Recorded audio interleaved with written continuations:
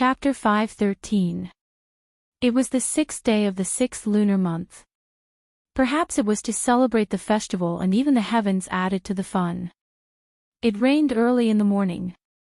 When the sun came out, it was clear and cool, which made people feel good for no reason. Yushu had nothing to do in the morning, so she went to Wangji Tower. The weather was cool, so she asked the waiter to bring a rattan chair to the balcony.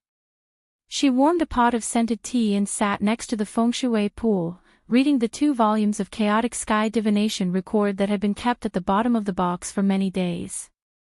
When she wanted to learn this strange art of Mount Longhu, no one taught her.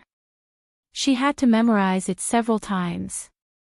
Probably because of her limited aptitude, she memorized 10% of it but could only understand less than 10%. As a result, she lost interest in it for a period of time and put it on the shelf. Now that Jing Chen wanted to take advantage of her, he reminded her of this astrology art.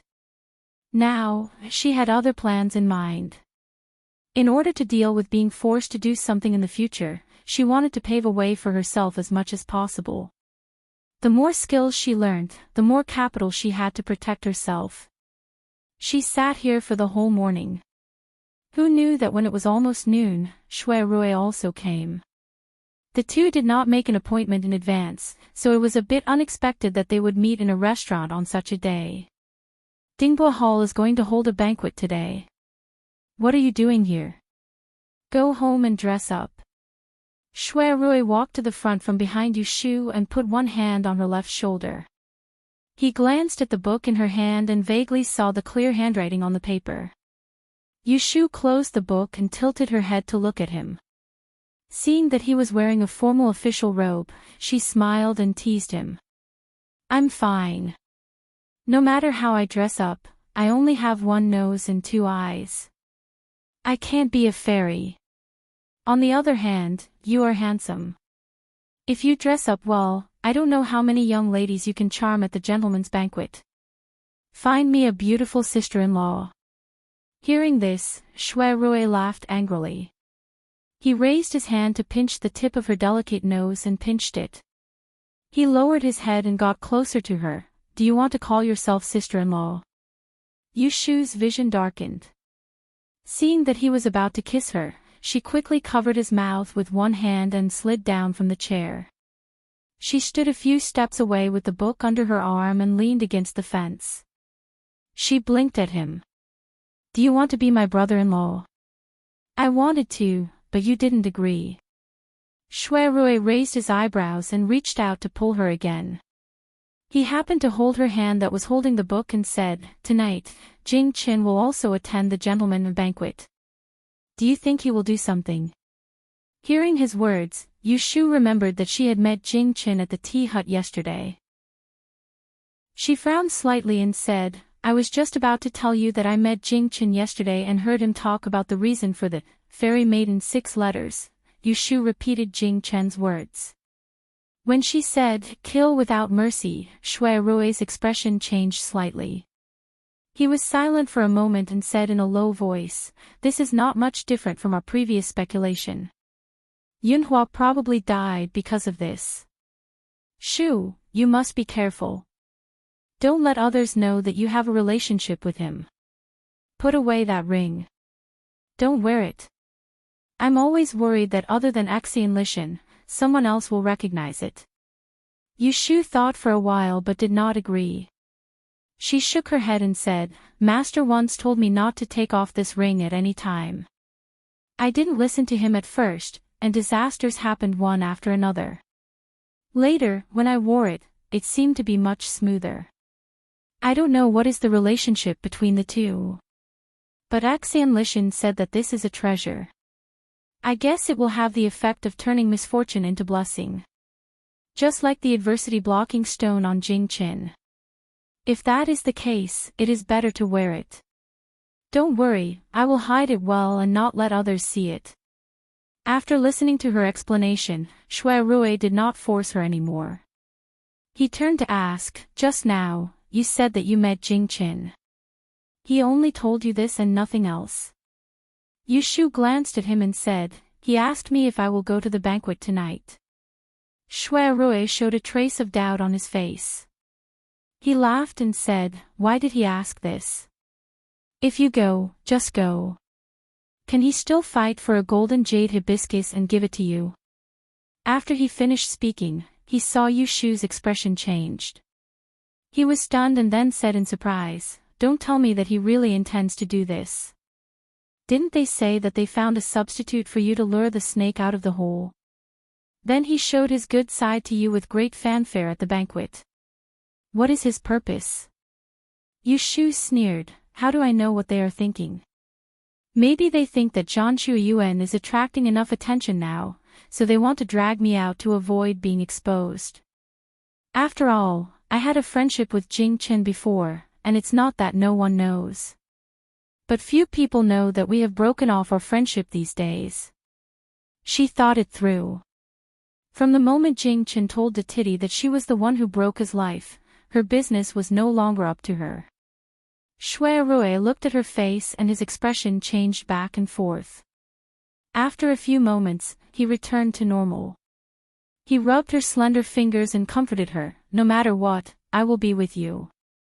Yushu turned around and saw his calm look. She felt much more at ease. She breathed a sigh of relief and turned her eyes to talk about his business. "Don't keep talking about me.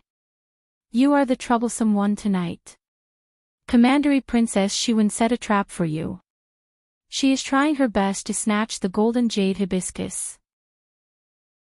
Let's see what you will do when she is sent to you." Shui said, "What else can I do? I will refuse her and make her give up." Yushu was very satisfied with his attitude, but she pretended to be worried and said, "Aren't you afraid that you will make her angry and cause more trouble?" Shui touched his chin and thought for a while. He said casually, "It's still too early to say that. The people who will go to Dingbo Hall tonight are all capable people. Which one of them is not skilled in both the pen and the sword? But there are only 2 golden jade hibiscus. It's not certain whether she will get it. You don't know that I also wanted to fight for one 3 years ago, but I didn't get it in the end." Yushu also knew that Dingbo Hall would be lively tonight. She looked at Shui and her eyes were filled with memories.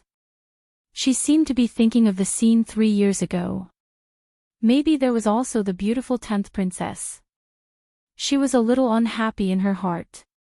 She snorted and pulled his hand in front of her. She rolled up his sleeve and revealed his wrist. She bit it hard. She only let go when she heard him gasp. She stretched out her finger and gently touched his angular jaw. She smiled and said, "If it wasn't because of that troublesome person who can't let others know that we are in a relationship, I will snatch a hibiscus for you tonight no matter what. It will make you happy." Shui was dazzled by her delicate and arrogant smile, and he felt strangely delighted in his heart. In the next moment, his brows eased up, and he stared at her with eyes that were filled with tender affection as he said to her in a warm voice, "I should say that." As he finished speaking, he pulled her hand down and pulled her to his chest. He stroked her stiff back and stroked her hair.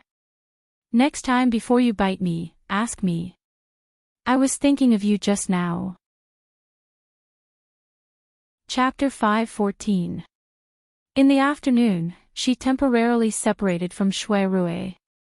Yushu fished out the whole set of crystals from the foam pond one by one. She wiped them clean with a cotton cloth, put them in a mahogany box, and took them home. Pei Jing had already prepared clothes, shoes, and socks in a hurry, as well as carefully selected rouge girls, waiting for her at Zhao Hui's house. Seeing that she came back at this time, he couldn't help urging her, "Why are you still running around today? What time is it? Go back to your room to take a bath and freshen up. If you stay any longer, I'll go out to find you. Did you bring the things back?" Pei Jing counted on Yushu to be a living signboard so that the crystals she had raised could be sold at a sky-high price. Therefore, compared to Yushu, he paid more attention to tonight's hibiscus gentleman's banquet. "I brought them back." Yushu handed the heavy mahogany box to him. Crystals were psychic gems. The longer they were soaked in the foam pond, the brighter they became. Generally, it would take 7 days for them to be finished. The set in her hands had been raised in the foam pond for half a month. Pei Jing carefully took the box and put it on the table by the window. He rubbed his fingers and slowly opened the box. In an instant, he was dazzled.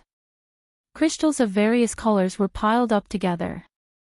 They were pink, yellow, purple, and white, full of watery light.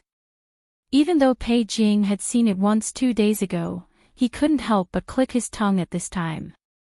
His mind was shaken. He held his breath and closed the box again. He still felt a little dizzy.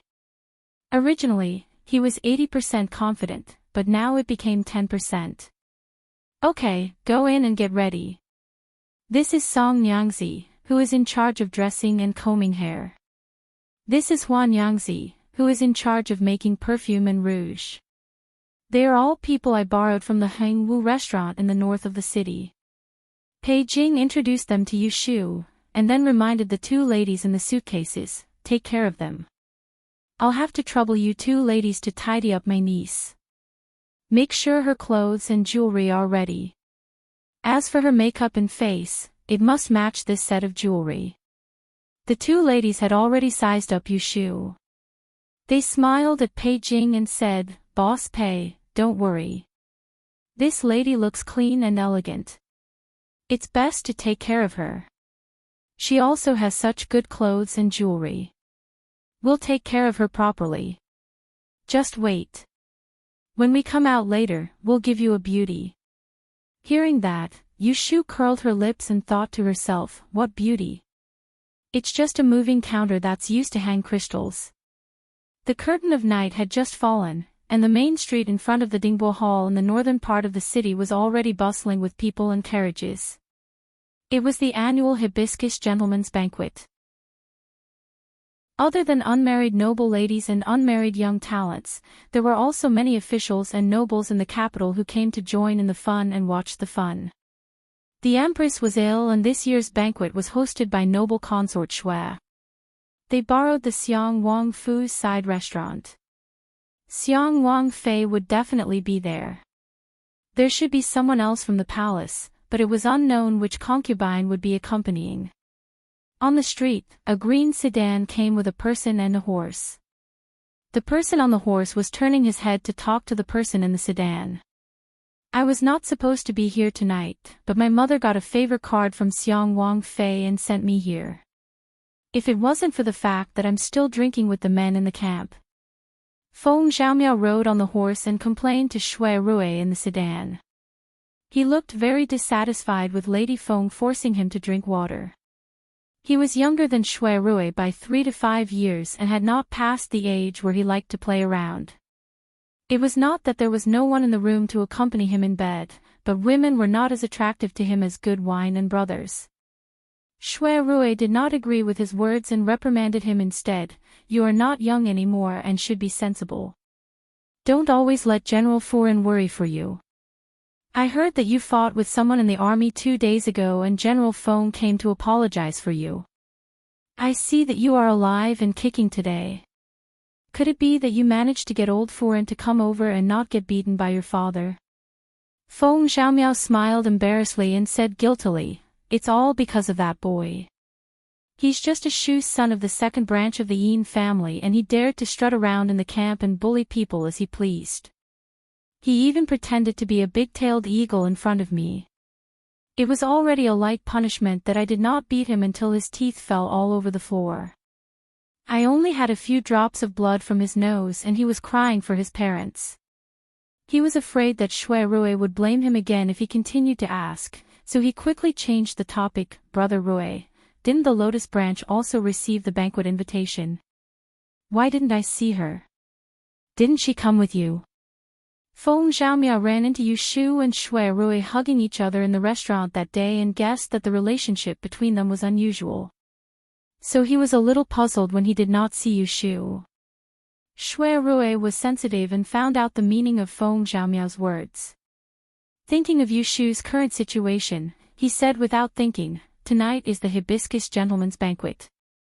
It will be criticized if she comes with me. Feng Zhaomiao was stunned and wanted to say something, but he heard a whistling sound behind him. In the blink of an eye, 2 horses leaped past him and startled the horse under him. But he heard a hearty laughter. Ha ha ha, 11th Prince, you have to admit defeat. The snow-treading horse under you is now mine. Then there was an exasperated voice, Zhu'er. How dare you play tricks with me? Shui Rui's gaze flickered when he heard this voice, and he lifted the curtain of the palanquin with one hand, causing him to see that there were 2 horses that stood in opposition under the lanterns a few meters ahead of him. The 11th Prince, Lu Yi, was flying into a rage out of humiliation as he raised his horsewhip and pointed it at the young man on the crimson-red horse before him. In an instant, everyone on the street turned around to look at him. The man on the red horse was in his 20s. He wore a green robe, had long arms and legs, and his black hair was tied up. His forehead was full, and he had thick eyebrows and long eyes.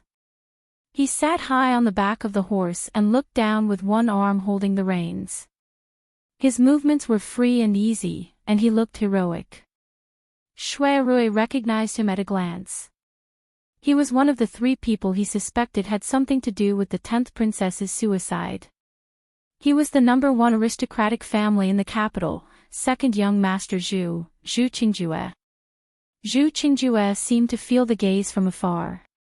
He turned his head and met Shui Rui's probing eyes. 4 eyes met and 2 pairs of sword-like eyebrows raised. Under the night lights, it was like 2 swords clashing, and sparks flew. Shui Rui gently nodded and let down the curtain. Zhu Qingjue's mouth twitched. He dismounted and threw the reins to an attendant. He then said to Lu Yi, who was shouting at him, 11th Prince, lower your voice. I can see that your blood and qi are deficient, and your kidney and spleen are weak. It should be caused by indulging in sensual pleasures. If you don't want to leave a hidden illness, I will give you a prescription. Find me after today's banquet. He did not care about Lu Yi's expression and walked into the Dingbo Hall with his hands behind his back. Feng Zhaomiao saw this scene and clicked her tongue. She bent down and said to Shui Rui, Brother Rui, did you see that? In the entire capital, second young master Zhu is the most arrogant person. Even the 11th prince is slightly inferior. Chapter 5:15. In the Dingbo Hall, guests came one after another. The person in charge of the palace had not arrived yet. In the back garden of the Dingbo Hall, there was a natural lake. It was the only place where there was running water. This exquisite feng shui hall was given by the late emperor to His Majesty when he was still a prince. Later, when His Majesty succeeded the throne, he gave it to his younger brother, Prince Yang. Usually, the Dingbo Hall did not allow outsiders to enter. Only on a good day like today could it be lively. On the shore of the lake, there were a few waterside pavilions, and the shadows of people could be seen. On the surface of the lake, there was a winding bridge, and the bridge was densely covered with lanterns, like a colorful dragon lying on the surface of the water. In the middle of the lake, there was an octagonal pavilion. In the pavilion, there was a musician playing a zither and a bell. Xian Lu met Situ Qinglan outside a greenhouse. Miss Ning came with her. The 3 girls walked on the bridge together. At this time, on the bridge, there were many dazzling people wearing fragrant clothes. The girls invited tonight were all dressed up meticulously, wearing new clothes and accessories. Even if they weren't fighting for the one and only golden jade hibiscus, they still wanted to show off their elegant demeanor at this annual banquet so that they wouldn't fall behind others. Look, there is a big group of koi. Xian Lu lies on the railing of the bridge, leaning forward to point at a large carp swimming under the bridge. Under the illumination of the bridge lights, it looks like a huge colorful cloud drifting across the ink-black bottom of the water. Situ Qinglan saw it and couldn't help but exclaim, apart from the imperial garden of the palace, I'm afraid you can only see such a group of 3-colored danding in the Dingbo Hall. Last year, I raised a pair in the wind pond, but they were not as colorful as the ones in the lake. At this time, a laugh came from the side. This girl is really knowledgeable. Koi raised in the running water is indeed the best. Situ Qinglan and the other two girls turned around and saw a young man standing a few steps away. He had a dignified appearance and was nodding at them politely. However, his eyes were clearly on Situ Qinglan, who was dressed in a yellow dress and had an elegant appearance. Situ Qinglan blushed and took half a step back. When she was about to greet him, she heard Xian Lu call someone out. "Second brother Qi, why are you alone? Where's young lord? Aren't the two of you inseparable from each other?" The visitor was Grand Scholar Qi's second young master, Qi Mingxiu, and the young lord that Xian Lu mentioned was Count Zhongyong's young master, Ruilin. Qi Mingxiu retracted his gaze and said helplessly to the lively Xian Lu, "Today Ruilin wants to bring younger sister along. I did not go with him. Moreover, the two of us are just young brothers. It is true that we often see each other. We are not as clingy as you say." Xian Lu curled his lips and said, "Young Master Xua and Feng Xiaomiao are sworn brothers, but they are not as close as you two." Ahem, Qi Mingxiu glanced at Situ Qinglan awkwardly. To prevent Xian Lu from blabbering, he quickly changed the topic and asked, "May I know which mansion this young lady is from? May I know your surname?" In such a huge city like Enling, some people lived for more than 10 years but never saw each other. Especially between men and women, they only heard of each other's names but never saw each other. After all, Situ Qinglan was from an aristocratic family, and she was slightly older, so she did not be shy or rude. She bowed to Qi Mingxiu and said, "My surname is Situ." Xian Lu interrupted, "Sister Situ is a student of our LoveLore Library, an 8th grade Yisher. Her grandfather is Academician Fong who teaches magic. Miss Situ, I am Qi Mingxiu, sorry for my rudeness." Qi Mingxiu also bowed to Situ Qinglan. A man and a woman who were strangers met for the first time at this banquet and asked each other about their families' names. This was not the only situation that happened. Qi Mingxiu was eloquent, so he quickly used the topic of koi fish to talk with Situ Qinglan. Xian Lu could not get a word in, but Miss Ning, who was with him, noticed it and pulled Xian Lu to the side. Xian Lu was puzzled. "We are talking, why are you pulling me? Sister Situ is still there." Miss Ning whispered to her, "Hush, you silly girl. Didn't you see that second Master Qi is too lazy to care about you and me? He's here for Miss Situ. If we stand on the side, won't we be in the way?"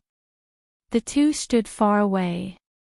Xian Lu turned back to look at Qi Mingxiu and Situ Qinglan, and felt that second Master Qi was very attentive tonight. She turned back to look at the bridge, and there were all kinds of young men and women. She did not know when, but there were a few more pairs of figures. "Tsk," she spat and rolled her eyes, "how boring, if I knew this would happen, I would not have come." Miss Ning ignored her, and only held her hand to stop her from running around. She casually looked in the direction of the bridge, as if she was looking for something. "What are you looking for?" Xian Lu asked her. Miss Ning was born in a scholarly family, and she was also a generous person. She was also Xian Lu's best friend, so she honestly said, "I am not like you, who can go out every day. I am always cooped up at home, and can only go out in a sedan chair. There are many people in the capital, but I have only heard of them, but have never seen them. It is rare to have a chance tonight, so I want to feast my eyes." "Oh." Xian Lu was curious, "So, who do you want to see?" Miss Ning pursed her lips and smiled. She moved closer to her ear and said, "There are a few outstanding women in the capital. I have seen most of them, such as Mingyue of the Yin family, Zizhu of the Rui family, and Princess Shiwen of the Xiang Palace. As for this man, I have a few that I want to see with my own eyes, to see if they are worthy of their name. The first one is Daoist Jing Qin, who has recently become famous. He is the youngest academician of the Imperial Historian Academy, the son of Yunhua Yi and Princess Lu Yu. What kind of immortal is he? The second one is the young master of the Shui family, who did not make a move in the capital 3 years ago and hid in the city for a while. He became famous at a young age. I have heard that he is the most elegant person in Anling, but I don't know if he is really unique or not. The third one is the young king of medicine, Zhu Qingjue. I want to see if this madman of the capital has 3 heads and 6 arms. Xian Lu listened and laughed. She pinched her arm and said, I have seen all 3 of them. Why do you suddenly sound strange after you mention them? Miss Ning glanced at her. That's good. When you see them later, point them out to me. That's nothing. Xian Lu's eyes turned and swept across the bridge. She looked into the distance, and her eyes lit up. She quickly pointed to the shore. See, the person you want to see is here. Miss Ning followed her finger and looked to the shore. Her vision was instantly taken away by a white robe. She saw that the person was tall, and his sleeves were fluttering in the wind. He had a white face without a beard, and his handsome appearance could be vaguely seen. He was like a white crane standing alone, and also like a cool breeze. Oh, this is Academician Jing. Miss Ning's eyes were full of admiration. She nodded and said, this kind of grace, only Dozi can match it. Xian Lu said, Academician Jing is good-looking, and his temperament is also kind. I don't know how many female students of the Imperial Historian's Library admire him, openly and secretly trying to get close to him. That Miss Zhan of the Zhan family that I told you about a few days ago, the one that just entered the Celestial Commissioner as a female official. She has always had ideas about Academician Jing. I don't know if she came today. Miss Ning came back to her senses and said, you women of aristocratic families are all bold and don't know shame. Pa, I don't know who specially came to see men. Xian Lu reached out to twist her waist. Miss Ning dodged and retreated at the same time. The 2 of them were laughing and joking at the end of the bridge. No one paid attention and they accidentally bumped into someone. Oh! Miss Ning stepped on a foot and heard a cry of pain. Xian Lu pulled her back and steadied her. She quickly turned around to apologize, but before she could say, sorry, she heard a tender rebuke. What kind of place is this? You dare to mess around? Do you have any rules? Coincidentally, the person that Miss Ning stepped on was none other than Zhanshu Yuan that Xian Lu had just mentioned. When Xian Lu looked up and saw who it was, he frowned. He held his handkerchief and retorted, whether we have rules or not, it's not up to you to teach us. The bridge is so wide, who told you to get close to us? Zhanshu Yuan also recognized Xian Lu and knew that she was on good terms with Yu Shu. He hated her and sneered, it seems that some people not only don't know the rules, but are also unreasonable. Birds of a feather really do flock together. What kind of people make friends with what kind of people? Xian Lu wasn't someone to be trifled with. Hearing her insinuations, he raised his eyebrows. What do you mean? Seeing that the 2 of them were about to quarrel, Miss Ning got a headache and tried to persuade them. On the other side, the girls that came with Zhanshu Yuan also approached. The one who was surrounded in front and behind was actually Princess Shiwen. What are you shouting for? Don't say a word. Are you afraid that you won't make a fool of yourself? Tonight, Shiwen had really put on makeup. She was wearing a wide-sleeved purple dress, and her figure was delicate and competitive. Her hair was combed into a flying immortal bun, and there were peach blossoms on her forehead. Her face was delicate and beautiful, and a priceless purple jade tassel ring hung around her snow-white neck. She was dazzling. As soon as she appeared, she stole the limelight on this half of the bridge, making all the other girls pale in comparison.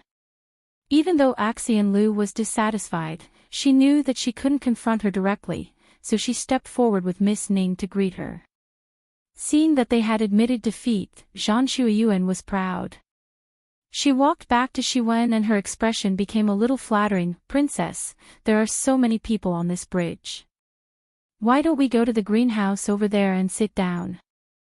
Shiwen glanced at her but didn't agree.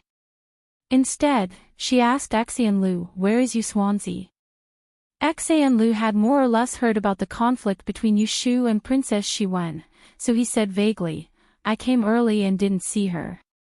Shiwen smiled and gently waved the beauty fan in her hand. She turned her head and spoke to a beautiful girl behind her, who was not inferior to her. Sister Zijou, you probably haven't seen our female Yuswanzi. You are always in your boudoir, so you probably haven't heard of her. This year, Yuswanzi is in charge of Cousin Rui's Wangji Tower. She is close to Cousin Rui. It seems that she lives in the restaurant and often goes in and out with Cousin Rui. Hearing this, Rui Zijou immediately frowned. As early as a month ago, she heard from the elders in her family that they intended to betroth her to the eldest son of the Shui family. She also had some young girl feelings for Shui Rui, so when she heard that another girl was too close to her future husband, how could she like her? Xianlu also frowned. He heard the ambiguity in Shiwen's words, which implied that Yushu had bad conduct, so he said in a low voice, Princess, don't listen to nonsense. Her family lives in the south of the city. Why does she live in the restaurant? Besides, we all know that she is brother and sister with the eldest brother of the Shui family. Brother and sister. Shiwen covered her mouth with the fan and laughed so hard that her shoulders shook. A cold light flashed in her eyes. No wonder I heard her call him brother so affectionately. This time, Rui Zijou's expression became even worse. Miss Ning looked at her, quietly pulled Xianlu's back, and dragged the ignorant Rui Zijou away with Shiwen and Xiao Xiai. After they left, Shiwen held Rui Zijou's arm and whispered to her, listen to what I said. Don't ignore it. Watch carefully. This female Yuswanzi is going to fight for the golden jade hibiscus tonight. If Cousin Rui is bewitched by her, what should you do? Rui Zijou bit her lip and couldn't help but worry. Everyone knew that the two golden jade hibiscus at the gentleman's hibiscus banquet was a heaven-sent marriage. As long as the man and the woman were willing, it would be a good thing.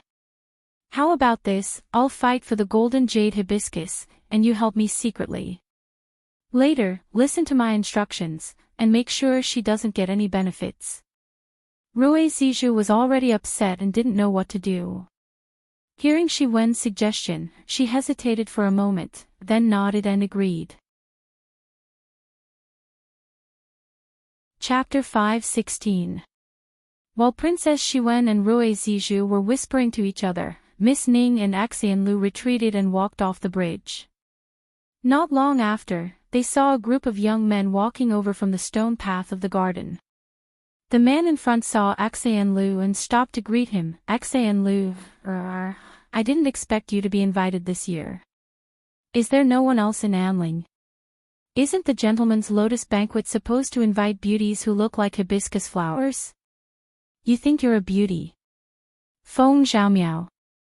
Xianlu was surprised for a moment, then he reacted and retorted sarcastically, yeah, is there no one else in Anling? The gentleman's banquet of hibiscus only invites gentlemen. What kind of gentleman are you? Miss Ning recognized Feng Xiaomiao and knew he was the young master of General Feng's family. Seeing the two of them bickering, she wasn't surprised.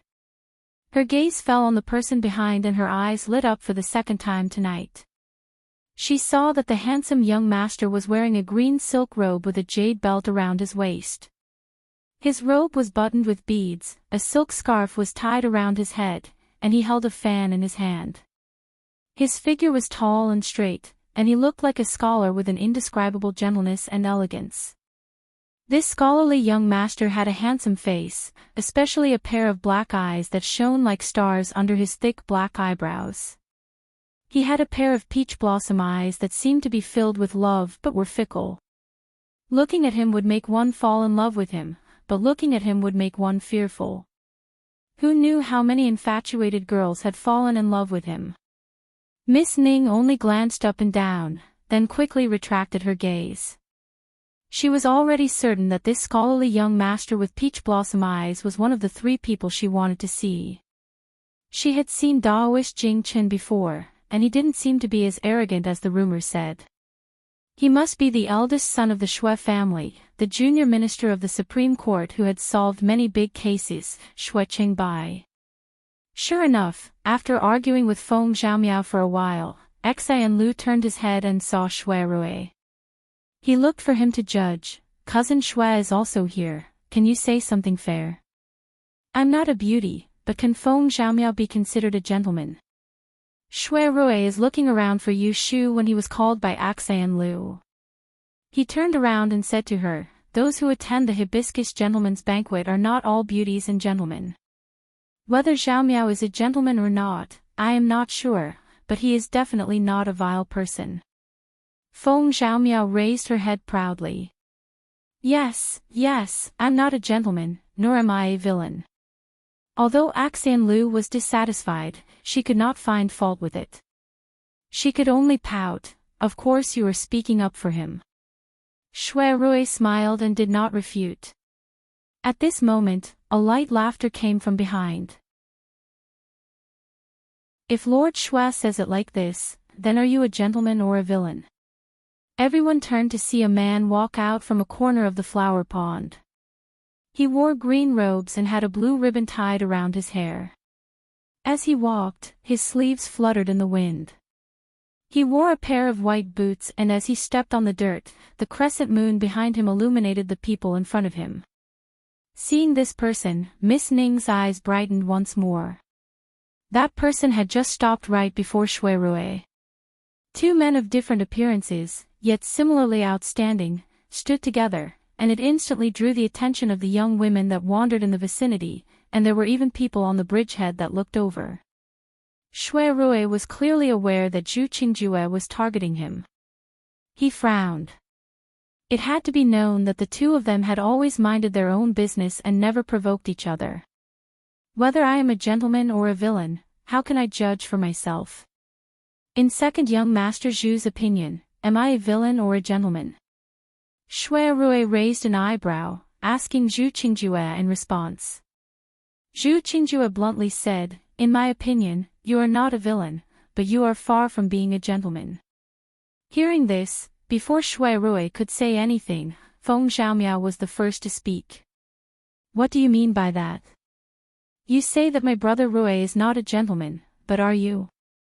Zhu Qingjue paid no attention to him, and he stared straight at Shui Rui as he said, Shui Qingbi, do you dare compete with me at the gentleman's hibiscus banquet tonight? If I'm able to seize the gold jade hibiscus, then you have to admit that you're a despicable person in public. Shui Rui's eyes widened, and if I win, then I will be the villain. Zhu Qingjue nonchalantly said. Shui Rui smiled coldly and slapped the fan in his hand, I don't need you to be a villain. I just want you to honestly answer a few of my questions. Feng Xiaomiao was scratching his ears and cheeks. Seeing that Shui Rui was about to agree, before he could stop him, he saw Zhu Qingjue raise his right hand. 5 strikes is the agreement.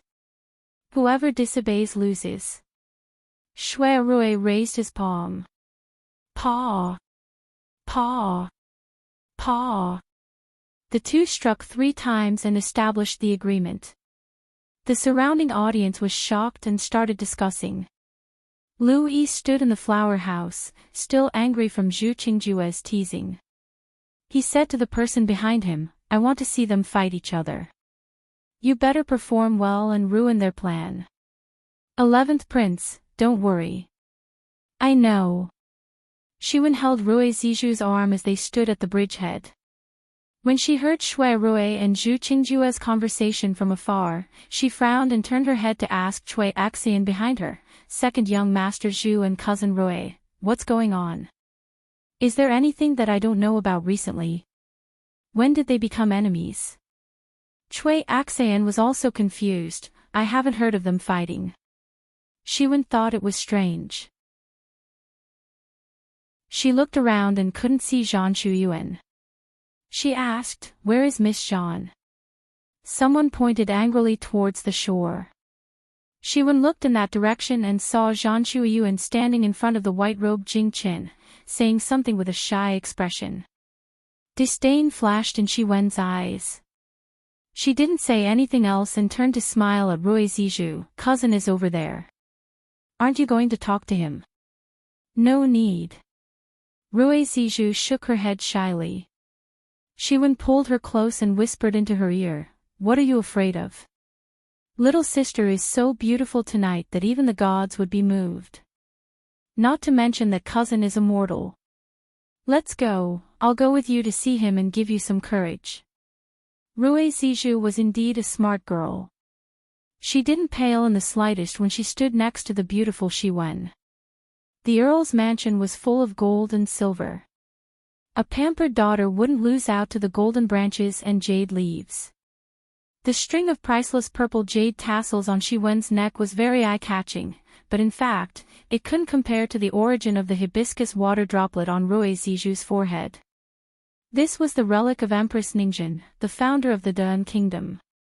In the capital city, there were several women who used it. Even the imperial concubines and princesses would be jealous. Rui Zizhu was brought in front of Shui Rui by Shiwen with Cui Axian following unhurriedly. "Brother Rui, second young master Zhu, I heard you two making a bet from afar. I wonder who will get the 2 gold and jade hibiscus flowers tonight." After the confrontation between Shui Rui and Zhu Qingjue, the two didn't leave. Seeing Shiwen, Shui Rui just nodded lightly. Shiwen thought that he was still angry because of the dispute over the death of the 10th princess at Wangjilu last time. She didn't care about his cold attitude. She smiled and went to talk to Zhu Qingjue. "Second young master Zhu only talks about gentlemen. It's boring. Why don't you also evaluate the beauties at tonight's banquet?" Zhu Qingjue crossed his arms and looked back at her. He looked at the 2 beauties in front of him.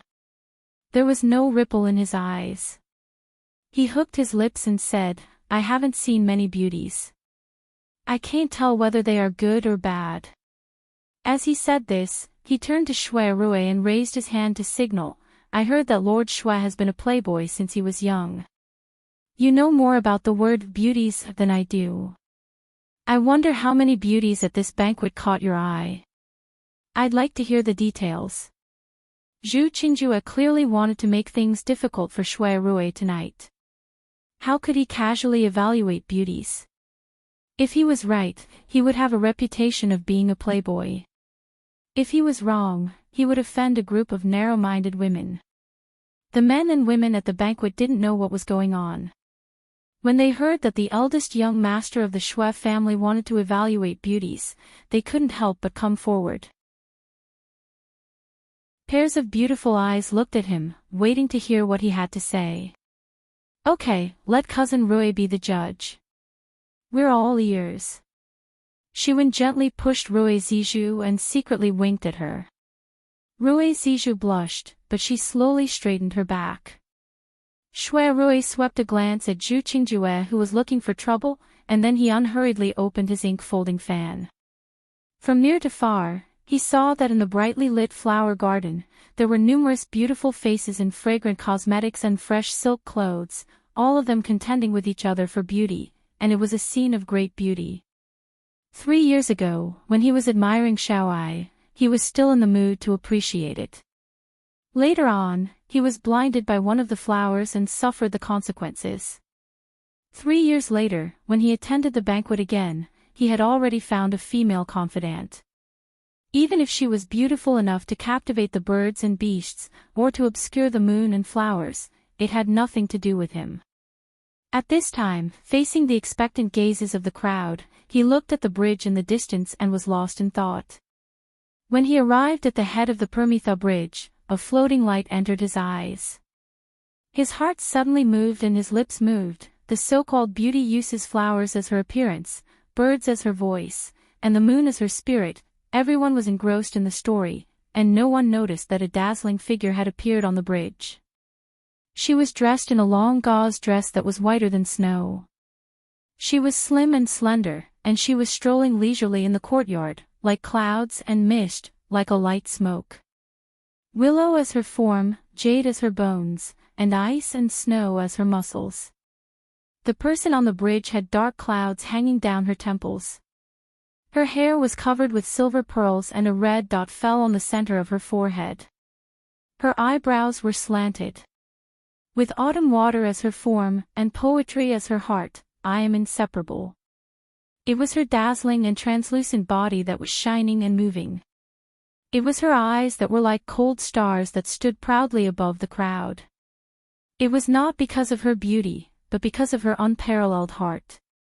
However, a beauty is not someone in the eyes, but someone in the heart. Shui Rui's lips curled into a faint smile. At this time, there was only one figure in his eyes. At this time, the crowd also noticed that something was wrong and turned around. With just a glance, their attention was captured by the woman who was wearing a glowing silhouette. For a moment, everyone's eyes flashed with amazement. They were a little dazzled and mistakenly thought that they had seen Shui Hibiscus Fairy in her human form. It was really that the beauty was covered from head to toe with a layer of moonlight, and it was too unreal. The first to regain his senses was not Shui Rui, but Zhu Qingjue. He squinted his eyes at the woman who came late. He felt that she looked familiar, but he could not remember who she was. It was only when she walked closer to the crowd that he suddenly remembered and blurted out, "It's you." Yu Shu was holding a long silk shawl with one hand, revealing a string of pink crystals on her wrist. She had to straighten her neck to prevent the string of pearls from slipping off her head. Along the way, she was secretly complaining, but she did not forget Pei Jing's repeated warnings. She slowly moved towards the crowd. Chapter 5:17. It's you. Yu Shu had a good memory, especially when it came to people. Moreover, with Zhu Qingjue's appearance, it would be hard for her to forget him even if she only saw him once. It was very easy for her to recognize that the handsome man in a green robe by Shui Rui's side was the chess player she'd met in the pergola at the corner of the garden after she'd been promoted in the Dual Yang Association and went to the Directorate of Astronomy to retrieve her brush. Seeing the expression on Yu Shu's face, Shui Rui retracted his gaze from her and turned to look at Zhu Qingjue. He was a little surprised that these two people actually knew each other. Zhu Qingjue did not care about the surrounding gazes. He narrowed his eyes and looked at Yu Shu for a moment. Suddenly, he smiled and turned back to meet Shui Rui's gaze. A beauty is indeed a beauty. I wonder if this beauty in front of me is also Lord Shui's sweetheart. As soon as these words were spoken, the surroundings went silent. Everyone present had heard Shui Rui's evaluation earlier, and those with discerning gazes were able to discern that his words were directed at Yu Shu who'd arrived late. So when Zhu Qingjue asked this question, it caused everyone to be unable to help but think too much. Originally, the thoughts of men and women at the Hibiscus Gentleman's Banquet were pardonable. Even if it was said, it would not be a laughing stock. At most, it would cause a few words of discussion. Therefore, no one felt that Zhu Qingjue's sudden question was wrong. However, the expressions of the two people involved, Shui Rui and Yu Shu, changed slightly. The former looked at the latter, and the latter frowned. Shui Rui sighed in his heart. His face was impeccable. He walked to Yu Shu's side and stood beside her. He turned to Zhu Qingjue and sneered, "Second young master Zhu, please be careful with your words. This is my sworn sister, Dian Maiden, Yu Shu. Don't you know her?" No one noticed that Jing Qin, who was being pestered by Zhan Shuiyuan, moved his ears and looked back. Hearing Shui Rui's explanation, Yu Shu heaved a sigh of relief. She glanced sideways at his dignified and handsome face and felt a little awkward in her heart.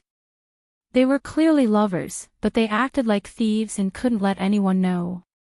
Zhu Qingjue obviously did not know where Yu Shu came from. When she heard this, she looked a little surprised. Her gaze changed, and she looked at Yu Shu.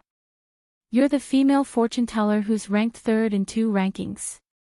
Most of the men and women present recognized Yu Shu, but there were also those from noble families who had only heard of her name but had never seen her before.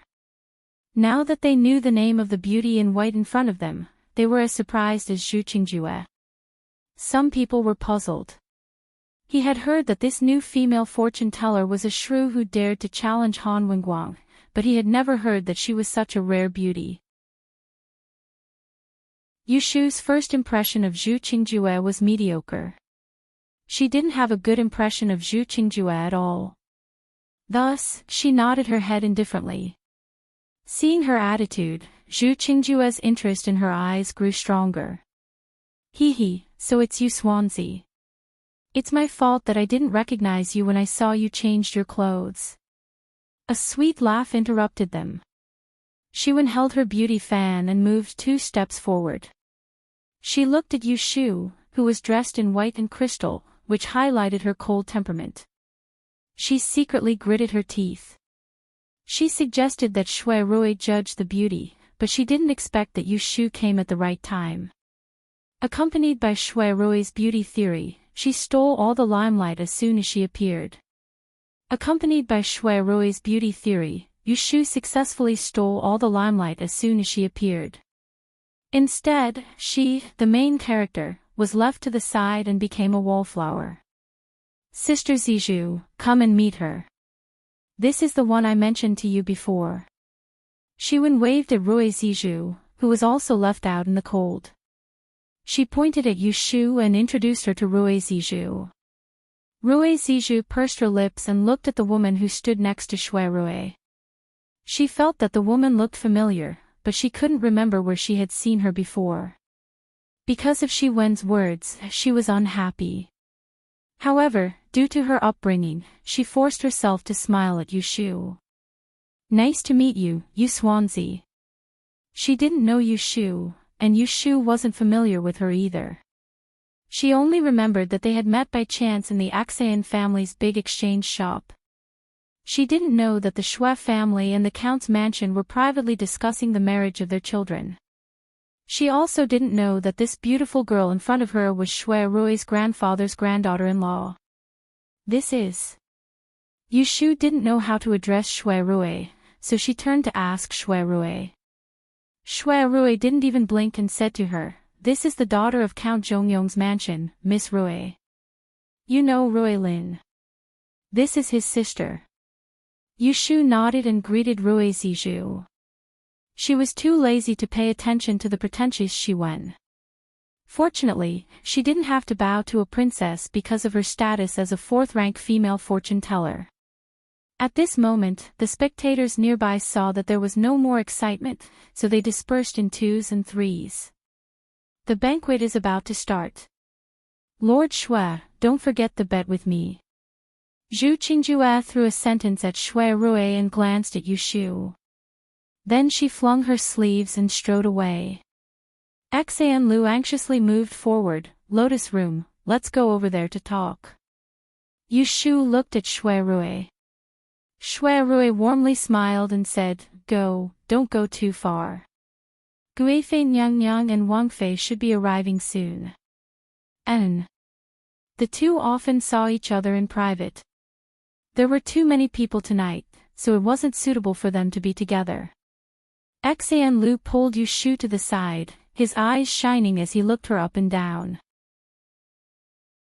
He first stared at her face for a long time, as if it was the first day he knew her. "Quickly look, I almost didn't recognize you. I say, Lotus Room, did you change your face?" Before going out, Yu Shu looked in the mirror and knew that tonight's makeup was really brilliant. Her facial features were delicate, but her eyebrows were too light, the bridge of her nose was too straight, and the shape of her lips was not plump and delicate.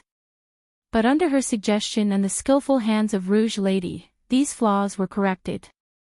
She raised the end of her eyebrows, raised the corner of her eyes, and drew the line of her lips. After a careful grooming, she turned the rotten into the magical. Her original 5 points of beauty were increased by 10 points. Xian Lu was curious enough and turned his attention to other parts of her body. He clicked his tongue and tilted his head to Miss Ning. What's the value of the purple jade bracelet? What's there to see with the hibiscus jade? Have you seen what she is wearing? Ning let me tell you, these are all treasures. Just the white crystal bead in my hand is envied by everyone who has seen it. There are many people who are willing to pay money to buy it. Even this can't be obtained. She dares to make such a complete set with great fanfare. It's purely because she is afraid that people won't be jealous and impatient. Miss Ning is a rich young lady who has seen the world. She gets closer and looks at the whole set of gem carvings on Yushu's body. She is even more amazed. The string of sparkling and translucent gemstones woven into Yushu's hair was actually made up of many delicate and small hibiscus flowers with different postures, and countless round and flat hibiscus lotus leaves were connected together. What was even more amazing was the cinnabar-like redness on her forehead. It was actually a fingertip-sized red lotus carved into dozens of petals, imprinted on her forehead and eyebrows, glistening with every frown and smile of hers. Then there are the pink, white, gold, and red on her ears, neck, wrists, and waist. They are all shaped with water lotuses, hibiscus flower bones, and cold fragrance. Each of them is a rare treasure she has never seen before. You are right. I am afraid that no one will be jealous. Yushu glances at Xian Lu with a smile. She holds her hair with one hand and rotates her sore neck. She is happily thinking that after the hibiscus gentleman's banquet, she will give the set of jewelry she is wearing tonight to Pei Jing and resell it. What kind of sky-high price will she be able to get? Not to mention that she was a money grubber, she was really short of money these days. Yishua was a profession that burned a lot of money. If she couldn't make ends meet, how was she going to support her family? She had to take care of her parents and children. After talking for a while, Yushu finds that Situ Qinglan is not there, so she asks Xian Lu. You mean Situ? She was with us just now. Xian Lu looks left and right, overlooking the bridge corridor, and points to Yushu. Look, she is over there. There are many shadows on the bridge. Yushu can't tell which is which. She takes a glance and passes. But when she turns her head, she meets a pair of eyes that are silently watching her. Her smile is halved. After a glance, she tilts her head to avoid it. Jing Chen looks at Yushu's slender figure from afar. His eyes and mind are filled with her shadow. He only feels that tonight she is very much like the water lotus fairy in the legendary story. She is indescribably beautiful, a side that he has never seen before. Zhan Chuyuan stands beside Jing Chen and talks for a long time, but she doesn't get any response. She notices that Jing Chen is looking at something strange. She looks in the direction of his eyes. Without any effort, she is sure that where Jing Chen is looking at, there is also a white dress. That is Yuswanzi. Zhan Chuyuan doesn't have good eyesight like Jing Chen. She takes a hard look for a while. If she doesn't see Xian Lu beside her, she really can't recognize that it is Yushu. Seeing Jing Chen nod, Zhan Chuyuan's eyes turn sour. She can't help muttering, what bad luck. There is still someone wearing white on such a happy day. Jing Chen lowered her head to look at herself. What entered her eyes was a spotless, fair skin. Zhan Chuyuan realizes that she said something wrong. She blushes in embarrassment. I am not talking about you. Academician Jing, don't misunderstand. Jing Chen frowns. He puts on a serious face and says seriously, in Taoism, white is the best color. It is said to be simple and unadorned. The so-called white funeral among the people is just a Confucian practice. The origin of Yi and Taoism are actually of the same origin. Those who learn Yi are half a member of Taoism. You are also a descendant of an aristocratic family. Why do you follow the Confucian practice? Zhan Shuiyuan is speechless after being lectured by him. Jing Chen sees that she is dull and not clever at all. He knows that she is a common person who can't be enlightened. He shakes his head and doesn't want to talk to her. He turns around and walks away. He doesn't go far. He can see her just by turning his head. Tonight, there are so many people, so it is easy for something to happen. Big Tiao has warned him to be careful of sneak attacks. He is also afraid that someone will die. So he has to keep an eye on Zhan Shuiyuan, the target, in case she is killed. After a cup of tea, Xan Lu is still coaxing and pestering Yu Shu. After the banquet, he will take off the pink hibiscus flower bracelet from her hand and let her play with it for a few days. Yu Shu is not moved at all. Instead, she promises a white crystal pendant to the good-tempered Miss Ning. The night is completely open. It is 7:15. Just when everyone is chatting, a loud voice suddenly comes from the Dingbo Lake. It is the eunuch who guards the east gate. Chapter 5:18. Imperial Consort Shu and Imperial Consort Shu have arrived. Hearing the voice, the entire garden was silent. Like everyone else, Yu Shu stopped what she was doing and turned her head to look. She saw that at the end of the bridge in the distance, clusters of colorful lights suddenly lit up. It was a group of palace maids carrying colorful lights to clear the way. At this time, on Dingbo Lake, there was only the sound of music coming from the pavilion in the middle of the lake. Everyone bowed and quietly waited for the two nobles from the palace to enter the banquet. Some people muttered in their hearts. Previously, they were guessing who would accompany Imperial Consort Shui, but they didn't expect that it would be this master. A while ago, there were some waves in the court because of the fight for the position of Crown Prince. Originally, the most popular 7th prince was the son of Imperial Consort Shu, but he was trampled on by the 9th prince, who had returned to the capital for less than a year, at the Double Sons meeting. He used this to gain some momentum and faintly showed signs of competing with the 7th prince. Although there were no rumors in the palace that the birth mothers of these two princes, Gue Fei Nyangnyang and Shu Fei Nyangnyang, were not on good terms with each other, those who were smart all understood the principle of one mountain cannot accommodate two tigers. These two concubines would sooner or later be irreconcilable enemies. Yu Shu had been taken care of by Imperial Consort Shui in Huazhen Garden, so she was very curious about Shui Rui, her aunt who was the second in command of the harem. Thus, when others bowed their heads and waited respectfully, she quietly raised her eyes and looked in the direction of the people coming from the bridge. Not long after, the colorful lights in the hands of the palace maids came into view, accompanied by bursts of unknown flower fragrance. Where the light and shadow came from, there was an entourage of people crowding in front and behind, and the flowers were bright and beautiful. In the first place were two graceful and luxuriously dressed beauties. Seeing the two, Yu Shu's eyes widened and she was secretly tongue-tied. It wasn't that she hadn't seen beautiful girls before. There were those who were as delicate as Xia Jiangmin, as elegant as Ji Xingxuan, and as sweet as Princess Shi Wen. Which one of them wasn't at the very top? However, these girls who were more delicate than flowers were still immature in the end. Their so-called beauty couldn't even compare to the two she was seeing right now. Today, she finally understood what it meant to be an outstanding beauty. On the left was a concubine wearing a red peony dress embroidered with 12 green pythons. She looked to be no more than 30 years old. She was a natural beauty with delicate eyebrows, delicate skin, and a voluptuous figure. The most beautiful thing was her pair of lazily squinting eyes. Her rouge was rosy, and when she blinked, it was enough to cause one's heart to flutter.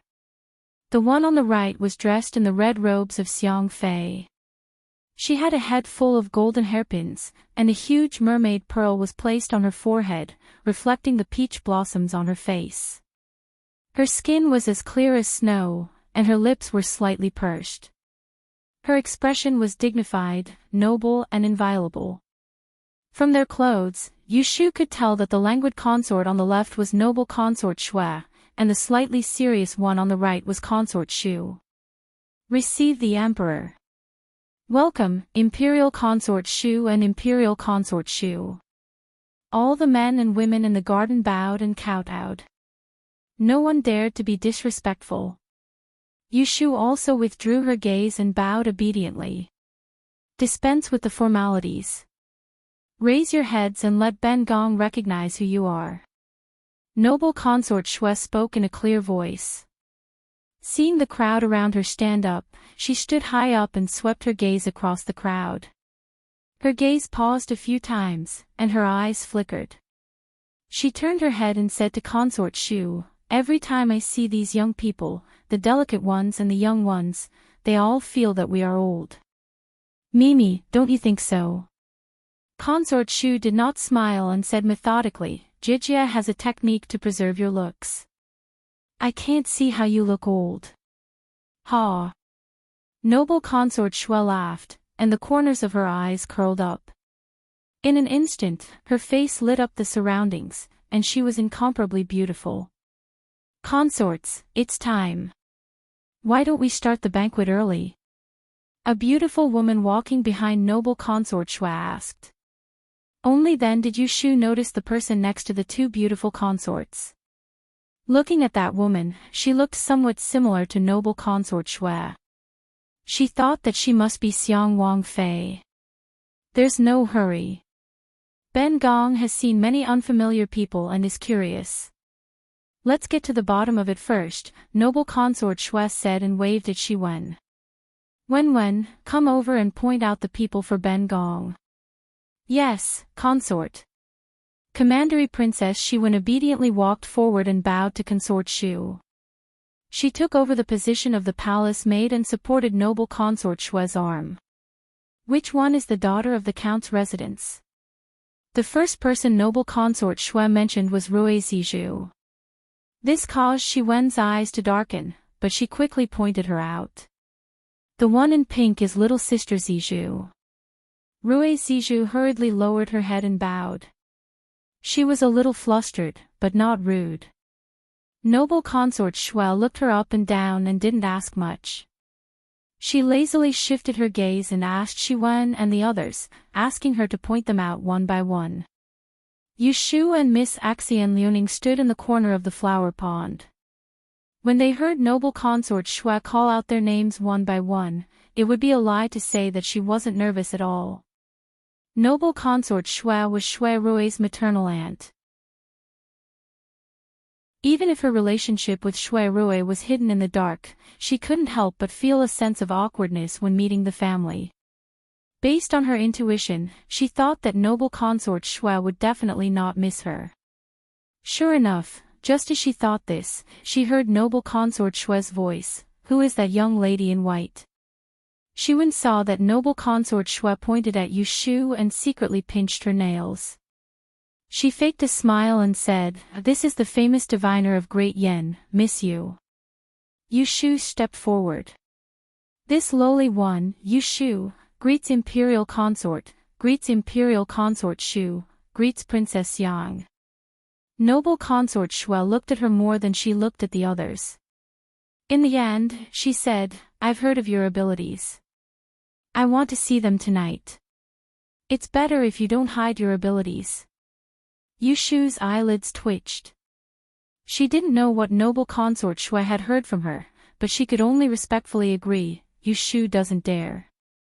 Shi Wen saw that noble consort Shui looked at Yushu in a different light and was unhappy. She gently shook her arm and said coquettishly, "Your Highness, Wen has also carefully prepared a song. I'll present it later. You can't be biased. If no one can beat mine, then give me a golden jade hibiscus to play with." Princess Yang was stunned and looked at noble consort Shui, but saw that her older sister's expression didn't change. She teased, Wen is also a young lady. Could it be that you already have someone in your heart and that's why you want this golden jade hibiscus? Shi Wen pouted her red lips and pretended to be willful, who said that only people who have someone in their heart want this golden jade hibiscus. I just think it's rare, so I snatch it to play with. Can't I? Nonsense, Princess Xiang reprimanded first. How can the golden jade hibiscus be given to you to play with? Quickly give up your evil ideas. Don't make trouble. Shiwen immediately looked aggrieved. She held noble consort Shue's hand tightly. Your Highness, Wenwen also came to the banquet with an invitation. Why can others fight for it but I can't? I'm not convinced. Please make a decision. Before noble consort Shue spoke, consort Shu, who had been silent for a long time, said unhurriedly, according to the rules, if you can fight for it, I'll give it to you. What do you think, sister? Noble consort Shu patted the back of Shiwen's hand and said with a smile, that's right. If you can really fight for it, I'll give you one according to the rules. If you can't be shameless. Do you hear me? Your Highness is enlightened. Shiwen's face lit up with joy. She turned her head and stuck out her tongue at Princess Yang, but she didn't care about the stiffness on her mother's face. This little episode did not arouse the suspicions of the people present. Yu Shu knew what Shiwen was planning. Seeing her scheme, she snorted.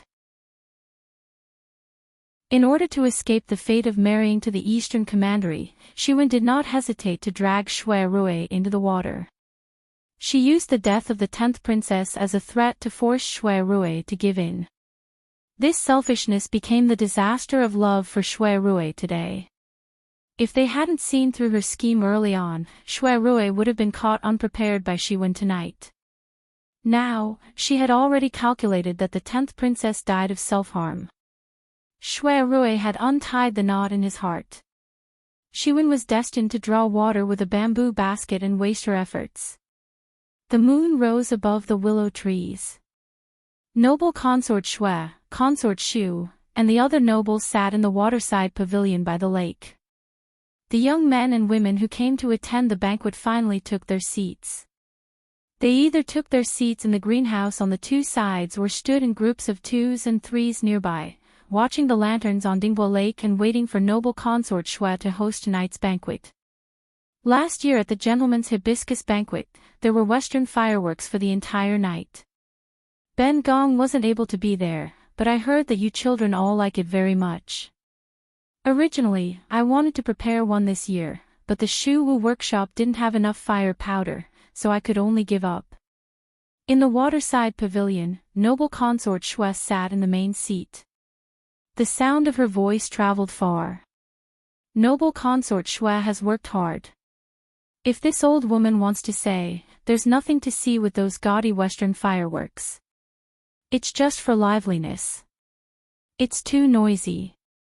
Duchess Jing's wife was older and half her hair was white. She occupied a seat by herself. The servant girls behind her massaged her shoulders.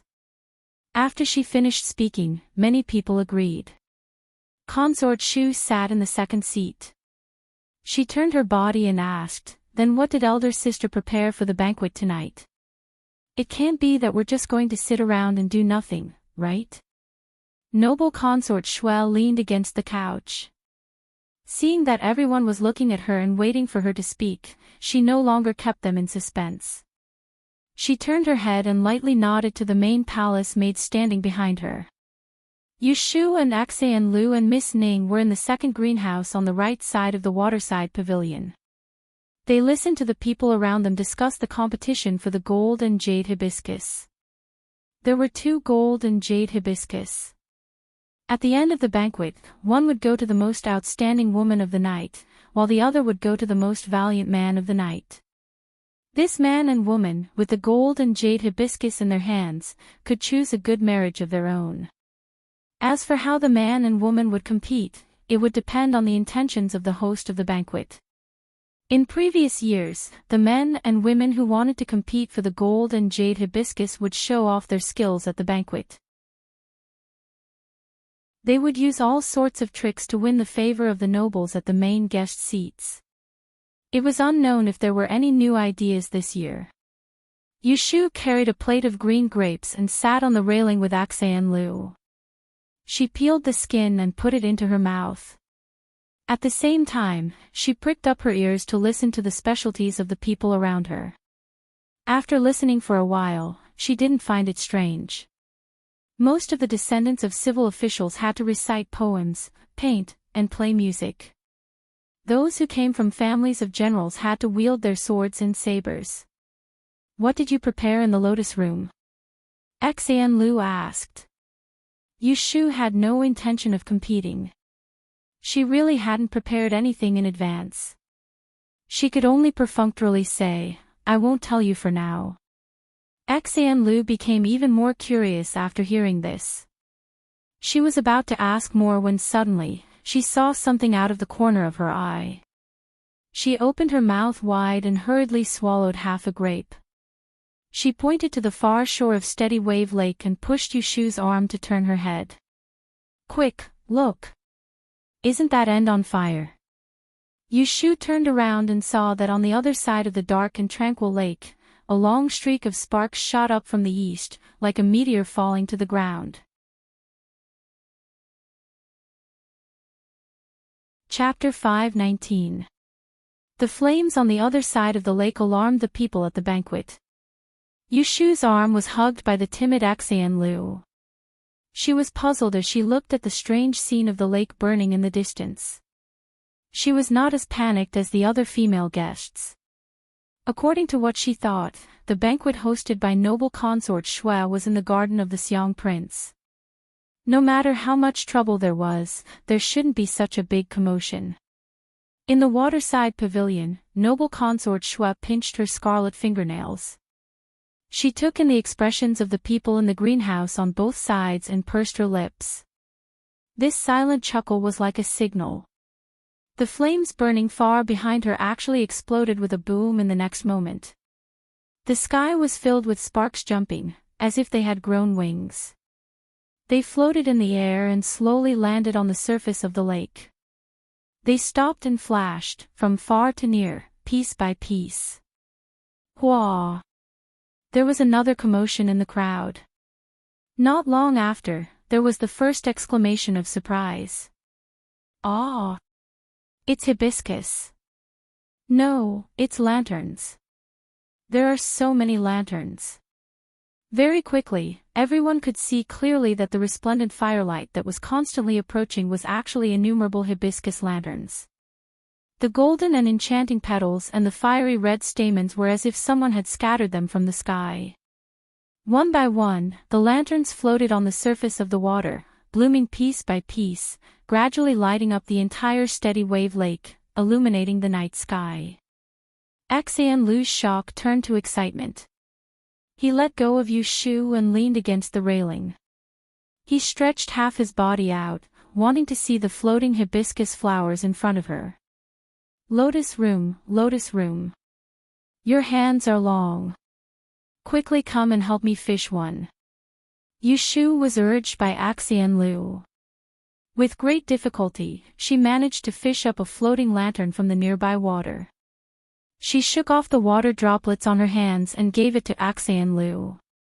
Miss Ning immediately came over. "It's so light. No wonder it can fly. That's strange. This lake is at least 20 to 30 zhang wide. How did these lanterns fly over from the other side? This wick can't be blown out." The two studied it for a while. They couldn't see any clues, so Xianlu gave it to Yushu. "Take a look at the lotus room." Yushu held the lantern that was about the size of two of her palms in one hand. She saw that the wick was a small tube that was filled with thick wax oil. She tried to blow on it twice, but she couldn't extinguish the wick. The flame jumped playfully and seemed to be brighter. "It's filled with Saigon water wax. It won't go out even in the face of wind, but it will help to increase the flame. However, it needs to be lit with a special hemp lamp thread soaked in vegetable oil." It was unknown when Shui Rui had arrived behind Yushu. His eyes silently swept across her face and landed on the lantern in her hand. With a few simple words, he pointed out the strangeness of the wick. The rest of the people in the greenhouse heard his words and looked over. Soon, the young ladies of other families walked over with light steps. Mr. Shui is indeed knowledgeable. I wonder how this lantern could fly so far from the other side of the river. Can you explain it clearly? The female guests at the banquet tonight were all beautiful. They didn't have much confidence and didn't dare to speak up. Yu Shu glanced over. The woman who was obviously hitting on Shui Rui was not much different from Situ Qinglan. She had a pair of phoenix eyes and looked very bright when she looked at people. She couldn't help but turn her head to look at Shui Rui. In front of her was a handsome man who was gentle and elegant. She had to admit that he was very attractive. She was used to seeing this kind of man, so she didn't think it was rare. Just when Yu Shu felt a little uncomfortable, she saw Shui Rui look back at her and then shake his head to the woman with phoenix eyes. He said politely and modestly, "Forgive me for my lack of knowledge." It's hard to say. There was disappointment in the woman's eyes, but she didn't give up. She pointed to the railing by the water and said awkwardly, "I also want to take a lantern to have a look, but I'm afraid of the water. Can you do it for me?" This request wasn't going too far, and if Shui Rui were to refuse, then it would be unbecoming of him. But in an occasion like tonight, if a man and a woman were to interact with each other, it would be noticed by others, and it would be difficult to avoid being implicated. Shui Rui hesitated for a moment. Just as he opened his mouth, he was interrupted by the person beside him. "There's no need to go through so much trouble. This lantern is for Miss to enjoy." It was Yu Shu. She held up the ready-made lantern in her hand and walked to the woman. A smile appeared in Shui Rui's eyes, and he took half a step back. The woman with phoenix eyes hesitated. She glanced at Shui Rui. Seeing that he had no intention of coming forward, she was tactful and took the lantern from Yu Shu's hand. She thanked her and left. Xian Lu curled his lips at her back and said to Yu Shu in dissatisfaction, "You gave my lantern to her. What am I supposed to play with?" From Xian Lu's point of view, the lantern that Yu Shu fished for her belonged to her. But she was still sensible. She didn't make a fuss earlier and only complained now. "I'll compensate you later," Yu Shu rolled her eyes at her. She turned to Shui Rui and said, "This lantern is floating far away. It's not easy to fish. Big brother, let's go over there and find a few lanterns near the water." Shui Rui of course agreed. The two walked out of the greenhouse together. At this time, everyone at the banquet was admiring the sea of flowers on the lake. There were also many men and women who ran to the bridge to fish for lanterns. Shui Rui had just announced in front of everyone that Yu Shu was his sworn sister. Therefore, the two of them walked side by side. The man was handsome and the woman was beautiful. Although they were eye-catching, no one would think too much about it. They didn't know if this was a good or bad thing. The two of them strolled along the lake. Shui Rui walked on the side near the water. Yu Shu walked on the inside. She turned her head and saw his bright smile. She snorted and said, "Attracting bees and butterflies." Hearing this, Shui Rui switched the fan in his right hand to his left. He lowered his sleeves and looked forward. He looked like a gentleman. But in the dark, he quietly grabbed her finger and held it in his palm. He said in a low voice, "Don't wrongly accuse me. I don't like to attract bees or butterflies. I only want to pick your lotus chamber." As he said this, he turned to look at her. Her cold and elegant face was shining with a jade-like luster. Her cheeks were pink, revealing her blush. Yu Shu couldn't listen to his sweet talk. She felt her ears go soft. She pinched his palm and said angrily, "You still dare to say that? You gave me a random nickname back then, and now everyone is calling me by it. I thought about it for a long time. How can it be a random name? Lotus chamber, like the lotus heart chamber, passing through the 7 apertures, containing bitterness. Like a quiet room, calming my heart. Isn't it good?" Yu Shu just said it casually. She didn't expect that the name Shui Rui forced on her had such a deep meaning. Hearing him say it without hesitation, she could tell that he had thought about it deeply. She was proud of herself. But she deliberately waved her hand at him perfunctorily and said, "It's not bad. Forget it. Since it's called like this, I'll just make do with it." Speaking of which, Shui Rui hadn't seen her abacus seal yet. He didn't know that she had used the word Lotus Chamber as her seal. For a Master E, the seal registered in the Celestial Commissioner's seal was equivalent to the person's reputation in the past and future. It had a special meaning. By the way, I forgot to ask you. You got your abacus seal a long time ago. Didn't you say it was carved from a royal ivory seal? Let me see. Shui Rui's thoughts were aroused by the words Lotus Room, as well, and he intentionally or unintentionally asked her. Yu Shu reached out to touch her waist. She shook her head and said to him, "I changed my clothes today. I didn't bring it with me. I'll show it to you tomorrow." Seeing this, Shui Rui faintly expected her to use the word Lotus Chamber as her seal. But now he was not so sure. He wanted to ask her, but he was afraid that the result would be disappointing. So he just smiled and gave up. He didn't have much hope in his heart. He thought that based on her strong character, she wouldn't use the name given by others. Chapter 520. At the beginning of the banquet, the atmosphere was lit up by a rain of lanterns falling from the sky. In the waterside pavilion, several noblewomen fought to curry favor with noble consort Shui. I was shocked just now and thought that the water was on fire. Who would have thought that there would be such a thing? Truly a wonderful idea. Noble consort Shui has such a good idea, opening the eyes of us ordinary people. You don't say. I really can't see how these lanterns fell into the water. Which deity did Her Highness ask for help? Noble consort Shui tilted her head and gently swung her phoenix hairpin. She gazed at the night view of the lake and the bright lanterns. She smiled at the crowd and said, "Making these lanterns isn't just for show. There's something strange hidden within. Later, someone will have a headache." Consort Shu sat quietly at the side. Hearing this, she turned and said, "What does tonight's fight for the golden jade hibiscus have to do with this lake full of lotus lanterns?" As expected, younger sister is clever. Noble consort Shui praised her.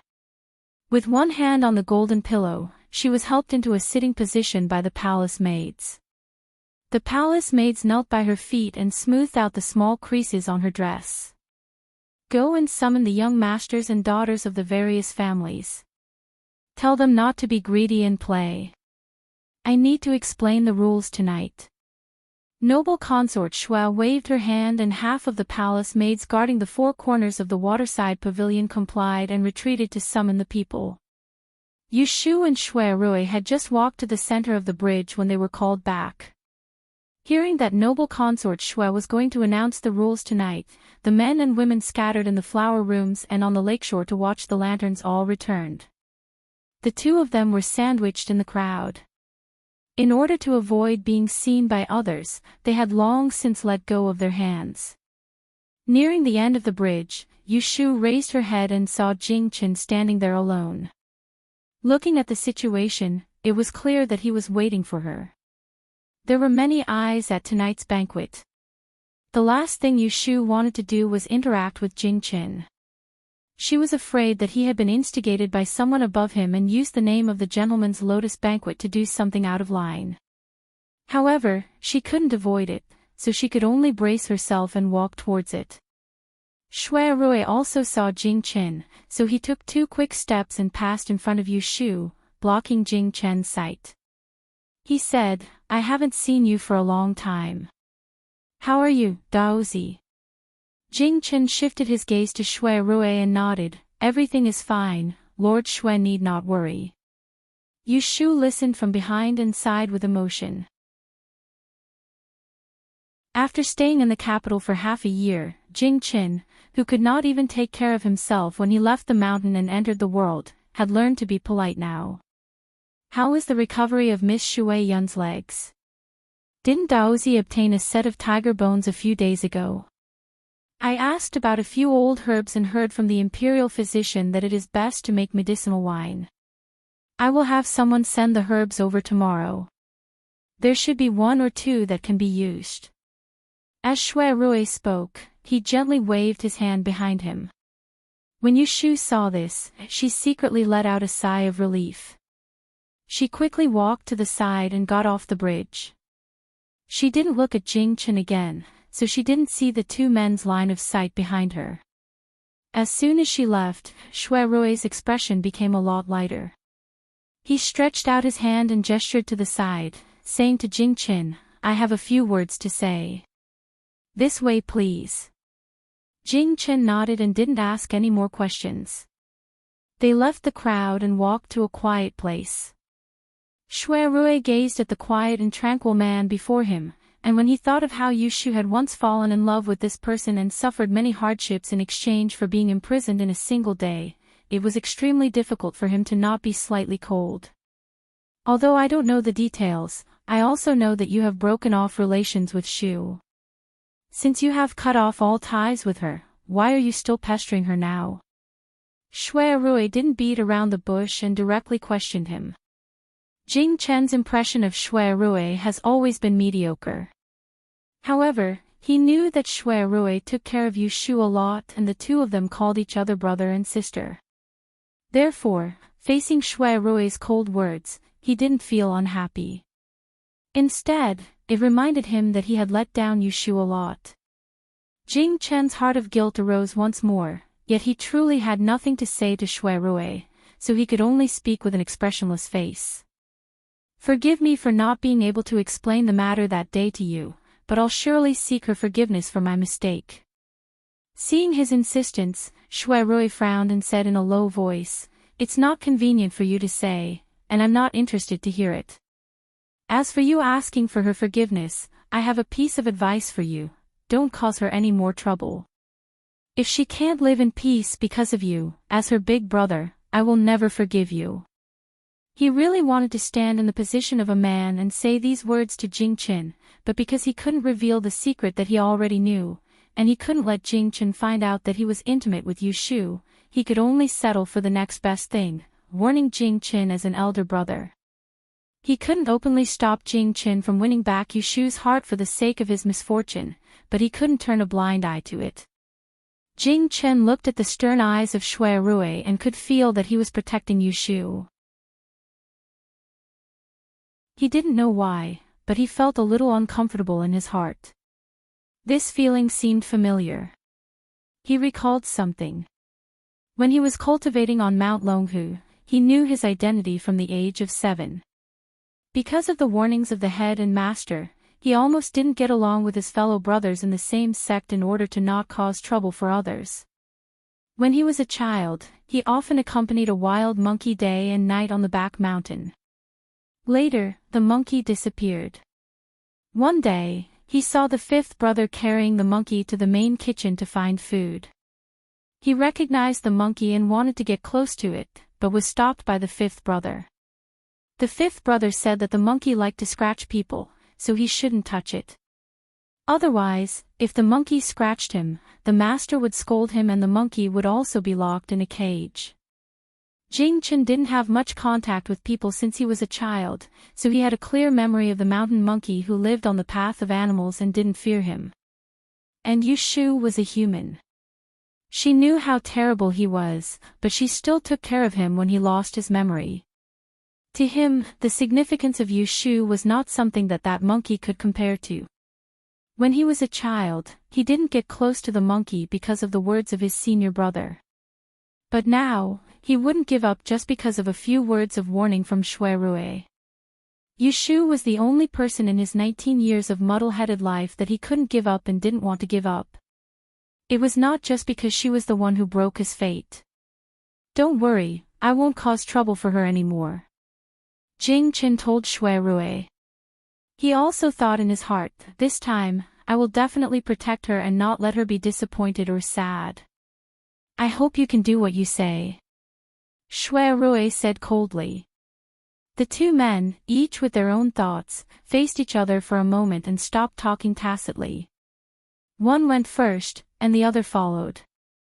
In a short time, dozens of guests had gathered outside the waterside pavilion. They were all quietly listening to noble consort Shui preside over tonight's banquet. As soon as Shui Rui approached, he heard a series of surprised sounds from the crowd in front of him. Some people gasped, and some people whispered. He didn't know what the noble said to cause such a big reaction.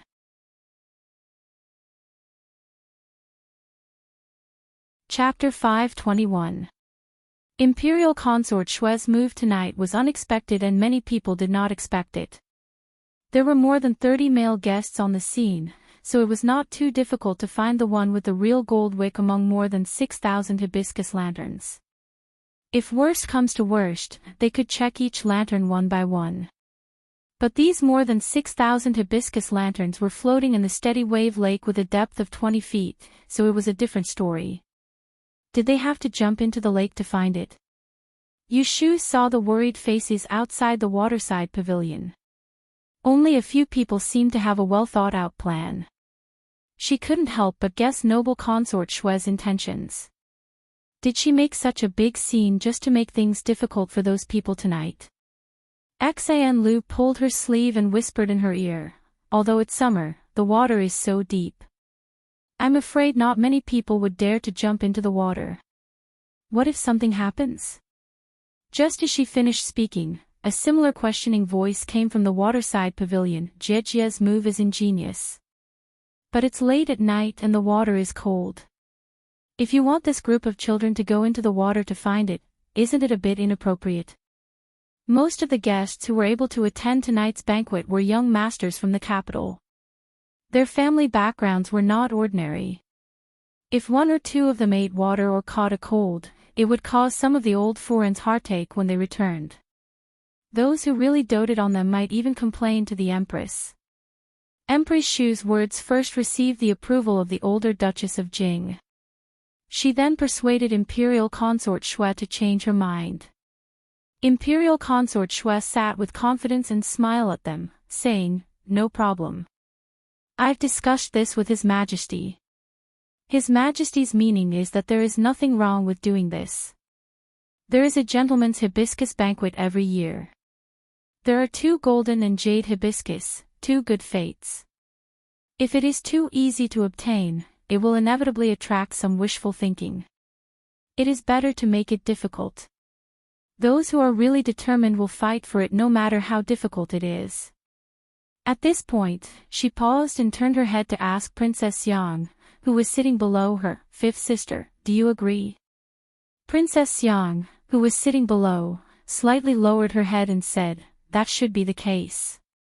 Furthermore, I didn't ask them to jump into the water to search for it. There are a few wooden rafts anchored on the opposite shore, and there are more than 10 experts diving in the lake. As long as they are careful, nothing will go wrong." The last few words were said for the people outside the pavilion to hear. Those with sharp ears immediately turned around and walked quickly towards the bridge corridor. Seeing this, Feng Xiaomiao quickly pulled Shui Rui and said, "Brother Rui, let's go quickly. If we're late, those rafts will be empty." Shui Rui, however, was not in a hurry to leave. He looked back at him and said, "You don't want to fight for the golden jade hibiscus, why are you snatching the raft?" "I don't care about the last prize, but I can't lose." Feng Xiaomiao looked around, and his gaze stopped on Zhu Qingjue, who was not far from him and did not move. He deliberately raised his voice and said, "Among the men here tonight, who doesn't dare to walk into Dingbo Lake? They just don't have the guts. Winning or losing doesn't matter, but losing face is a big deal." Zhu Qingjue saw Feng Xiaomiao provoking him. He raised his eyebrows indifferently and turned his face to Shui Rui and said, "Lord Shui, don't forget our previous agreement." Shui Rui responded with a smile, closed his fan and waved it at him. Yu Shu came late. She didn't know what happened between Shui Rui and Zhu Qingjue. Seeing this situation, she asked Xian Lu suspiciously, "What's going on?" Xian Lu then told her about the winner and loser, that the two of them had a gentleman's discussion before she came. Therefore, the two of them made a bet. If second young master Zhu managed to win the golden jade hibiscus, Shui Biaoge would call himself a vile person in front of everyone tonight. On the contrary, if Shui Biaoge won, he would want second young master Zhu to reply to him. Yu Shu secretly frowned. On one hand, she was surprised that the young chess player she saw in the labyrinthine courtyard of the Celestial Commissioner was the only son of the great Tidian. On the other hand, she was surprised that Shui Rui would be provoked by Zhu Qingjue to agree to bet with him with just a few words. Zhu Qingjue was obviously looking for trouble with Shui Rui. She didn't know the reason, but Shui Rui wouldn't look for trouble, unless a thought flashed through Yu Shu's mind. She glanced sideways and looked at the heroic and wild second young master Zhu again. She muttered in her heart, "It can't be, could it be that person is him? These two people are really too much. They have already made a bet, yet they are still standing there stupidly.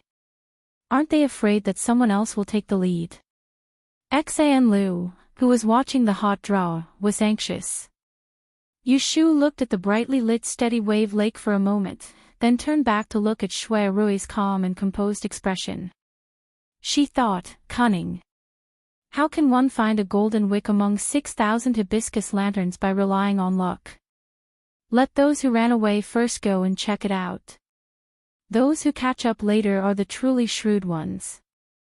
As a group of male guests rushed onto the bridge, the number of people outside the waterside pavilion suddenly decreased by half. There were only a few male guests still standing outside the waterside pavilion. In addition to the two temporary rivals, Shui Rui and Zhu Qingjue, there were also Jing Qin and the 11th Prince Lu Yi. Seeing that the male guests had taken action, the remaining female guests also looked eager to have a go. In the waterside pavilion, noble consort Shui teased the other noble ladies for a while before turning to look at the group of charming young girls outside the waterside pavilion. "Don't just stand there. Do you want this empress to call you out one by one? What are your usual skills? Don't be stingy now. Let's see who can amaze everyone tonight and convince everyone. Only that person can get this golden jade hibiscus in this empress's hand. Otherwise, this empress can only keep it until next year." As soon as she finished speaking, there was a slight commotion outside the waterside pavilion. The girls looked at each other. They all wanted to come forward and show off their skills, but they were afraid that the first one would be at a disadvantage. "Sisters, please excuse me. Let me go first." Yu Shu looked over and saw a tall young girl walking out from Princess Shiwen's side. At first glance, she seemed to be about the same height as Yu Shu, but the other's figure was a bit more voluptuous. As soon as this tall young girl came out, the female guests that were originally surrounding her all retreated, automatically making an empty space for her to stand in. Her name is Cui Xian. Xian Lu saw that Yu Shu was unfamiliar and told her, "She's the older sister of Cui Yun who went to worship the ancestors with you." When Yu Shu heard this, she remembered the news that she had received from Situ Qinglan. It was said that Cui Yun had an older sister who was very popular with the nobility. When she was young, she was fostered in the Xiang Prince's Fu and had a sisterly relationship with that spoiled Princess Shiwen. Cui Xian stood out openly and first asked the nobles in the waterside pavilion for instructions. "We, the women of aristocratic families, have learned the mysterious classics and Yili from a young age. We can't compare to the young ladies of the noble families who are good at the four arts, chess, calligraphy, and painting, but we are not completely useless. Our Cui family can be called one of the 12 prefectures of the capital because of the virtue of our ancestors. They passed down a strange sound technique called a spirit speech technique. I believe that most of you have heard of it but have not seen it. This humble girl is untalented and has learned this technique from my family's founder for 7 years. Now that I have seen the door, I will come today to show my incompetence." These words aroused the attention of the crowd. It should be known that the secret techniques of the 12 aristocratic families were not passed down to outsiders. They were not easily shown and rarely seen. Who wouldn't be curious?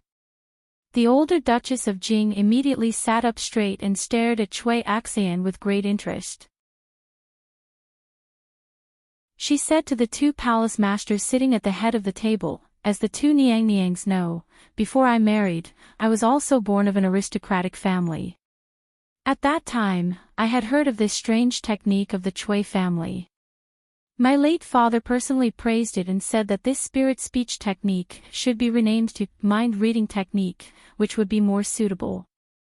Mind-reading technique. Noble consort Shui's eyebrows raised, seeming puzzled. Duchess of Jing did not explain further, but urged Cui Axian to quickly show off her skills. Cui Axian bowed and said, Niangs, please don't take offense. This little girl still needs the help of someone present. May I be so bold as to ask noble consort Shui to choose on my behalf to avoid suspicion?" She wanted to find someone to test the spirit speech technique on. Noble consort Shui's expression was one of interest. Her gaze swept over the faces of the crowd of women outside the waterside pavilion. She casually pointed and said, "It's you." Everyone followed the direction of her finger and saw that amidst the red and green flowers, there was only one spot that was shrouded in silver light and a slender white dress. It was the most eye-catching and beautiful. No matter how many times they looked at it, they would still be stunned. Yushu was pondering over Cui Axian when she suddenly saw that jade-like finger turn towards her. She was stunned for a moment before she reacted. She looked to her left and right and saw the envious expression on Axian Lu's face. She also saw Miss Ning's expression that said, "Good luck." She didn't know whether to laugh or cry. She made a sound of agreement and stood up. Seeing this scene, Shui Rui's eyelids twitched.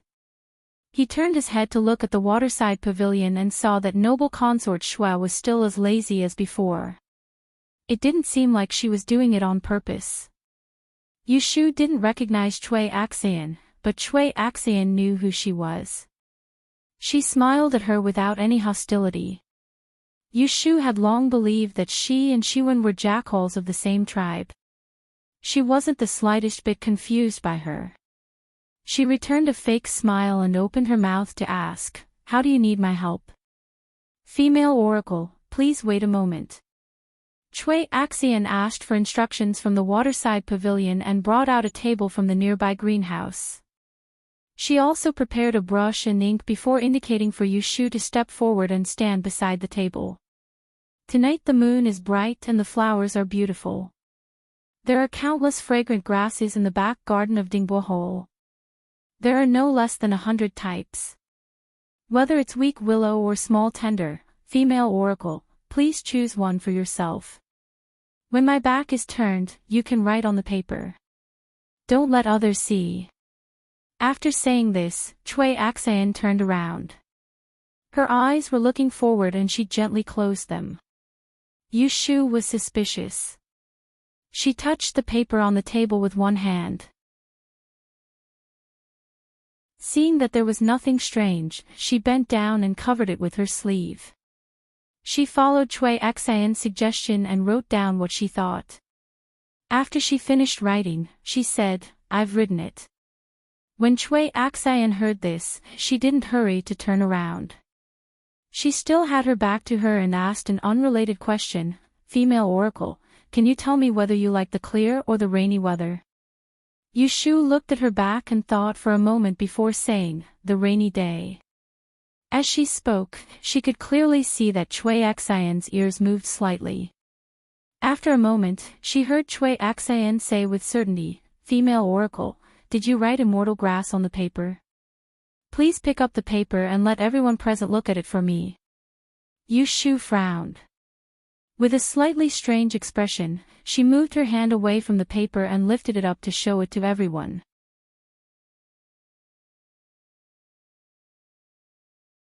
Chapter 522. The 3-in-1 chapter begins in August. I wish all the best in the world. Chui Axian's move shocked the bystanders. With so many eyes watching, she couldn't cheat even if she wanted to, unless Yushu had colluded with her beforehand. But that was even more impossible. Everyone saw that this person had been picked out by Imperial Consort Shui. Could it be that Imperial Consort Shui was helping Chui Axian fool everyone? Compared to the surprise of the bystanders, Yushu, the person involved, was in a fog. She couldn't see what trick Chui Axian had used to accurately guess her thoughts. The palace maid presented the names of the flowers that Yushu had written down to Imperial Consort Shui. The nobles in the waterside pavilion took turns to verify it, but they still couldn't believe it. Thus, Duchess Jing spoke, I didn't understand it just now. Can Miss Chui try again? Chui Axian agreed and did the same thing. She asked Yushu for help. She guessed the flowers and plants in the courtyard and asked her to write. She asked the same question about whether it was sunny or rainy. It was completely unrelated. As expected, Chui Axian guessed the answer that Yushu had written on the paper. This time, it was Kana. This time, the expressions of the bystanders changed. Seeing how effective the Chui family's spirit speech technique was, those with meticulous thoughts couldn't help but think further. To be able to understand one's thoughts just by hearing words, what secrets would there be in front of the Chui family who knew this technique? You are called Chui Axian, right? Imperial Consort Shui spoke at this time. The Fu's unique technique is indeed different from the masses. Demonstrated for Ben Gong again. Don't guess the flowers and plants, guess something else. Hearing this, Chui Axian revealed a bitter smile. She lowered her body and said, Nyang Nyang, please forgive me. This lowly girl doesn't dare to hide anything. With my abilities, this spirit speech technique can only be used twice a day. If I do it again, I'm afraid I'll lose face. Imperial Consort Shui smiled amiably. Is it because your skills aren't good enough, or are you deliberately hiding your abilities? Speak the truth. Ben Gong hates people who cheat. Perhaps tonight, this golden jade hibiscus will be bestowed to you. When everyone heard this, their expressions all changed. Yushu looked at Chui Axian thoughtfully. She was also wondering how effective her family's spirit speech was. When Chui Axian heard noble consort Shui's words, she wasn't happy. Instead, she was shocked. She lifted the hem of her skirt and knelt outside the waterside pavilion. How would I dare to lie in front of a noble? It's really a family secret. I can't explain the reason in front of everyone, but with Celestial Commissioner's reminder, the Chui family's art of spiritual speech, the more refined it is, the harder it is to use it. For example, my third uncle can use it once every 10 days, but my grandfather can only use it once every month. Hearing this explanation, half of the people present looked better.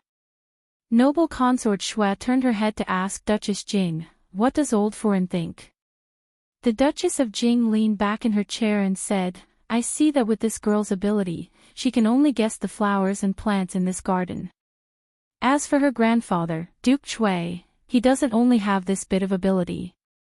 Hearing these two comments, the other half of the people present also looked better.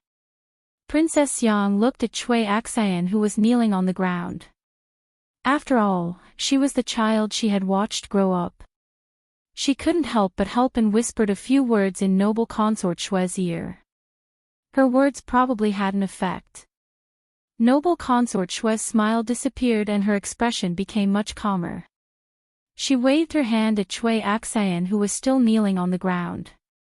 You can get up, someone else will come up. Chui Axian hurriedly got up and retreated, standing next to Royal Princess Shiwen. Yushu also retreated to the back of the crowd. She looked coldly at Chui Axian and Shiwen who were whispering to each other. Can you see what's going on? Shui Rui went around to the back of the crowd and asked Yu Shu in a low voice. Yu Shu hesitated and said, "This Chui family's strange technique clearly uses the art of spiritual speech. I've also heard of several kinds of art of spiritual speech, but they're all very troublesome to perform divination. In comparison, this art of spiritual speech can be said to be marvelous." She sighed in her heart. The aristocratic families of the 12 constabularies are worthy of being known as the big families of Yi Shui and the capital. Just a strange technique passed down in their family is enough to support a facade. Think about it, Chui Axian only guessed the flowers and plants today. With Elder Chui's cultivation, could he see through people's minds? I'm just curious that the Chui family has this kind of mind-reading ability. How can the emperor tolerate the people of this constabulary? Isn't guessing the emperor's intentions a capital crime? Yu Shu whispered to Shui Rui in surprise.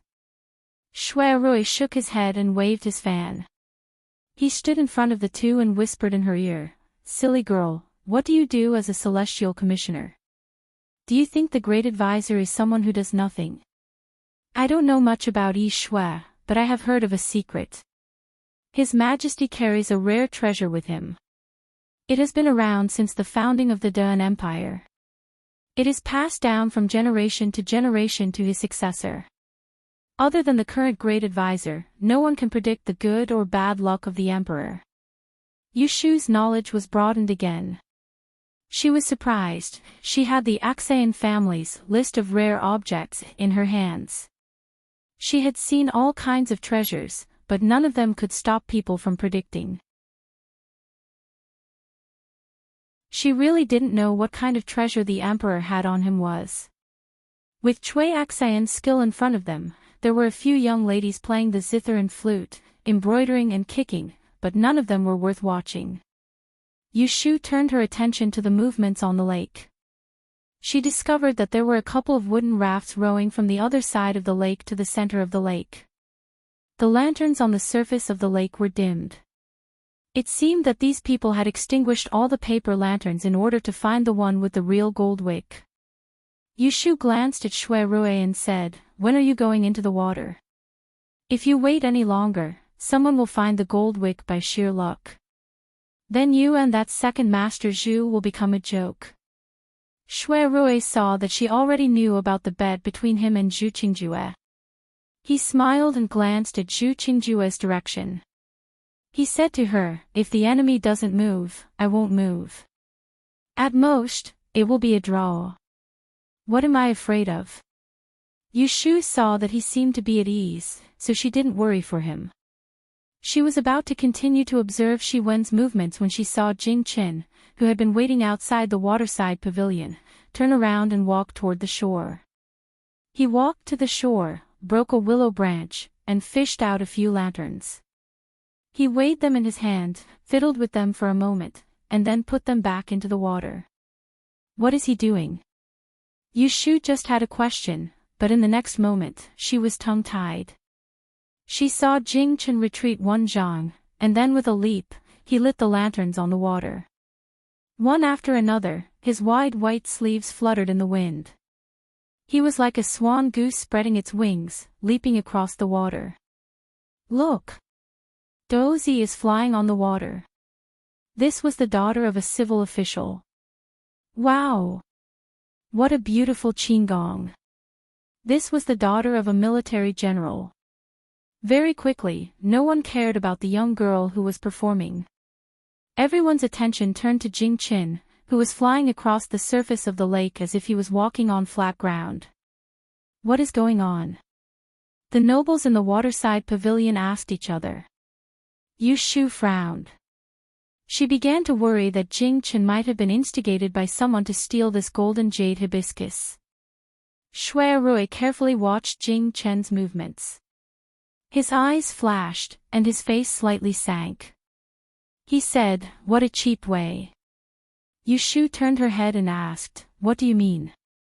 "The lanterns on the lake are all made by the imperial court, and they are all the same size. However, real gold is precious, and the lanterns made from it are definitely easier to sink than ordinary lanterns. As long as he controls the strength under his feet, he doesn't need to pay attention to the lanterns that don't sink. But if there is one that is different, it will definitely sink. The reason why Shui Rui said this was a cheap way was because this method could only be used by a martial artist like Jing Qin, who had excellent qigong. Even if others understood his intention, they would not be able to imitate him, and could only stare at him. After hearing Shui Rui's words, Yu Shu frowned so much that her eyebrows could squash a mosquito to death. Paw!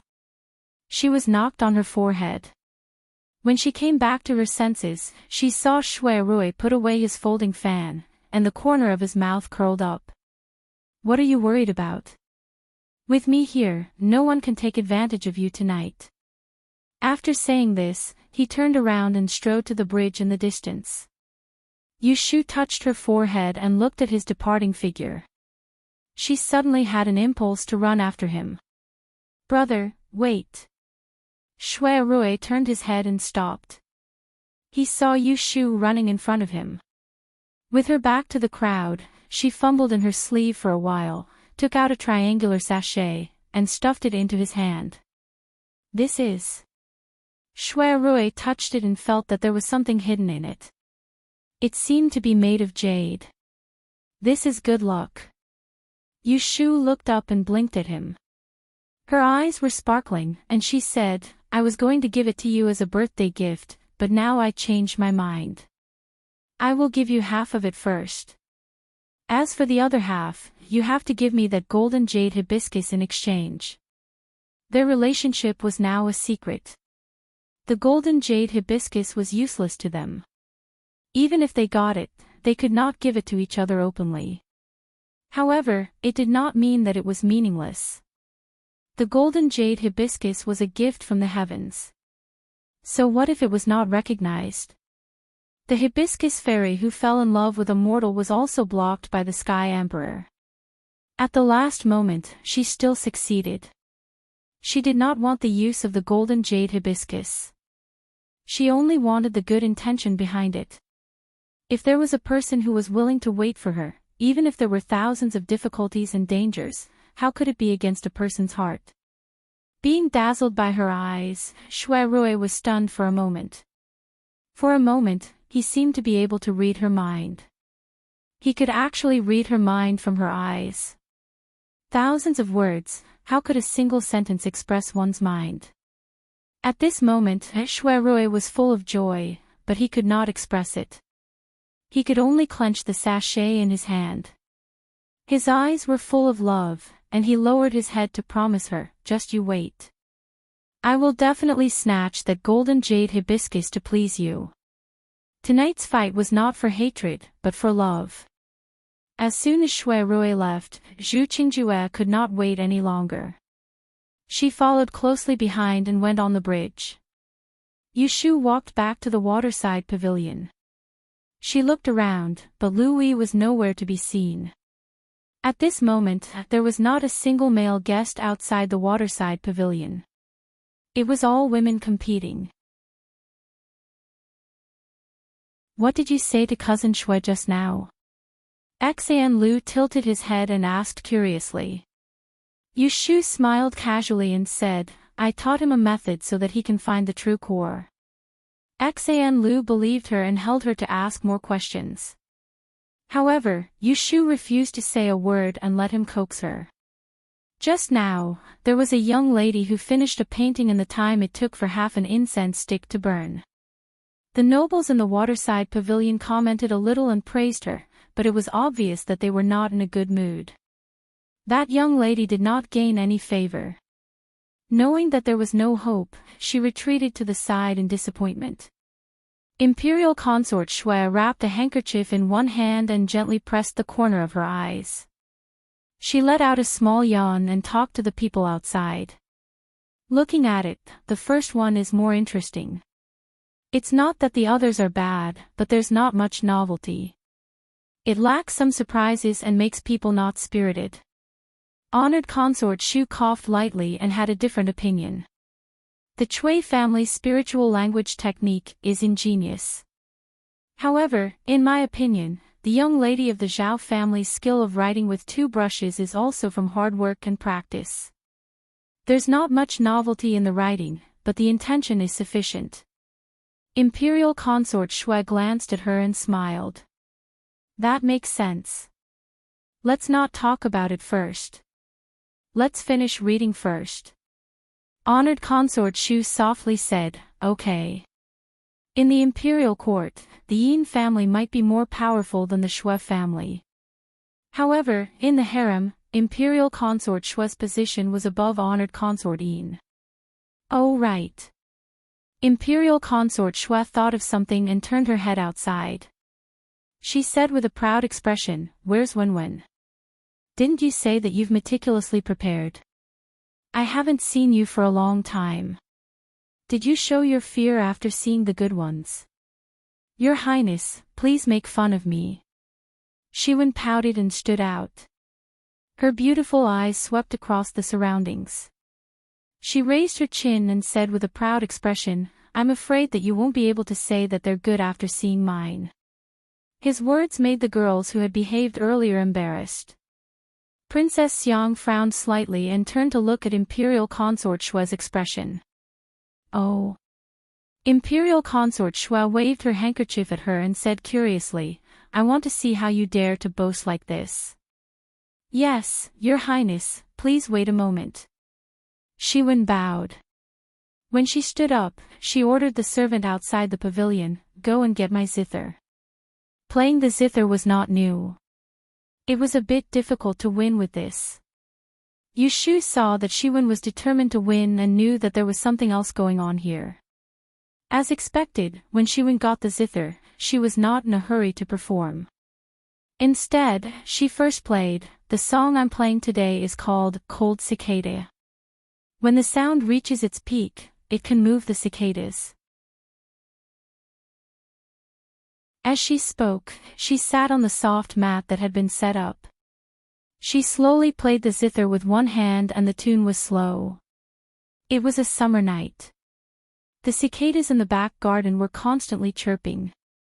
It was fine if one didn't listen to it, but if one deliberately listened to it, they would inevitably feel a buzzing in their ears.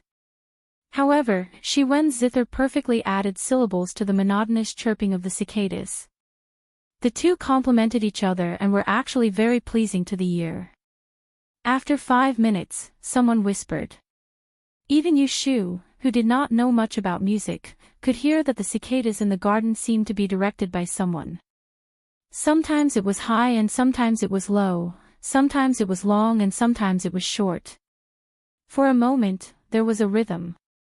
That was not all.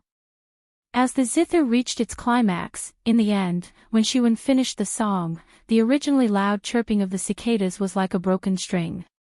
It suddenly quieted down.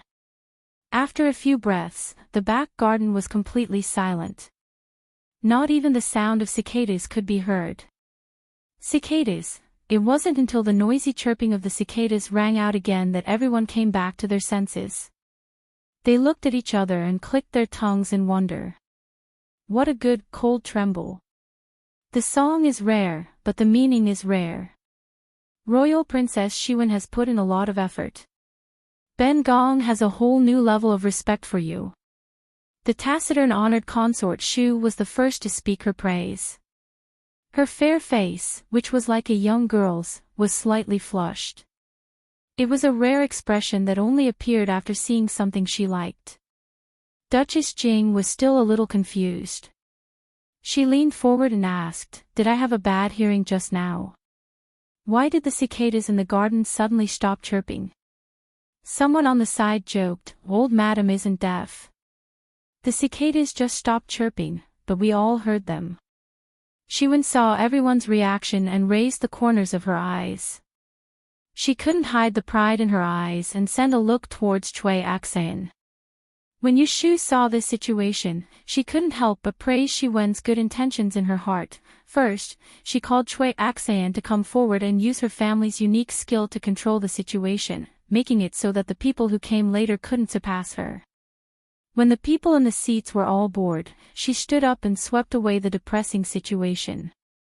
It was refreshing. If there were no accidents, no one would be able to overshadow Shi Wen's performance of Cold Cicada. Tonight, the golden jade hibiscus would belong to no one but her. Although Yu Shu was sure that Shi Wen taking the golden jade hibiscus was just an empty wish, she still felt unhappy when she saw Shi Wen's complacent appearance. There was a faint voice in her heart. Shui Rui was the person she liked, but there were other women scheming in order to express their goodwill. How could she endure this? Yu Shu asked herself, if she really let Shi Wen win the golden jade hibiscus and hold it in front of Shui Rui in front of everyone, would she be able to swallow this? Can't swallow it. Xan Lu suddenly heard Yu Shu muttering to herself and turned to look at her. What did you say? Yu Shu's eyes flashed and several thoughts flashed through her mind. She put one hand on Xan Lu's shoulder and asked casually, half of the people have come out. Aren't you also prepared? When are you going up?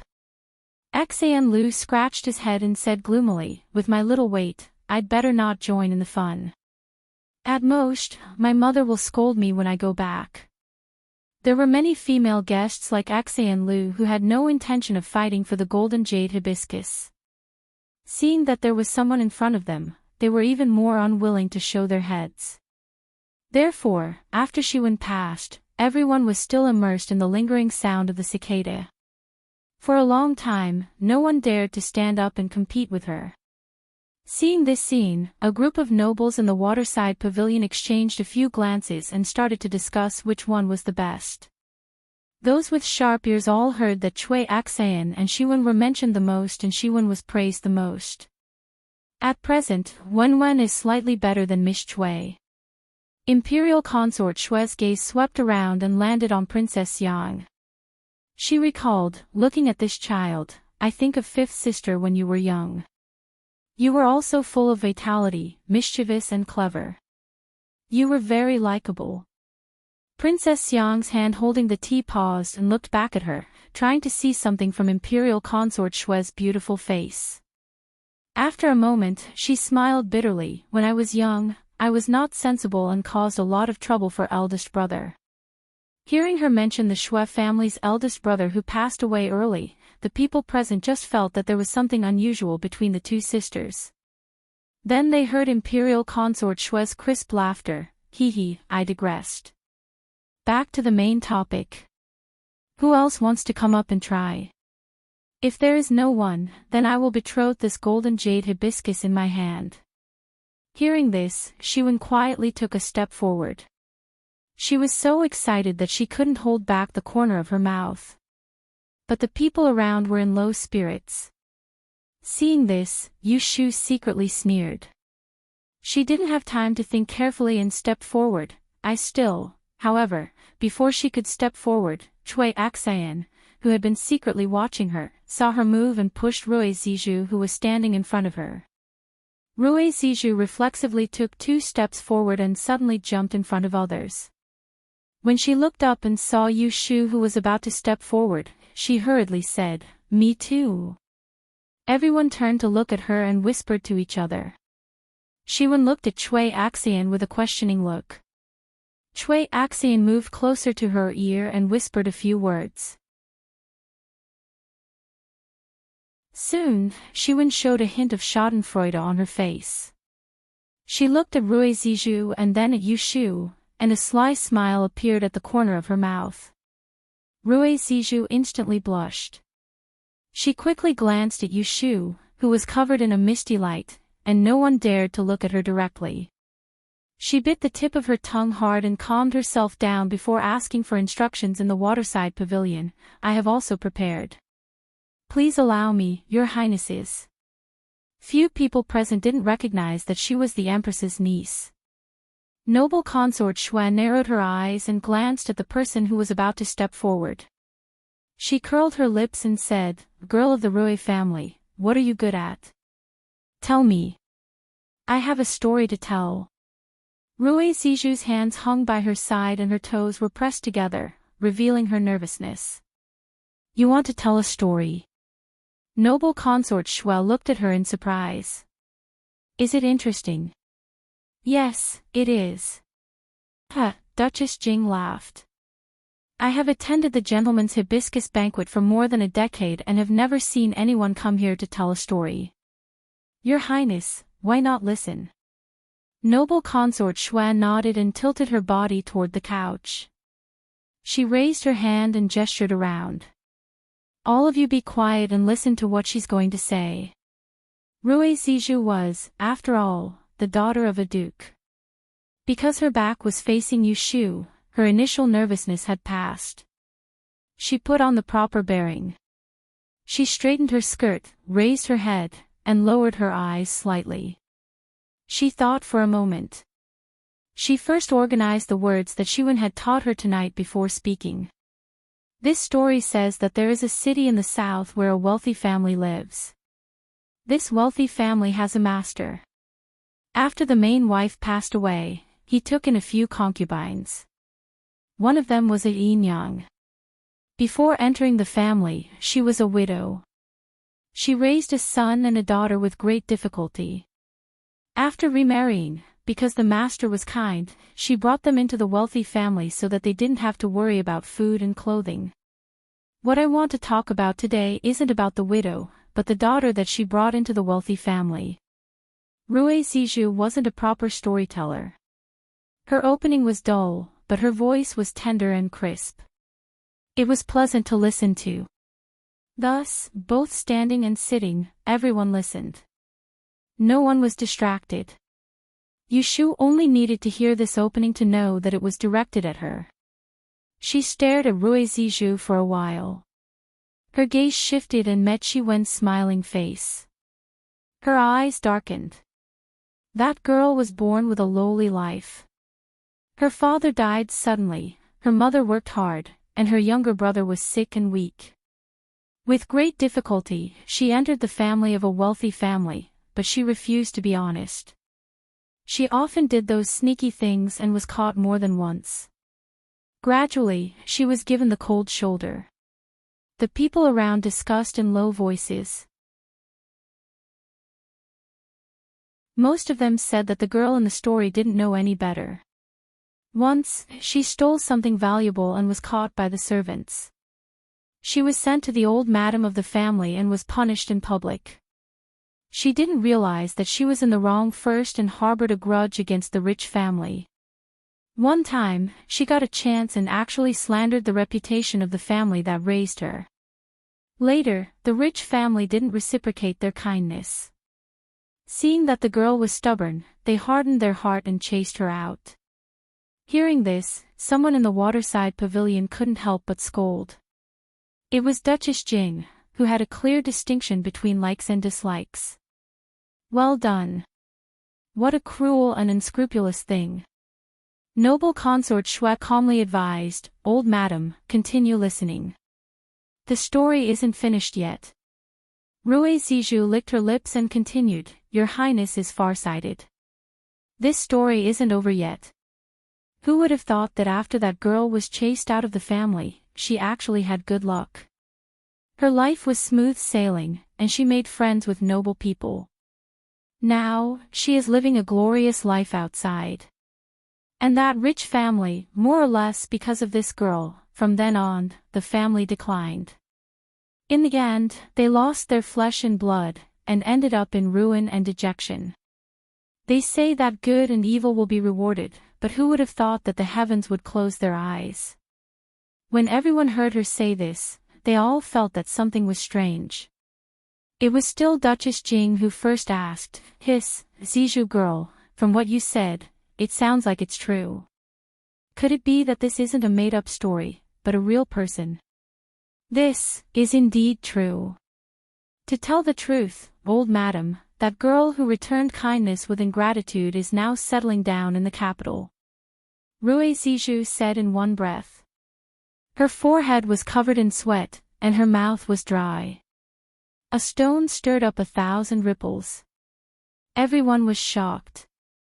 Only imperial concubine Shui played with the pure gold fragrant handkerchief, her expression unchanged. Nonsense. Empress Shu frowned and asked sternly, Are you speaking without thinking, or are you deliberately mystifying me? If there really is such a person, you better explain now. Otherwise, I will charge you with the crime of lying. Rui Zizhu grabbed her sleeve with one hand. After a moment of hesitation, she couldn't help but look back. She glanced at the crowd and happened to meet Yushu's cold eyes. Her heart suddenly jumped, but she couldn't raise her hand to point it out. She could only avoid her eyes, lowered her head, and mumbled, "I only know that the girl's fate is light and lowly. Not even 1 in 1,000 people will appear. It is commonly known as a dog shit life." Pfft, someone couldn't help but laugh. The words dog shit life were too vulgar. The atmosphere eased a little, and then there was a surprised voice, "You said dog shit life?" Everyone turned to look at the source of the voice, only to see a pretty young girl making a big fuss over nothing. This person was Zhan Shuiyuan, who had quite a bit of conflict with Yushu. She was the current 7th-ranked Zanji of the Taiching department. Empress Shu was displeased and said, "What are you shouting for?" Zhan Shuiyuan hurriedly stepped forward and said, "Please forgive me, Your Highness. I was disrespectful just now. It's really my first time as the Celestial Commissioner. A few days ago, I checked the documents and happened to see a girl with a light and lowly fate. She is the dog shit life that Miss Rui mentioned. I was surprised because this person was here tonight." Empress Shu's expression turned cold. She said coldly, "Who is it? Point her out." Yushu folded her hands in her sleeves and looked straight ahead. A storm was brewing in the bottom of her dark eyes, waiting to be unleashed.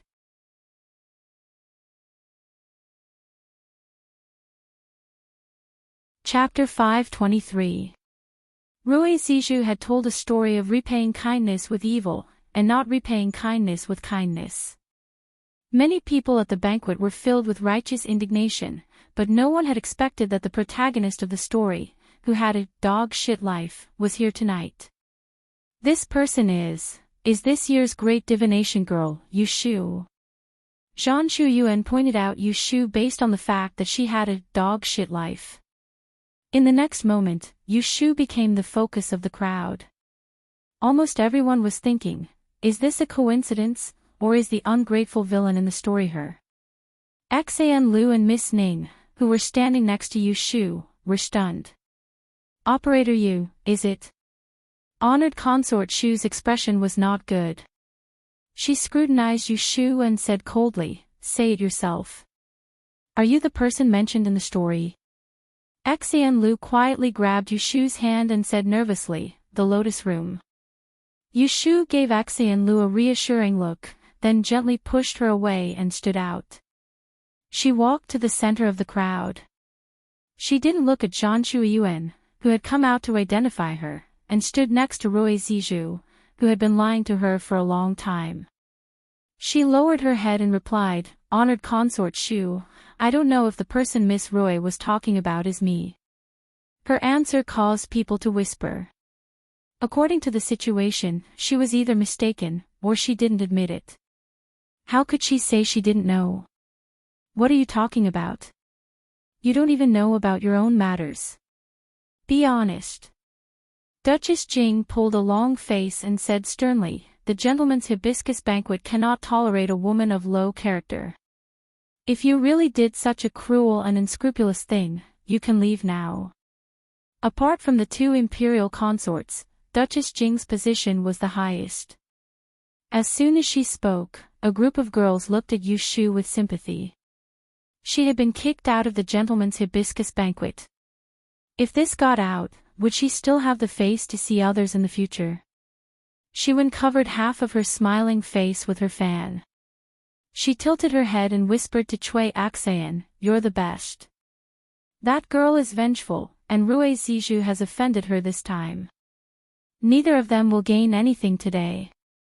Xingxuan's family was ruined by this girl and she died in prison. I won't let her off no matter what." Cui Axian looked at Yushu and gently shook her head. She was not as optimistic as Yushu. "I don't think things will go so smoothly." She doesn't look like someone who will obediently give in. Maybe I will have to step in later. Princess, remember, no matter what happens later, don't force yourself. Just wait to get that golden jade hibiscus in the end. Shiwen hesitated for a moment before nodding. As for Yushu, she was being interrogated by Duchess Jing, but she didn't panic nor was she frightened. She bowed towards the waterside pavilion and said, I ask noble consort Shui to investigate clearly. Miss Rui said that what she said was a true story. I have a few questions that I want to clarify with her. Otherwise, I really don't know if she is talking about me or not. Noble consort Shui glanced at her and turned her head to the angry Duchess Jing. This is right and wrong. We have to verify it. We can't just listen to one side of the story. Let's listen to what she has to say. In the end, in this entire garden, noble consort Shui was the most powerful. No one's words were as effective as hers. Yushu saw this point and didn't care if Duchess Jing didn't like her or not. Thank you, Your Highness, for your permission. Yushu stood up and turned to face Rui Zizhu. She first sized up this little girl who had no enmity with her but suddenly jumped out to bite her. Rui Zizhu knew that Yushu was looking at her. She was very flustered, but she was afraid that if she avoided it too much, others would see that she was guilty. She could only brace herself and raise her face to meet Rui Zizhu's eyes. Yushu saw Rui Zizhu's small movements and sneered in her heart. Finding such a little sheep to use as a weapon, the person behind this was really not afraid that she, an ingrate, would gnaw on them until not a single bone was left. Miss Rui, can you say for sure that the passage you've just described is a true story? Yes. Did you see it with your own eyes? This. I heard it from someone else. Who did you hear it from? In the face of Yushu's aggressive questioning, Rui Zizhu couldn't resist and couldn't help but turn her head and look in a certain direction. Seeing that she was at a loss, Yushu's voice suddenly sank. I asked Miss Rui a question. Why didn't you answer? Everything that happened in the south can reach the ears of a miss living in the capital. I really want to see whether someone has a long tongue or you have a pair of ears that can hear the wind. Rui Zizhu's face turned red and she stuttered, I am. The two of them confronted each other. Rui Zizhu was clearly out of breath. Seeing this, everyone present suddenly became a little suspicious. In the waterside pavilion, Imperial concubine Shui's slender fingernails scratched the silk handkerchief, her beautiful eyes flashing. Seeing this, Cui Axan secretly sighed and said to Shiwen, I knew it wouldn't be easy to bluff her. If it was someone else in prison, they would only think about how to get out and clear their name and panic first. She's good, she wants to find the person. Forget it, I'll do it. After saying this, she didn't wait for Rui Zizhu to confess her identity and walked from the back to the front. I was the one who told that story to Miss Rui. Seeing Cui Axan step forward, the smile on Shiwen's face disappeared. When Yushu saw Cui Axan's head, she quickly narrowed her eyes. She looked past Cui Axan and glanced at Shiwen, who was standing in the corner. She immediately understood. So you're that person with a long tongue. Yushu didn't hold back and taunted him. Cui Axan frowned and said, You Swansea, you should be more polite. As a fellow teacher, I respect you as a fourth-class teacher. However, there are nobles here tonight, so don't be rude. Yushu sneered, I have never been negligent in my respect towards nobles, but I'm too lazy to be hypocritical towards some people with long tongues. Saying this, she didn't wait for Cui Axan to refute her and bowed towards the waterside pavilion again. She raised her voice and asked for instructions, reporting to Imperial concubine Shui, I'm done asking. Since we know that the story came from Miss Cui, why don't we let her explain to us whether the dog shit life mentioned in the story just now was me? Up until now, Yushu hadn't said a single word to defend herself. However, Her calm reaction had dispelled most of the suspicions people had about her. Imperial concubine Shui lazily pointed at Cui Axayan, then I'll let you explain. Cui Axayan had originally been prepared to argue with Yu Shu, but she never expected such a situation to occur. She hesitated for a moment before replying Nyang Nyang's question. The story that Miss Siju just mentioned was something I told her half a month ago. The people and events in the story are all true, and that ungrateful girl is precisely this Yu Xuanzi in front of us. Imperial concubine Shui raised her eyebrows. Concubine Shu, who was beside her, said with a straight face, "What exactly is going on? Explain clearly." Cui Axayan sighed and didn't look at Yu Shu's expression at this moment. She said, "Your Highness, please investigate. I didn't know that Miss Siju would make this story into a story. Although there are some distortions in it, it's generally the truth. Yu Xuanzi is from the south. Before she came to the capital, her birth mother brought her to live in the Ji residence in Yang City. She was raised by the Ji family. Later, because she made a mistake, she was driven out by the Ji family. Who knew that on the way to the capital, she saved a Daoist who was in trouble and obtained a fateful encounter. Later, she became brother and sister with the eldest son of the Shui family. From then on, her luck changed for the better. Today, she is a brilliant and admirable female fortune-teller. However, the Ji family that raised her has either died or broken up. It's really disappointing." Cui Axayan laughed bitterly and continued, "And the reason why I know all of this is because of my best friend when I was studying at the Imperial Historian's Library. She used to be the fourth daughter of the Ji family. The Haiduan Great Master Ji Xingxuan personally told me about it. If you don't believe me, you can go investigate this Yu Xuanzi's background and see if there's any falsehood in what I said." Duchess Jing asked again, "Where is the young miss of the Ji family now? Send someone to summon her for questioning." "Old madam doesn't know." Cui Axayan's voice choked. She lowered her head and said, "Younger sister Xingxuan died in prison not long ago because she was involved in a murder case. In reality, it was Yu Xuanzi who testified against Xingxuan's crimes and caused her to be thrown into prison. And previously, the master of the Ji family, the former celestial commissioner, Right Judge Ji, was also accused by this Yu Xuanzi of favoritism and fraud. That was why he committed suicide by biting his tongue in court." Everyone was speechless and became silent. Yu Shu didn't interrupt at all. She listened to Cui Axayan's evasive explanation. It could be seen that Shi Wen and her group were determined to pour this basin of dirty water on her head today. Ungrateful, dogsh asterisk T life, ingrate. Any one of these names would make her unable to lift her head in the future. Actually, as early as when she became famous in Dian, she had already mentally prepared herself.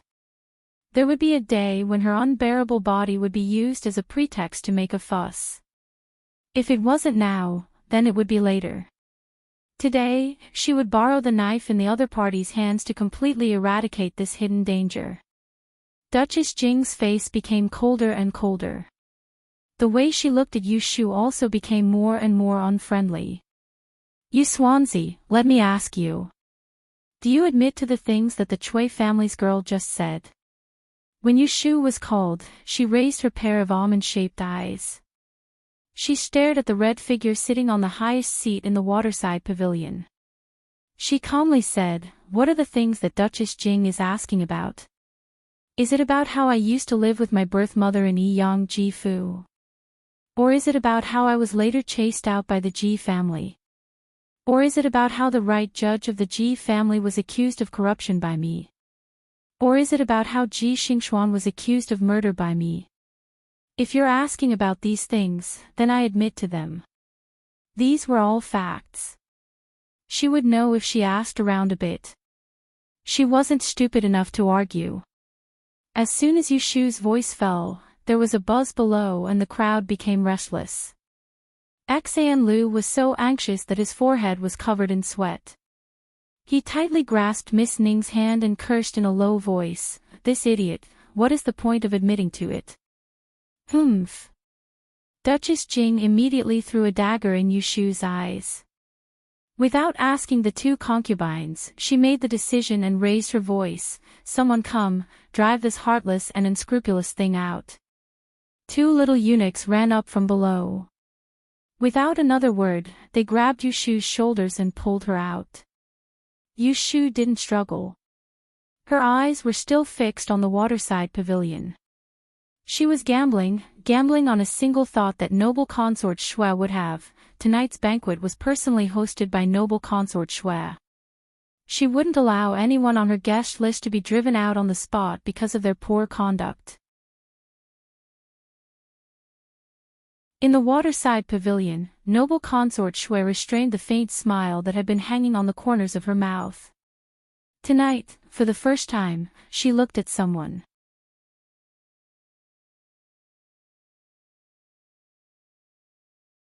Chapter 524. Come on, I'll let you guys have a good time. I beg for pink votes. Wait, let go of her. Nyang nyang. Duchess Jing looked at Imperial Consort Shui in disapproval.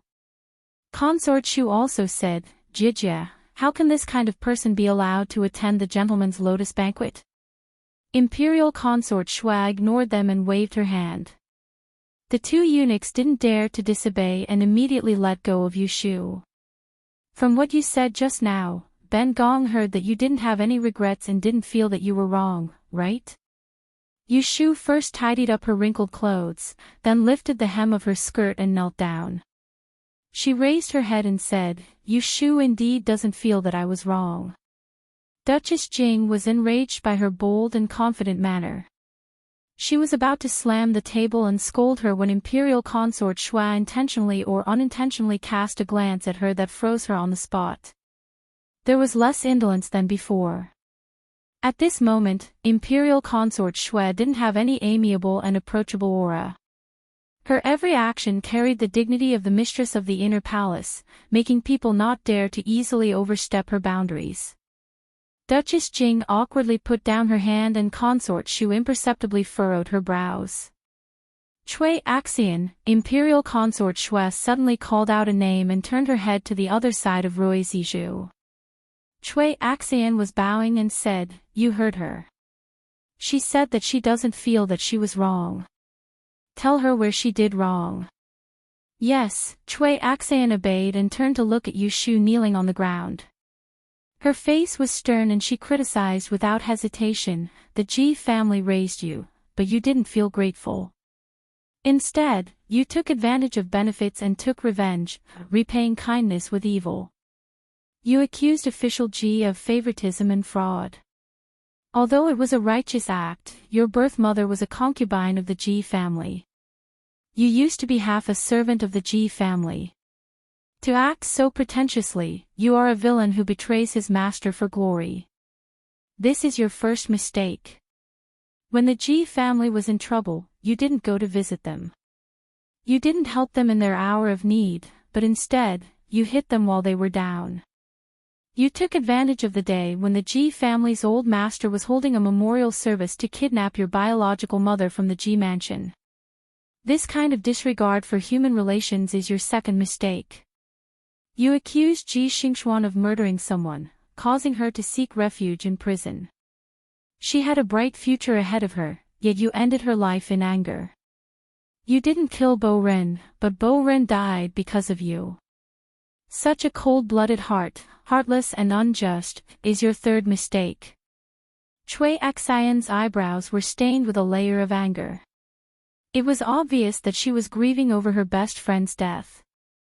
She spoke eloquently and scolded Yu Shu for 3 times in a row. She pointed at her and said, "You've done so much wrong, and you still dare to say that you're not wrong. Betraying his master for glory, disregarding human relations, heartless and unjust." If it was anyone else who was humiliated by Chui Axian like this, they would probably cover their face and run away in embarrassment. However, the one standing here right now was the stubborn and unmoved Yu Shu. Your Imperial Highness, please forgive Yu Shu for being impolite. Yu Shu bowed towards the waterside pavilion. Noble consort Shuai looked at her with great interest and nodded in acknowledgement. Yu Shu straightened her body from the ground, dusted her sleeves, and turned to face the furious Cui Axan. Her expression sank and she suddenly shouted, "Your mother's spring and autumn bullshit." Everyone was stunned when they saw the white-clothed girl, who was as slender as a hibiscus, cursing as soon as she opened her mouth. Even Cui Axan was stunned by her scolding. "You're saying that I'm a betrayer for glory? Let me ask you, what kind of master is the Ji family to me?" My, Yu Shu's, father was a county scholar with a clean family background. After my mother was widowed, she caught the eye of the greedy and lecherous third master of the Ji family. She had no choice but to submit herself to him. My younger brother and I have always had the surname Yu. With our clean family background, just because we ate leftovers from the Ji family for 2 years, we become half-servants in your words. At first, everyone had only heard Rui Zizhu and Cui Axan's side of the story. They said that the Ji family was generous and that Yu Shu was a vile person. Who would have thought that the same story would come out of Yu Shu's mouth and sound completely different? In the eyes of this group of capital nobles, a county scholar might not be worth mentioning, but at least he was a decent scholar. As the saying goes, it's better to be a humble servant than a vermilion dog. She was an innocent person who hadn't sold herself or changed her surname, yet she was called a servant. Anyone would be angry if they were in her shoes. No wonder Yu Shu was so angry that she scolded people. Everyone could understand why. Cui Axan came back to her senses and thought, this is bad. She thought that she had caught Yu Shu's weakness, but she didn't expect that she would be the one being held back. She blamed herself for not finding out that Yu Shu's biological father was actually a county scholar. She calmed herself down and immediately retorted, even if you're not a servant, the Ji family is indeed your benefactor. As the saying goes, a drop of water should be repaid with a spring of water. How did you repay the Ji family? Did you force Lord Ji to die a tragic death in court? Ha! Yu Shu couldn't help but laugh as if she had heard something funny. Then, she coldly glanced at Cui Axan and said rudely, "Did I force the Ji family's master to die? Do you have the guts to say that again?" The Supreme Court personally investigated him. It was obvious that he cheated in the Dian examination and stole the exam questions. That's why he got what he deserved. She saw Cui Axan's expression change and sneered again. She looked around, straightened her back and said, "To tell the truth, I accidentally saw the former right judicial judge bending the law for favoritism. That day, I was also very conflicted. If I reported him, I would be too cold-hearted. However, the Dian examination is a grand event of our dynasty. It is held once every 3 years. Many people have endured hardships just to fight for a place in the examination. The current emperor places great importance on it. That right judicial judge Ji could betray the emperor for his own selfishness, but I, Yu Shu, can't let him get away scot-free just because of a wrong decision." At this moment, a cool breeze swept by and the crystals and pearls around Yu Shu fluttered. The light and shadow swayed. It could be seen that the space between her eyebrows was red and her face was full of righteousness. "I lost my father when I was young and didn't receive much education. However, I've read a few books of sages. I know that eating the emperor's salary and being loyal to him is the reason why the world is peaceful. It's because we have a wise emperor. I'm just a commoner. I can't share the emperor's worries, but I'm also very righteous. I can't tolerate a villain who goes against the emperor. If I abandon righteousness for a small favor, that would be wrong. And I, for the sake of righteousness, became a villain in other people's eyes. I really don't know if they have no loyalty in their hearts, or if they're pretending to be benevolent and righteous." Yushu's words hit the nail on the head. She looked at Chui Axayan and Rui Zizhu coldly and mocked in her heart. If they want to pour dirty shit on me, then they should be prepared to be pushed into the latrine pit by me. They are far from the ability to call a deer a horse and say that the underworld is white. When she finished speaking, Chui Axayan and Rui Zizhu's faces turned pale. They looked back and saw that in the waterside pavilion, noble consort Shue's face was cold. At this moment, the topic had risen to loyalty and righteousness. Duchess Jing and consort Shu didn't dare to say anything. They were afraid that they would be pinned with a big hat and attract a lot of trouble. For the sake of righteousness, abandon a small favor. Noble consort Shu slowly nodded. This action revealed her satisfaction with Yushu. Chui family's girl, are you disloyal to your ruler or are you pretending to be benevolent and righteous? Chui Axian knelt down with a thud and bowed her head to apologize. Your Highness, please forgive me. This lowly girl made a slip of the tongue. It was just a moment of anger and an unintentional mistake. I would never dare to offend my superior. In the crowd, Shi Wen's eyes were gloomy when she saw the situation change. There was a touch of worry and annoyance in them. She looked at Chui Xian's figure, not knowing what she was thinking. It's good that you know that you made a slip of the tongue. Noble consort Shui glanced at Chui Xian, then paused on the trembling Rui Zizhu. She shook her head inwardly. She then shifted her gaze to the unyielding Yushu. She felt that she was even more pleasing to the eye. It's good that you know what righteousness is and what trifles are. This is good. However, they said that you kidnapped your mother from the Ji Fu. Is this true? When noble consort Shui asked, Yushu immediately revealed an angry expression. She gritted her teeth and said, Your Highness, the Ji family bore a grudge against me because I reported Ji Huaishan. Because they didn't dare to arrest me, they took out their anger on my mother. They locked her in the woodshed and beat and scolded her all day.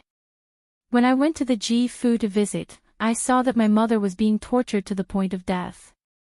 I had no choice but to save my mother from the Ji family's fiery pit and secretly take her out of the Fu. If you say that this was wrong, I can't admit it. Could it be that I should watch as my mother was tortured to death and not care about it? Was that the right thing to do? Upon hearing this, the crowd once again began to whisper amongst themselves. Their impression of the already declined Ji clan was no longer as sympathetic as before. I pity your filial piety. Noble consort Shui sighed. She turned her head to ask Duchess Jing, the old foreign is someone who values filial piety the most. In your opinion, is it wrong for this child to smuggle her mother away? If Duchess Jing shook her head, she would go against her filial piety. However, if she nodded, she would reverse her previous attitude and correct Yushu's name. The old foreign had an embarrassed expression. After hesitating for a while, she gave in front of noble consort Shui and said, Filial piety is the most important of all virtues. It seems that I wronged this child earlier. Noble consort Shui nodded and accepted the cup of tea that a palace maid brought to her side. She took a shallow sip to moisten her throat before speaking again. Since the old foreign has said so, Ben Gong will make the decision tonight. Your mother was originally a concubine of the Ji family. It's not proper for her to be secretly taken away by you. In any case, the Ji family is in a terrible state now. It's not good for your mother to go back. It's better to drop the matter. Tomorrow, go to the local yamen and take Ben Gong's words to remove your mother's registration. Yushu had always been vexed by the awkwardness of Aunt Chui's identity. She couldn't think of a solution. As long as the Ji family didn't relent, her birth mother couldn't see the light of day. In the future, it would become a stain on her. This vexation was easily resolved by noble consort Shui's words. It was as if Yushu had picked up a gold ingot empty-handed. She was pleasantly surprised and quickly kowtowed. She didn't care if it looked good or not. She gave a solid kowtow. Many thanks, Nyang Nyang, for your grace. Yushu thanks on behalf of my mother.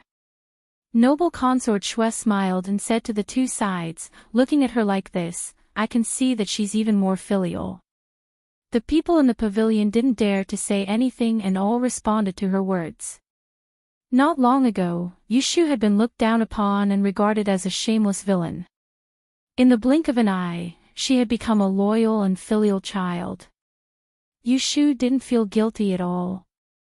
She climbed up from the ground without a blush on her face and didn't even gasp for breath. She spoke and cut off the voices inside. Miss Chui said that I made 3 mistakes. I've already proven 2 of them. The last one is that Ji Xingxuan died because of me. I still want to prove it to her. Nyang Nyang, please allow me to do so. Noble consort Shui agreed. At this time, the one kneeling on the ground was Chui Axan. The one standing and looking down at her was Yushu. Miss Chui said that I didn't kill Boren, but Boren died because of me. You only care about blaming me for pointing out that she committed the murder. Do you know why I'm biting her so hard? Chui Axan's face was taut and she didn't say anything. She knew everything about Ji Xingxuan's crime from Shi Wen. Originally, she just wanted to use this incident to add another crime to Yushu so as to make the previous 2 more serious. She didn't expect that she would underestimate her enemy and fail to use morality to suppress Yushu. Instead, she took drastic measures to overturn her previous words. She raised her eyes slightly and looked at where Shiwen was in the crowd. Seeing that Shiwen didn't move, she secretly heaved a sigh of relief. However, there was something unfathomable in her eyes. Yushu sneered and said, if you don't want to say it, then I'll say it. That day, the 9th prince held a banquet in the Xianchen garden. I was wandering in the garden and saw Ji Xingxuan trying to kill Miss Axan. She wanted to push her down from a tall building. Axan Lu and I were good friends and we were very close. I saw her being attacked and almost lost her life. I was so angry that I couldn't bear it. Do you think I'm stupid for not pointing her out? That's right. What do you know? You only know how to listen to hearsay and wrongly accuse a good person. Xan Lu, who had been held back by Miss Ning, finally couldn't hold back her anger. She stood up straight and didn't forget to salute to the waterside pavilion. She glared fiercely at Chui Rui and said, that day, in order to save me, Lotus Fong didn't hesitate to take risks and almost fell down the building with me. Why can't our lives be compared to Ji Xingxuan's? She had bad intentions, so she committed murder. Sooner or later, she would have been sentenced to death, so she committed suicide in prison to escape punishment. How can you blame Lotus Fong? Don't tell me that Lotus Fong forced her to kill people. Although I haven't known Lotus Fong for a long time, I know her character better than you irrelevant people. When my life was hanging by a thread, she was willing to sacrifice her life for me, a friend. You claim that you are on good terms with Ji Xingxuan, but when the Ji family was in trouble and Ji Xingxuan was in prison, where were you? When the person is dead, then you come to gossip. What are you thinking?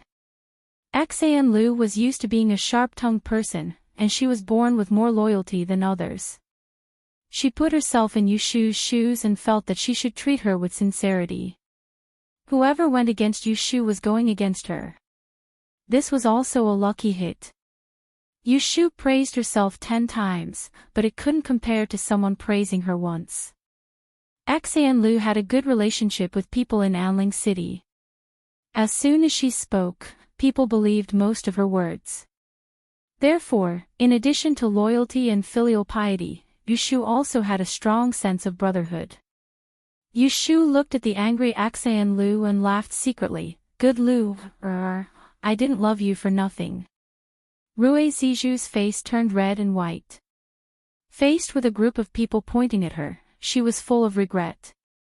At this moment, she came to her senses and knew that Shiwen was deliberately provoking her. She couldn't help but hate herself for being hot-headed and agreeing to help Yushu. Chui Axian was like a block of wood.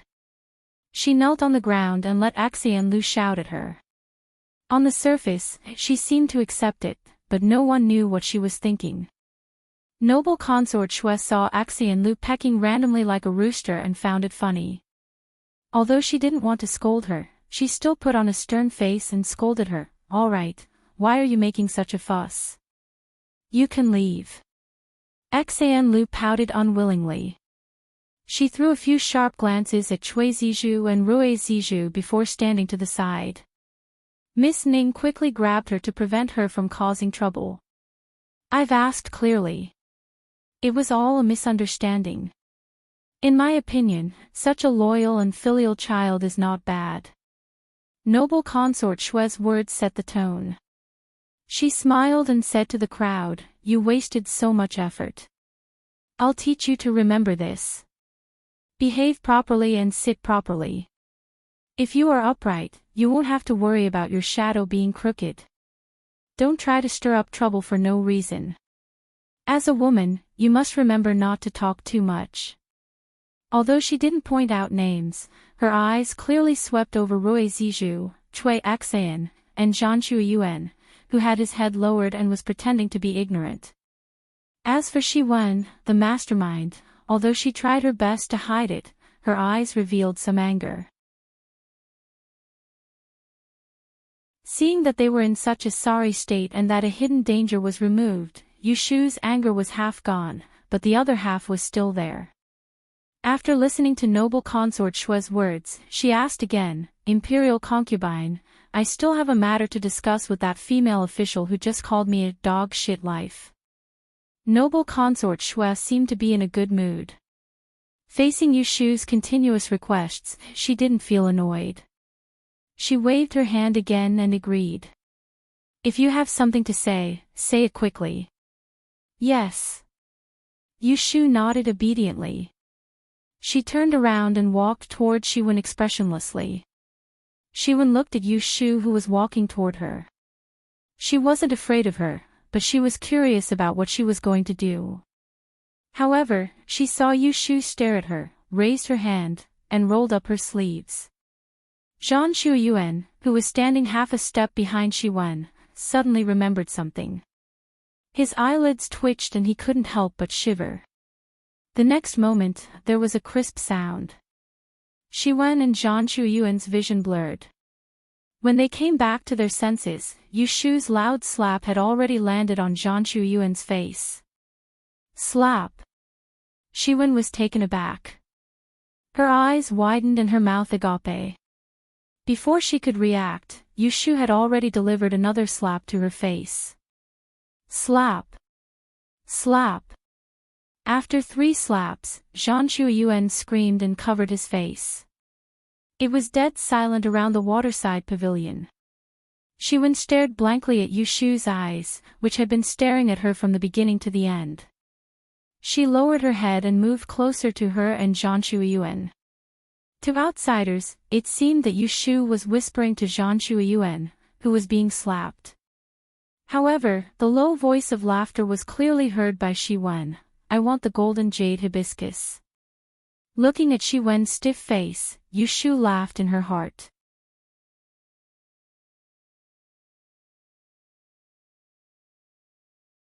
Chapter 525. Yushu abruptly slapped Zhanshu Yuan 3 times in a row without even blinking. However, the one who felt the greatest impact from these slaps was not the dazed Zhanshu Yuan, but Shiwen. Yushu's declaration by her ear was like the 3 slaps had landed on her face. It caused her brain to explode and she screamed uncontrollably, "Yu Lianfeng, how dare you!" This voice broke the momentary silence in the flower garden. In the waterside pavilion, a group of nobles all looked towards noble consort Shui, their gazes seemingly asking, what was this situation? Why did they fight? The corners of noble consort Shui's eyes twitched. She helplessly pulled down her face and coldly said, "What are you all doing?" Xiwen came back to her senses and glared fiercely at Yushu. Without another word, she rushed to complain first. Nyang Nyang, you saw it with your own eyes. This Yushu is truly savage, actually daring to hit an official of the imperial court. The young lady of the Zhan family is the newly appointed 7th-ranked celestial commissioner, an official position. Just because she spoke out of turn, she hit her as she pleased, and it was even in front of you. She simply has no respect for the law. Noble consort Shui looked coldly at her flustered and exasperated niece and the good child Yushu that she had just praised. She felt a slight headache. Her good impression of Yushu was halved. She had originally thought that she was a steady and magnanimous person. Who would have thought that she was still young and impatient? Once she had the upper hand, she didn't know when to back down. What do you think this place is for you to be so impudent? The young lady of the Zhan family is an official. Even if she isn't as noble as you, a female fortune teller, she is still receiving the monarch's salary. Just as I said you are loyal to the monarch, you start to act selfishly. You really come from a small family and have no one to raise you. You really don't know how to be dignified. Hearing this, noble consort Shui narrowed her eyes imperceptibly. However, she did not look at consort Shu and only looked at the other girls. Just as she was thinking about how to deal with them, she heard the girl who had caused trouble speak again. In reply to honored consort Shu, Yushu is from a small family. Her family background is not bad, but she thinks that in terms of education, she is much better than this blabbermouthed female official. Hearing Yushu talking to honored consort Shu like this, another group of people dropped their jaws. He talked back to me. Did this girl talk back to Empress Shu? Noble consort Shui had a strange expression on her face. Yushu did not care if honored consort Shu's expression was good or not. She only focused on speaking her reason. A girl's birth date and 8 characters are originally a private matter. After reaching adulthood, it is recorded and kept by the Celestial Commissioner. According to what I know, one needs to obtain the handprint of any supervisor of the 3 departments of the Celestial Commissioner before one can inquire about it. This Sanji is really good, taking care of such a secret, yet she casually said it. She paused, turned her head, and looked at Zhan Shuiyuan whose face was swollen and messy. She said with a face full of contempt, "Today, she can publicly humiliate me for having a lowly birth.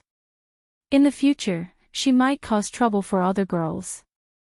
She doesn't know that because of one sentence of hers, it is very likely that she will ruin the rest of someone else's life." I am still in a good mood, rewarding her with a few slaps. If there are really girls with strong personalities, they might fight her to the death. Yushu did not bring up the slaps that Zhan Shuiyuan owed her. It was not because she had forgotten about it, but because she returned the favor and did not want to make things difficult for noble consort Shui. If she really brought up the slaps, she would definitely bring up the blunder that happened at the ancestral worship ceremony. Zhan Shuiyuan losing face was a small matter, but Yushu was afraid that Duchess Jing would yell and chase her out again. That would bring shame to noble consort Shui's banquet, which would not be beautiful. There was a limit to everything. Only by grasping it well could one advance appropriately and retreat safely. Thus, she did not want to bring up Zhan Shuiyuan's ugly behavior. Instead, she used her tongue as an excuse to make a fuss, confirming Xiwen and the others' reputation of being long-tongued. She left them with a headache, which could be considered the first lesson. Originally, women were fast-tongued. Long-tongued was not pleasant to hear, but it was not to the extent of having a bad character. It was evident from the fact that Cui Rui and the others had not been chased out for causing trouble. However, when it came to Zhan Shuiyuan, it was not so easy for others to understand. As a matter of fact, once they heard Yushu's extended words, the way the surrounding people looked at Zhan Shuiyuan changed. Everyone present was a young lady who had yet to marry. How could their birthdays and horoscopes be so easily known? In particular, those young ladies who were not bad but had average horoscopes. It would be strange if their hearts did not beat like drums. They were all thinking about whether or not they should go back and complain to their parents. They wanted to squeeze out this loose-mouthed female official and replace her with someone with a tight-lipped mouth. This girl, what a sharp mouth. She is actually very reasonable. It was unknown whether Duchess Jing was angry or amused. She said to noble consort Shui, "I'm old and can't understand the thoughts of these children.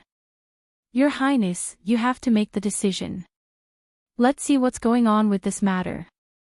Alright, let's get back to the main topic. Tonight is not the night to watch children quarrel." This was because Duchess Jing had calmed down from her anger not long ago. She knew that if she was blunt earlier, noble consort Shui would not like it, so she took the initiative to show weakness. Noble consort Shui did not say anything again. Previously, she had been rebuked by Yu Shu. Whether she was angry or not, it was not written on her face. However, she remembered this person tonight. Noble consort Shui looked left and right. Her mood suddenly became better and her expression softened. Looking at Yu Shu, she thought, she is a bit arrogant. Fortunately, she is quick-witted and cunning. This empress will make a fair judgment. Yu Xuanzi was a bit impulsive, but the young lady of the Zhan family is not without fault. You exposed her background without rhyme or reason. Anyone else would be angry. If she hits you a few times, then we'll call it even. Do any of you have any objections? Noble consort Shui's words were fair and just. Only a few people could hear some partiality in her words. Everyone turned to look at Zhan Shuiyuan, whose face was swollen from the beating. They all secretly gritted their teeth and cried out in pain on her behalf. In their hearts, they also marked Yu Shu as someone who was not to be trifled with. As for Shi Wen, when she saw that Yu Shu had hit someone, how could she be willing to let this matter go just like that? She didn't think too much about Cui Xian's previous warning. She stood up and said with dissatisfaction, "Your Highness. You can't just let this go like this. No matter how wrong Miss Zhan is, she is still a 7th-ranked official. How can you let her hit you for nothing?" Zhan Shuiyuan finally recovered from her fright. When she heard that Shi Wen was standing up for her, she immediately held her face and cried, "Princess is right." This lowly official had a slip of the tongue. It wasn't intentional. Yu Xuanzi. Halfway through her words, she could not continue. This was because Yu Shu turned around and glanced at her. That gaze made one's hair stand on end. Somehow, Zhan Shuiyuan was enlightened. Tears welled up in her eyes. She lowered her head and did not speak anymore. Shi Wen glared at the disappointing Zhan Shuiyuan. She then went to protest with noble consort Shui. She refused to let Yu Shu off. She insisted on pointing out the pros and cons and even brought up the law. Everyone listened with great interest. Many of them could tell that the princess was not venting for that long-tongued female official. Instead, she wanted to make things difficult for this female official. Yu Shu didn't bother to argue with Shi Wen at all and let her speak as she pleased. Her eyes passed through the waterside pavilion and gazed at the brightly lit surface of the steadying wave lake. She was at the center of the incident, yet she still had the mind to think about how Shui Rui would find that hibiscus lantern with a golden wick. When Princess Xiang saw her daughter's stubborn temper, she couldn't help but sigh. When she saw the impatience in noble consort Shui's eyes, she could not pretend to be deaf and mute. She coughed and interrupted Shi Wen. She scolded, "Enough. Her ladyship is in charge. This has nothing to do with you. She was the one who was beaten. She did not make a sound. Does she need you to help her? I just said that you have improved. You performed a good song tonight. We were discussing whether to give you the golden jade hibiscus when you suddenly made a fuss. You blame me for not teaching you well and spoiling you too much." When Shi Wen heard this, her expression changed again. She glanced over and saw that noble consort Shui was drinking tea with her head lowered. She did not look at her. The other Furins who had a say in her looked at her less favorably than before. This made her feel perturbed. The thought of pinching Yu Shu disappeared in an instant. She was afraid that all her plans would be in vain if she did not get the golden jade hibiscus. At this time, Cui Axayan, who had been kneeling on the ground for a long time, spoke, "Your ladyship, tonight's quarrel was caused by me. If I had not been sentimental and told that story to Miss Rue, there would not have been so many incidents. Your ladyship, please punish me. Don't blame others." Hearing this, Yu Shu turned her face and looked at this royal Princess Shi Wen's attendant. Seeing the pleading expression on her face, she clearly knew that she was covering up for royal Princess Shi Wen. But for some reason, Yu Shu intuitively felt that something was wrong. This person was too calm. To say that she was calm, it was not the expression on Cui Xian's face. It was her every move. It gave Yu Shu the illusion that she was not in a hurry. When she came forward to criticize her, each and every mistake she made was refuted one by one. In the end, it seemed that there was only panic on her face. She did not make any stupid moves and only responded with silence. Now, she jumped out to take responsibility.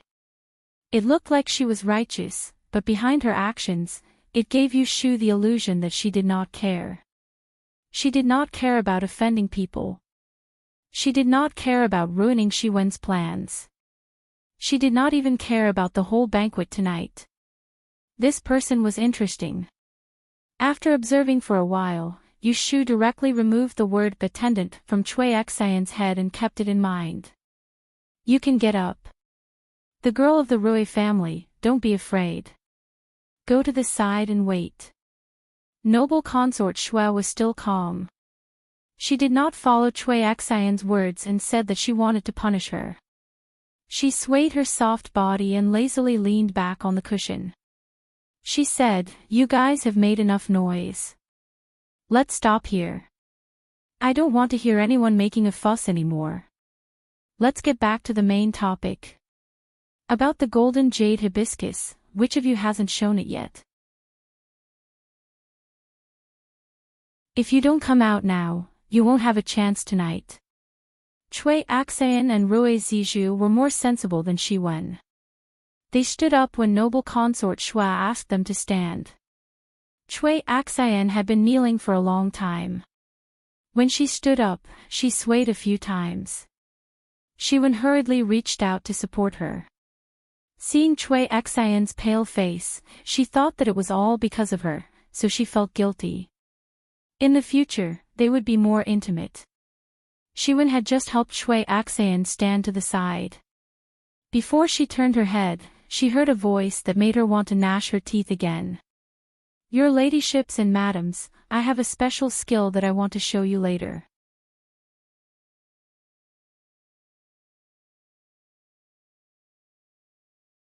Chapter 526. When Yu Shu returned to Wangji Tower, it was already late at night. She was holding the sandalwood brocade box with the gold jade hibiscus in her hands. Her good mood was ruined by Jing Qin on the way. Plus the twists and turns of the night, she felt tired. However, when she entered the backyard and saw the figure waiting in the corridor downstairs, she couldn't help but smile and quickened her steps.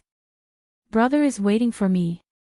Shui Rui smiled as he nodded, and he stared at her as she walked over to stand before him before stretching out his hand to pluck off the crystal flower that was on the verge of falling from the side of her ear, and he rubbed it in his hand before passing it back to her.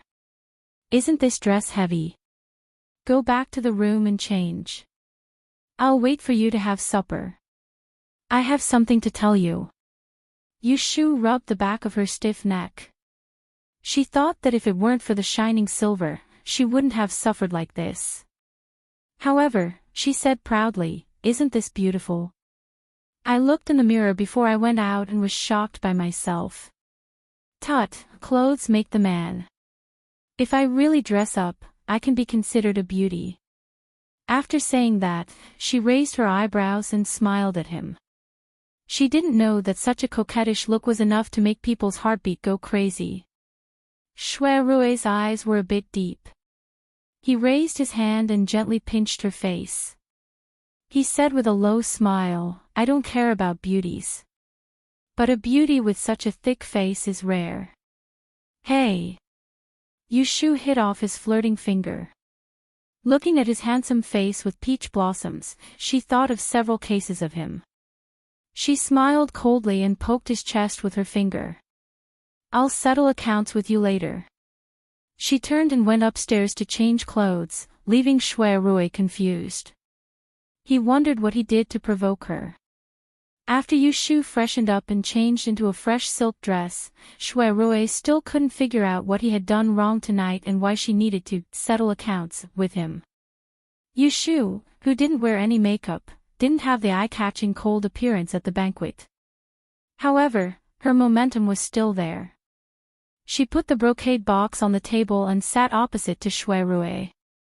After staring at him for a while, Shui Rui felt his right eyelid twitching. He had a slight bad feeling. Sure enough, Yushu tapped on the table with one hand and asked expressionlessly, "Commandery Princess Shiwen is fine. What about Miss Rui from the Earl's mansion? Could it be that Big Brother has forgotten something that he needs to tell me?" Rui Zizhu had leaked the marriage between the Shui family and the Earl's mansion. When Yushu first heard about it, she was very angry, but she didn't lose her mind. She thought about it calmly. First, she had to ask Shui Rui to see if he knew about it. If he was also kept in the dark, it would be forgivable. But if he knew about it and deliberately hid it from her. Yushu clenched her fists on her knees. The moment Shui Rui heard her question, he felt a headache coming on.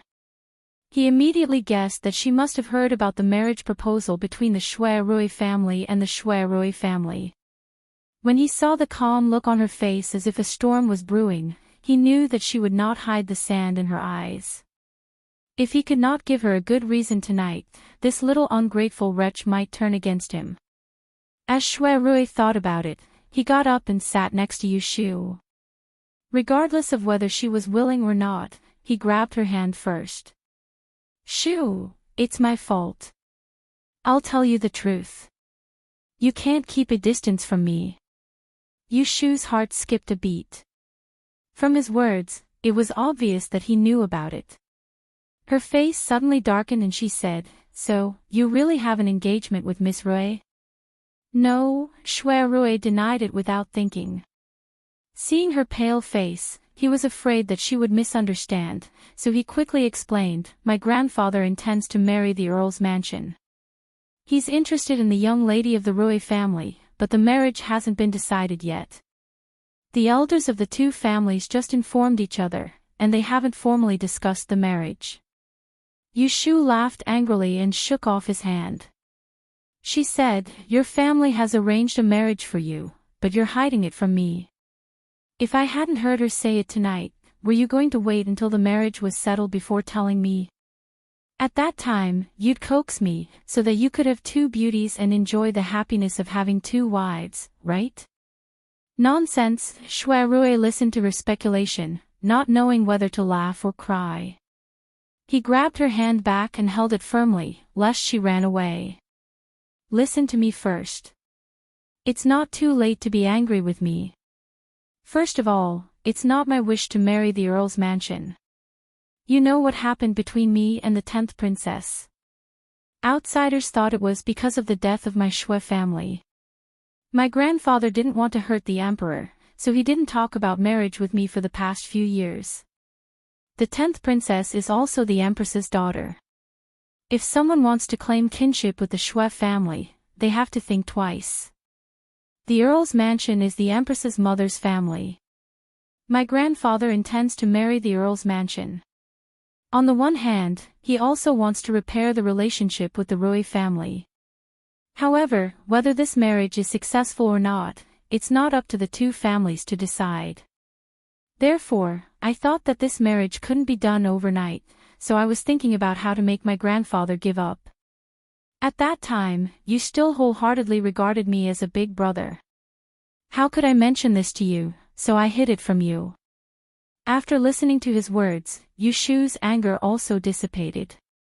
She sorted out her thoughts and said with a straight face, "It's fine if you didn't tell me before, but why didn't you discuss it with me later? Am I that unreasonable?" She didn't believe that Shui Rui would be a fickle person. Moreover, she saw with her own eyes that he jumped into the unpredictable depth of Dingbo Lake. He was willing to take risks for her words. There was no doubt that this man's feelings for her. She could only blame herself for hearing it from Rui Zizhu. When she thought of the delicate Miss Rui's shy appearance, she couldn't help but feel angry. A mouthful of sour water was choked in her throat. Seeing that her attitude had softened, Shui Rui secretly heaved a sigh of relief. He said, "If you want to blame someone, you can only blame God's will. Do you know what my original plan was?" Yushu shook her head. For a moment, she couldn't think of any good way for him to reject this well-matched marriage. "I've been eyeing this year's gentleman's hibiscus banquet for a long time," Shui Rui said in a low voice. Yushu was stunned. After thinking for a moment, she understood what he meant. Her mood suddenly became complicated. "I originally thought that if I fought for the golden jade hibiscus, I'd present it to you in front of everyone to show my sincerity. Then, we'd get married. Grandfather wouldn't be able to force me. Naturally, the marriage with the Earl's mansion would be left unsettled. Who knew? Who knew that I'd become the life-breaker? Not to mention one golden jade hibiscus, even if there were 100 of them, it would still be difficult to achieve anything good." Yushu's voice was heavy. From the moment Jing Chen determined that she was the life-breaker, a rope was tied around her neck. The other end of the rope was held in the hands of the emperor of the Dan dynasty. Wherever he led her, she had to go. If she ran in the opposite direction, that rope could take her life. She was such a big trouble. It was hard for Shui Rui to have the guts to accept her. Shui Rui noticed the changes in her expression and guessed why she was worried, so he sighed in his heart before pulling her hand to his chest and rubbing her slender and icy cold fingers as he said slowly, "When the boat reaches the bridgehead, it will straighten out. You must not worry too much. With the two of us working together, we will definitely find a perfect plan." Yushu didn't want Shui Rui to worry. She restrained her negative emotions. She frowned and said, "Then what about your marriage with the Rui family? The miss of the Rui family can be provoked by a few words from Shiwen to deal with me. It seems that she has set her mind on you. If this marriage doesn't go through, will it backfire and make the Empress's misunderstanding deeper?" The Empress had no children. If the Shui family intended to support Lu Tan to ascend the throne, it would be best to get the support of the Rui family. Otherwise, it would not be good for the future if the two families became enemies. Yushu's consideration was not wrong. However, when Shui Rui heard this, his eyes flickered and he smiled slightly. "There has been a conflict. It is not necessarily a bad thing not to do this." He was vague and evasive. It seemed that he didn't care about the hatred with the Earl's mansion. Yushu couldn't help but be curious. "What do you mean?" Shui Rui didn't answer. He pulled her curled finger in front of him and kissed it. He avoided the important point and said, "I have another way to cancel this marriage. You don't have to worry about it. But where is the other half of the gift you said you would give me? I have worked hard to get the golden jade hibiscus. I am waiting to exchange it with you as a token of love." Yushu couldn't stand his intimate behavior. She pulled her hand back and glared at him. "You have the nerve to mention it to me. I asked you to exchange it with the golden jade hibiscus. I didn't ask you to exchange it with your life. You are not a good swimmer and you dare to jump into the middle of the lake. If something bad happens, where should I go to cry?" Shui Rui laughed. He didn't care about her cold expression, and he raised his hand to pinch her soft and fine chin as he said, "If I am so useless, I am not worthy of you, a female fortune-teller who can determine life and death." After saying that, he got up and went into the bedroom. After a while, he came out with the purple jade hairpin in his hand and gave it to Yushu. This year's golden jade hibiscus is made of ice chiseled from the Great Snow Mountain. It will become cold when it is hot. It is very rare. Recently, it is stuffy. Put it on the bed and you will have a good night's sleep. Yushu took it and looked at it carefully. It was a marvelous work of nature. The hairpin carved from purple jade was only 1/3 the size of a real hibiscus flower, but inside and outside, it was stacked with hundreds of layers of petals. It was as thin as ice gauze and as transparent as silk clothing. When it was in full bloom, it was a faint purple, very moving. She played with it for a while. Then she looked up at Shuai and said, "Have you opened the other half of the gift that I gave you last night?" Before Shuai went into the lake to look for the lamp, Yushu gave him a brocade bag. Inside it was a purple crystal fan pendant that had been nourished in the wind pond. "I didn't have time to open it." Shuai took out the brocade pouch from his clothes. Just as he was about to open it to take a look, without paying attention, Yushu reached out and snatched it away, stuffing it into her sleeve. "Hey! What are you doing? I said that I would give you the other half. It will take a few days to finish. I will keep this half for you and give it to you later. Brother, wait for me. I am sure you will like my gift." If he saw the fan pendant, he would definitely guess that she was going to give him a fan. Then there would be no surprise. Shuai looked at her shameless behavior. He narrowed his eyes and bent down with his hands behind his back. His handsome face approached her. "I've been busy all night, but in the end, I've come up empty-handed without any benefits. If it were you, would you be happy?" Yushu admitted that she was wrong. She laughed dryly and subconsciously shrank her neck. She rolled her eyes and tried to fool him.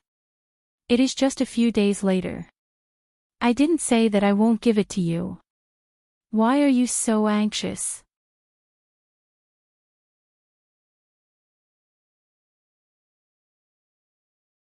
Chapter 527.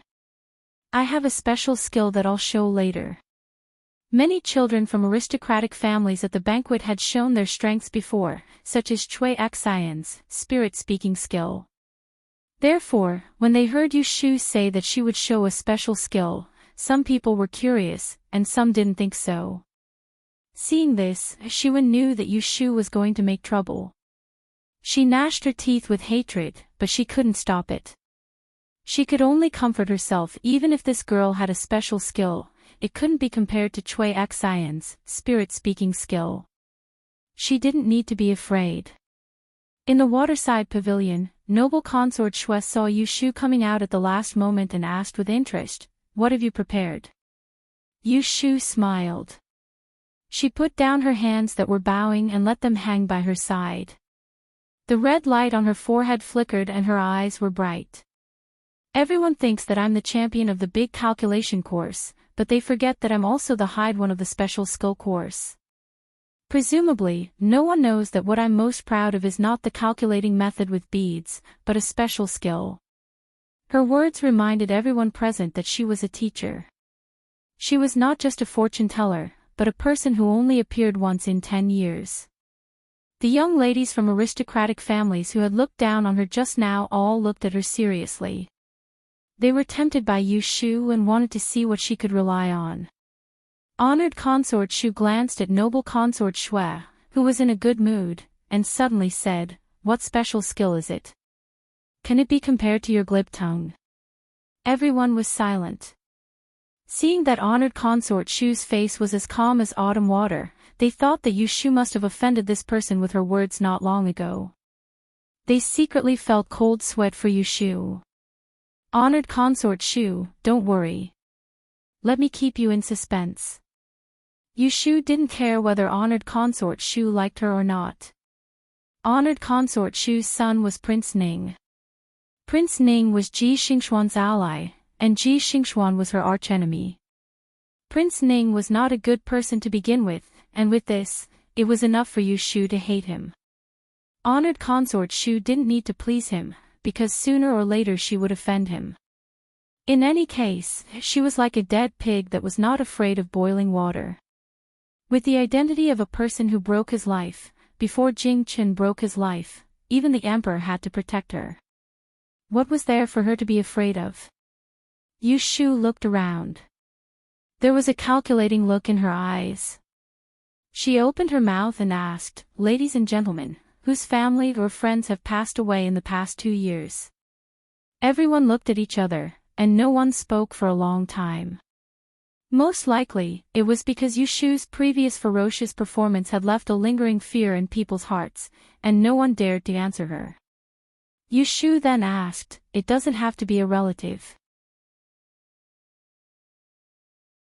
It doesn't have to be within the last 1 or 2 years, or if you know the date of death and the date of birth." The 8 characters of the dead were useless, and they didn't need to be as strict as the living. Everyone became even more suspicious. Miss Ning said weakly, and raised her hand. "I have a distant cousin who passed away several months ago."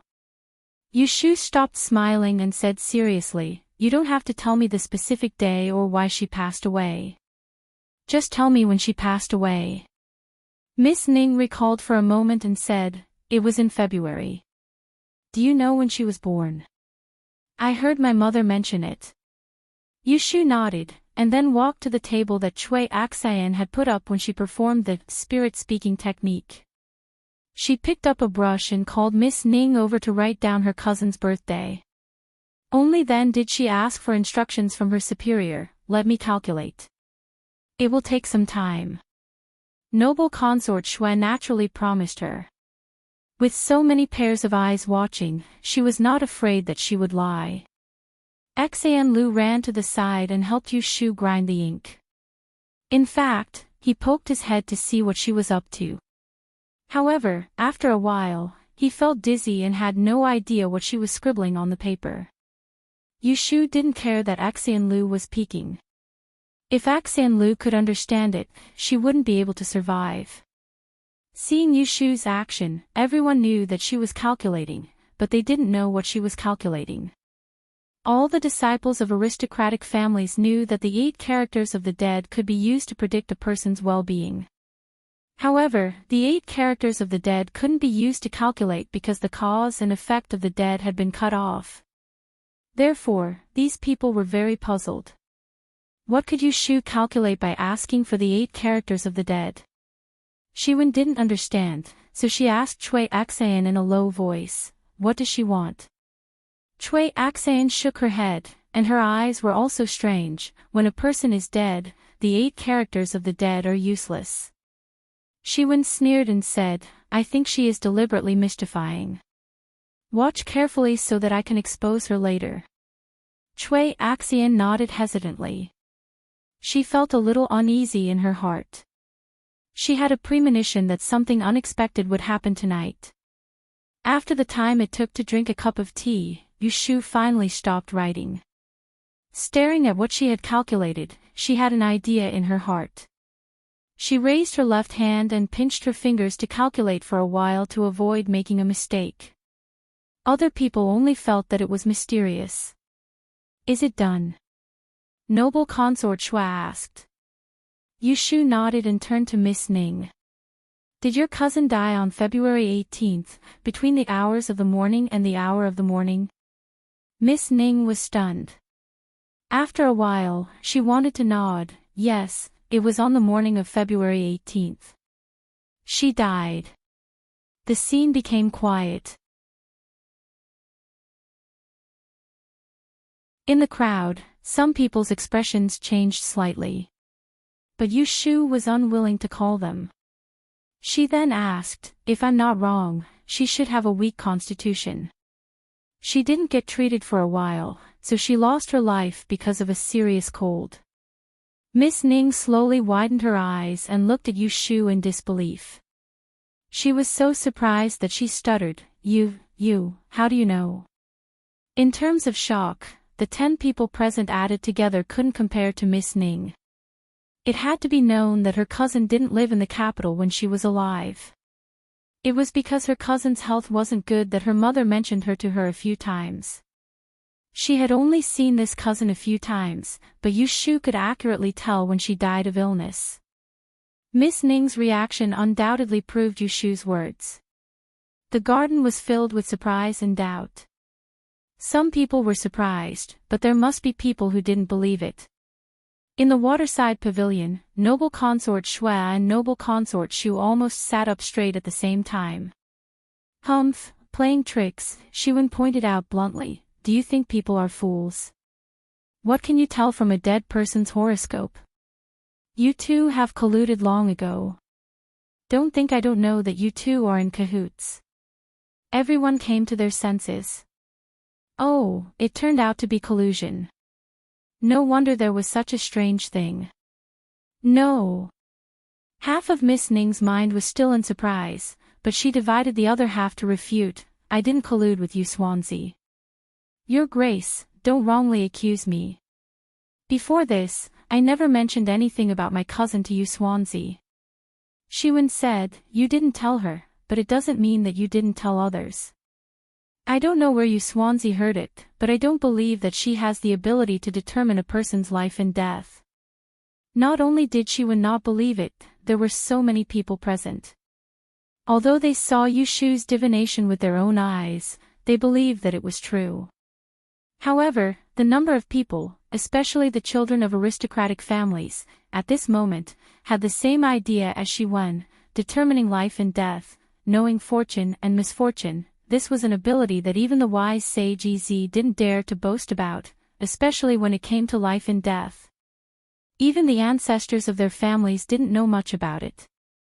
How could a girl who was only 1 or 2 years younger than them have such an amazing ability? What a joke!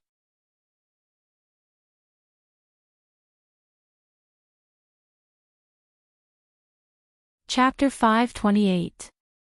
Yu Shu knew that no one would believe that she had such monstrous skills. In fact, if it was her, who had been exposed to the orthodoxy Shui since she was young, she would not believe that a young junior suddenly appeared and could do what others could not. Just now, Cui Axayan had exposed Yu Shu's background. She was a burden who lived under someone else's roof with a widowed mother. She also had a bad birth. With this kind of background, it was unknown what kind of luck she had to be able to amaze everyone in the Diyan examination. If she had the ability to determine life and death, then she was really going against the natural order. Yu Shu looked at the doubtful and disbelieving faces and saw through everyone's thoughts. Suddenly, a wave of spirit rose in her heart. Today, I will let you bunch of ignorant people learn something. So that people will know that her arrogance was justified.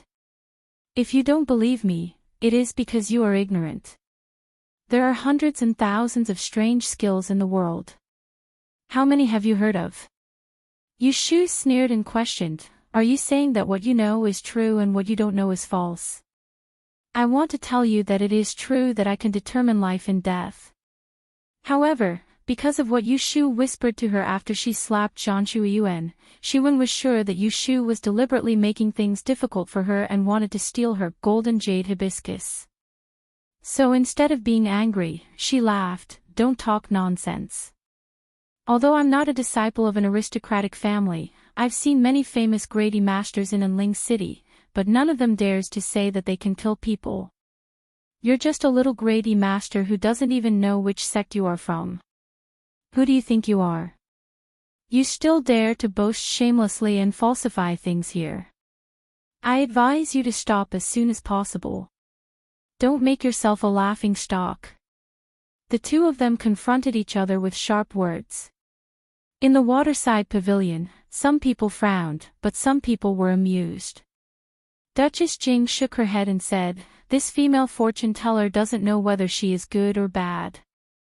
Can that kind of ability be falsified? She is really bold. Empress Shu frowned. Know fortune and misfortune, judge life and death. Anyone who understands these 6 words is already an immortal. Fortune and misfortune can be foreseen, but it's difficult to know. Life and death can be calculated, but it's difficult to determine. This Yushu dares to claim that she can determine death. How arrogant! Noble consort Shui smiled tepidly and twirled the red silk fan in her hand. Since you don't believe me, why don't you ask her? Honored concubine Shu turned to look at her and asked suspiciously, does sister believe it? Me? Noble consort Shui rolled her eyes, revealing her flirtatious expression. Let's wait and see. Empress Shu pondered for a while before shouting at the 2 people who were confronting each other below. All of you, shut up. Shi Wen, go to the side. Yushu, come up and talk. Yes. Yushu had teased Shi Wen enough. Hearing Empress Shu's call, she closed her mouth and obediently moved a few steps closer to the waterside pavilion. Shi Wen wanted to fight 300 rounds with Yushu, but seeing her mother Princess Xiang giving her a look from above, she could only reluctantly stand to the side and stare at Yushu, waiting for her to reveal her true colors. Yushu, do you know that lying and deceiving in front of noble consort Shui and Ben Gong is not a capital crime? According to the law, you will be punished with 50 lashes. 50 lashes could strip a layer of skin off a person. Empress Shu gave Yushu a killing blow as soon as she came up. She was clearly warning her to speak honestly and not try to play tricks. Yushu lowered her head and said, I don't dare to speak a single lie. Otherwise, I am willing to be severely punished. Shi Wen snorted inwardly, you will suffer later. It's best if you are beaten to death. Xan Lu held Miss Ning's hand tightly, his face full of worry. He whispered in her ear to ask if it was true or not. Miss Ning's expression was complicated. She wanted to say it was true, but she lacked a bit of confidence. Empress Shu sized up Yushu as she said, you said that you can determine life and death. Yushu corrected, it's to determine death. Although it was a difference of 1 word, it had lost half of its meaning, but its power was not reduced in the slightest. It must be known that mortals seek life and fear death. As the saying goes, if you don't die, you live. If you don't live, you die. If you don't differentiate between the 2, you can determine death. But Empress Shu did not believe it from beginning to end. She sneered, fine, then you determine when Ben Gong will die. As soon as these words came out, everyone was shocked. Regardless of whether they believed in Yushu's nonsense, they all hurriedly tried to dissuade her. Nyang Nyang. Nyang Nyang, please reconsider. Nyang Nyang, what are you doing? You are seeking trouble for no reason. Quickly take back your order. Empress Shu said without changing her expression, everyone will die. It's normal to be born, grow old, get sick, and die. But who isn't curious about when they will die? I am just asking. You don't need to panic. Hearing this, noble consort Shui smiled at the side and said nothing. But Yushu sensed that Empress Shu was up to no good and set a trap in her words. How could she dare to say that Empress Shu would die? It was not important whether it came true or not. She was afraid that someone would make a fuss about her words later and accuse her of cursing the imperial concubine. She was so smart that she would not do such a stupid thing as digging her own grave. Replying to Empress Shu, I can't do this. Yushu flatly refused Empress Shu's request. Who was the one who made a solemn vow just now? Now you are cowardly. Shi Wen interrupted, with an expression of, I know you are fooling people. Yushu pretended that she did not hear her barking. Seeing Empress Shu's cold eyes, she explained unhurriedly, Empress Shu just wants to test whether I am lying or not. If I may be so bold to say, you will live forever. Even if I can predict what will happen decades later, what's the use of it now? It's better to test me with a dead person. Whether it is true or false, we will know on the spot. Empress Shu slightly closed her eyes. A dead person. Yushu nodded and said, exactly. She looked around again and her eyes stopped on Shiwen for a moment. She sneered, I heard people say that it is impossible to predict the fate of a dead person. I say not necessarily. It's just that they don't know the method. The last sentence, of course, caused a group of people to be dissatisfied. Yushu did not care at all. In her eyes, these children of aristocratic families lived like princes all year round. They only learned the wisdom of their predecessors and did not think about making progress. Most of them were useless. It had been 3 months since the release of the Dian list. Because she openly challenged Han Wenguang at the banquet of Wangji Tower, the matter was so big that everyone forgot that she was not only a fortune teller but also a fortune teller. Yushu had the spirit of going all out. Tonight, she not only wanted to snatch the golden jade hibiscus, but she also wanted to step on these children of aristocratic families and make another name for herself. It's a dead person. As long as I know the birth date and the year of death, I can determine when this person passed away or died a violent death. I can also calculate it. Yushu made a request. That's fine.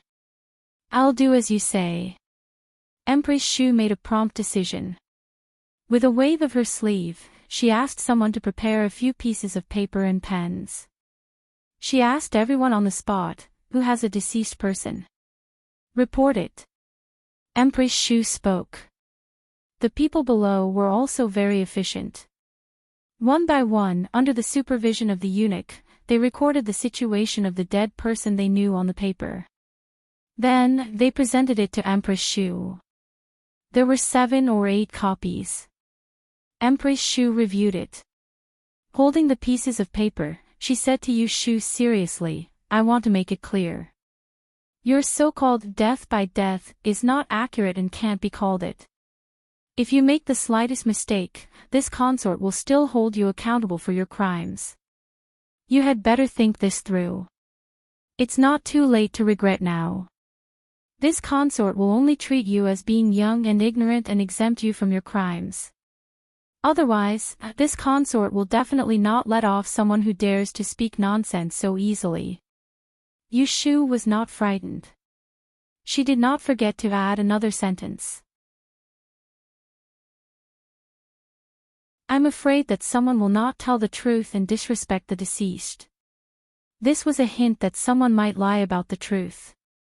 For example, deliberately write that the person who died of illness fell into the water or other disasters, or advance the real date of death by 1 or 2 days. Empress Shu glanced at her and turned to ask outside. Those who left the pen just now, are you sure what you wrote is correct? If I find out that it's not true, I will hold you responsible. Those people looked at each other. Soon, someone stood up and said that he didn't remember clearly. Yushu sneered. So, Empress Shu lost 2 pieces of paper in her hand, leaving 5 copies. It was more than enough to verify whether Yushu's words were true or false. What else do you want to say? Empress Shu asked at last. Nothing else. Please tell me. Yushu looked up and her eyes lit up. Men, go and get the whip first. Empress Shu ordered. After a while, someone took the whip of the prince's mansion. The 4-foot-long vine whip was wrapped around the thorns. It was dark with a little blood, which was daunting. Yushu blinked and turned to look at the Dingbo lake with waning lights. She smiled in her heart. Let's see who succeeds first. Yushu's calmness in the face of shock immediately made many people puzzled. Why couldn't they see that she was a little afraid? It shouldn't be. No. Cui Axian's eyebrows twitched twice. Shiwen didn't notice her change of expression. She thought that Yushu was pretending. Humph, let's see what tricks she has. Just as the group of women were arguing fiercely on the shore, a storm was brewing on the surface of the lake. The men who crossed the shore to grab the raft thought that they had the upper hand. They all rubbed their palms and tried to fish for lanterns in the lake. Unexpectedly, Jing Chen, the cheater, appeared out of nowhere. He used his lightness skill and covered a distance of 10 feet. He was much faster than them on the raft. Shui Rui and Zhu Qingjue caught up later. Both of them saw through Jing Chen's intention and chose to deal with this eyesore guy first. On the bridge, one of them shouted, "Stop the one who can fly." The other shouted, "He is going to sink the real gold wick." Only these two shouts were heard by someone on the raft. No one knew who moved first. Seeing Jing Chen passing by, they didn't care who he was and just swept the bamboo pole over. Then, they swung their poles back and forth. It was inevitable that there would be accidental injuries. One after another, people fell into the water. Jing Chen wasn't weak either. He used the force of the pole to land on the raft and easily avoided it. Then, he found a foothold and took off again. However, he didn't fight back. There would always be a chance for someone to trip him up. The speed of the search was slowed down. Zhu Qingjue and Shui Rui seized this opportunity to jump off the bridge as well. Each of them picked up a raft with an owner and settled down nearby. Zhu Qingjue sneered and directly snatched the bamboo pole. She said to the raft owner, "Do you want to jump off yourself or do you want me to give you a lift?" Plop. Shui Rui's smile was extremely amiable, and he swung the fan in his hand to break the bamboo pole that was swung towards him. After that, he passed the 2 pieces of the bamboo pole to the original owner of the raft, and then he cupped his hands and said, "I'm extremely grateful for troubling brother to give me a ride."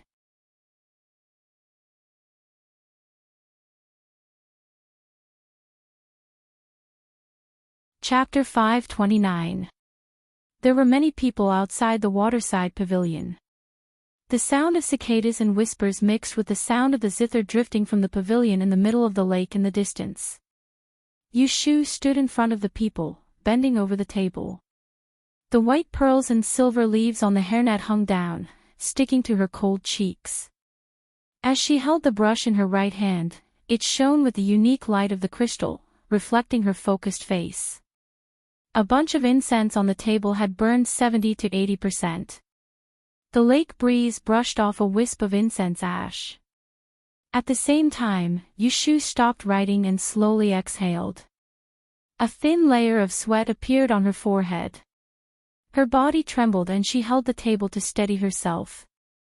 The group of people stared at her series of movements and quietened down.